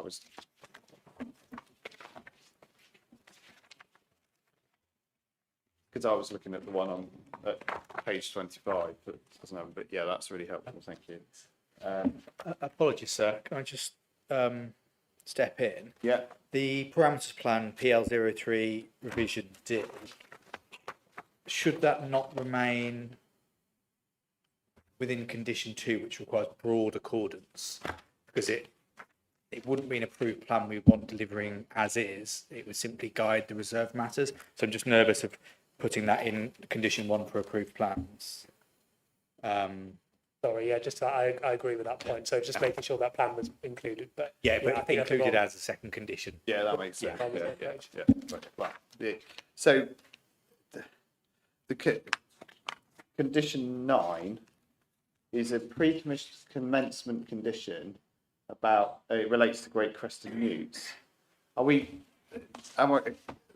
I be certain that complies with paragraph 99 of the circular around the biodiversity and geological conservation, and that the need to ensure ecological surveys are carried out should only be left to coverage under planning conditions in exceptional circumstances? So this is the exact wording of condition recommended by the consultee on the matter, and I think the consultee was Nature Space who covered this matter for the council. So they have reviewed what has been assessed and have confirmed that they're content subject to this condition. So obviously none of us are ecologists, but that is clearly the view of the ecologist that has reviewed the planning application.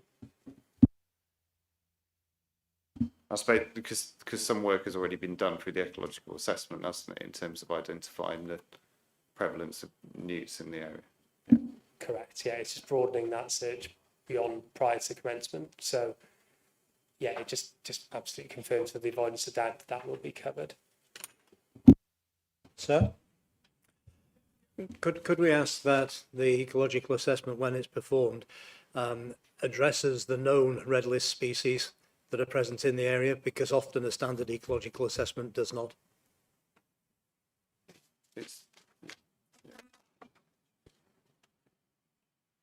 Yeah.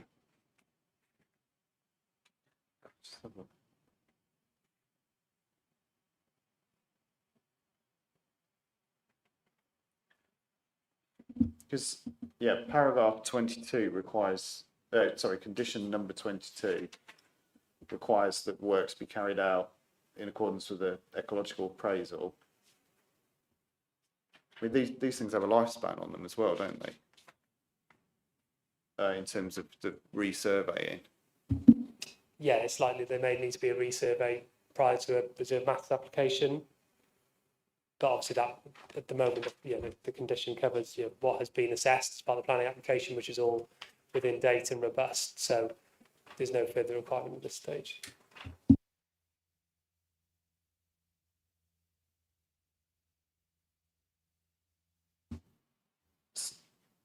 There were quite a lot of comments from various sort of technical stakeholders, internal consultees. Can I environmental health, flood at risk, the highways, landscape officer, archaeology, southern water. Can I be satisfied that this has covered the full breadth of everything that's raised? Yes, sir. Yeah, sorry, I'm rattling through now, which always seems just a bit of conscious time, but I think I've got, obviously there's a wealth of background information here. I think I've probably got everything at my fingertips here that I need, so I'm not going to dwell on this any longer than I need to. So Are you happy for me to move on? Yeah. So, are there any applications for costs? Mr. Whitehouse? No. Right. That's that one dealt with. Right. So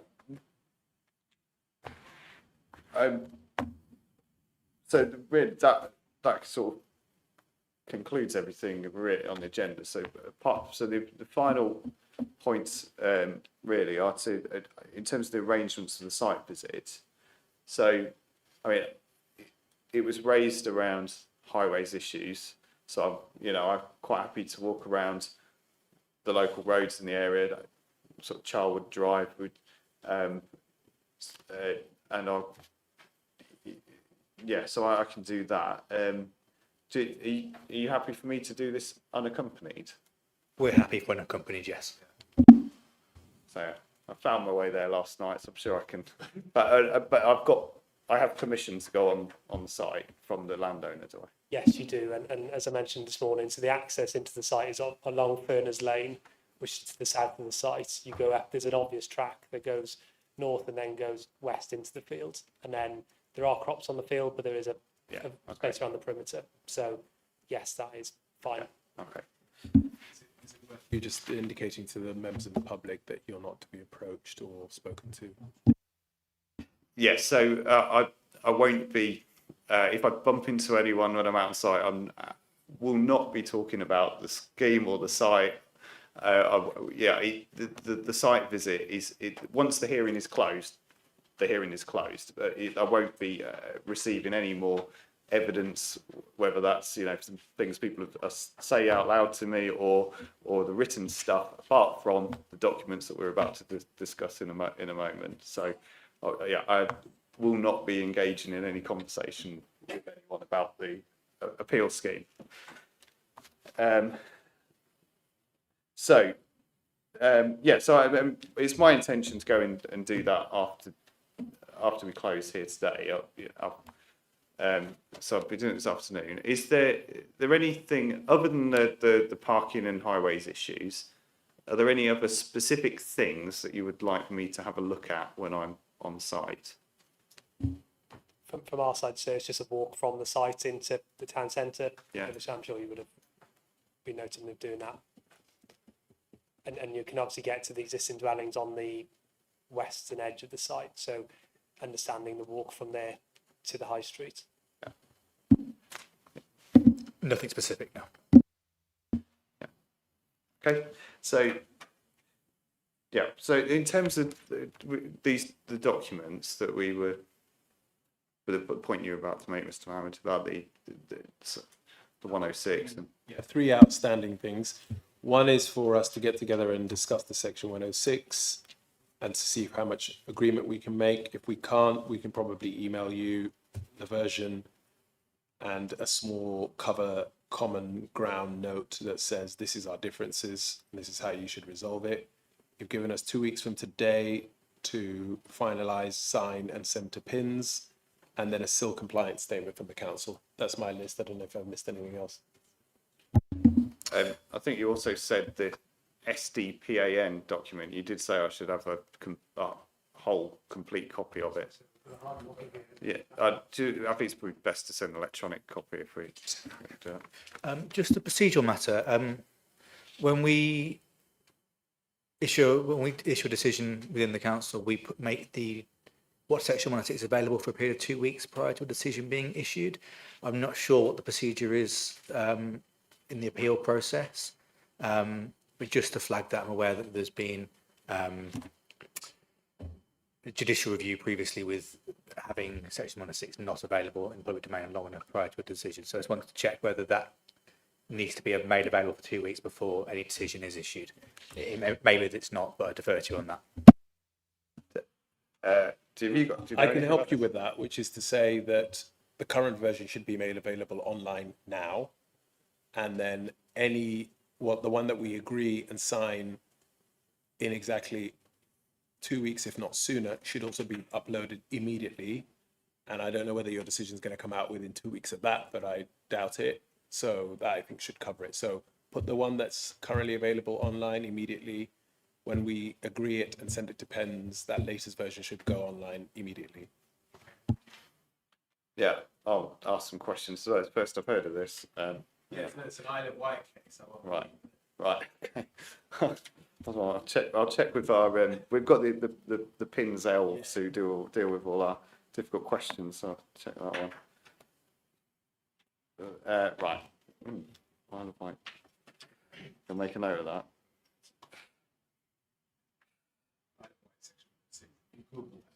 Right, okay. So, is any burning last comments? Actually, I'll come to you last, Mr. Whitehouse. No, nothing further about. Thank you. Anything further? Yes, sir. Would you mind coming to the microphone? Right, yeah, that's it. You got it. My name's David Hayward from Henfield, actually in Furness Lane. And just a quick comment on your site visit. I would suggest you try to go there during a rush hour to have a look at the traffic problems at that time. If you turn up at midday, then of course it's going to be very quiet around that around that areas. And you can access the field from Furness Lane, but don't go walking that way into town because that's quite easy. The access will be all the way through Charlwood Drive. Okay, I'll do it. Yeah, thank you. Okay. Yeah, so I'll be doing it after I finish here, and then so Thank you. Be after 4 o'clock. Yeah. Okay. Any final points? Nothing else from us, sir. Thank you. Yeah. Okay. Thanks. So so the hearing's now closed, and so I won't be taking any further evidence. Just so before we dash off. Just thank you everyone for participating today. Everyone's behaved themselves and engaged well. Thank you for that. I appreciate all the hard work that goes into these things, and particularly the council as well. I know it's difficult to find a room with elections and things going on. And we've had the IT getting that all up and running. So thanks everyone for doing all the housekeeping stuff there. Yeah. So thanks very much. Thank you.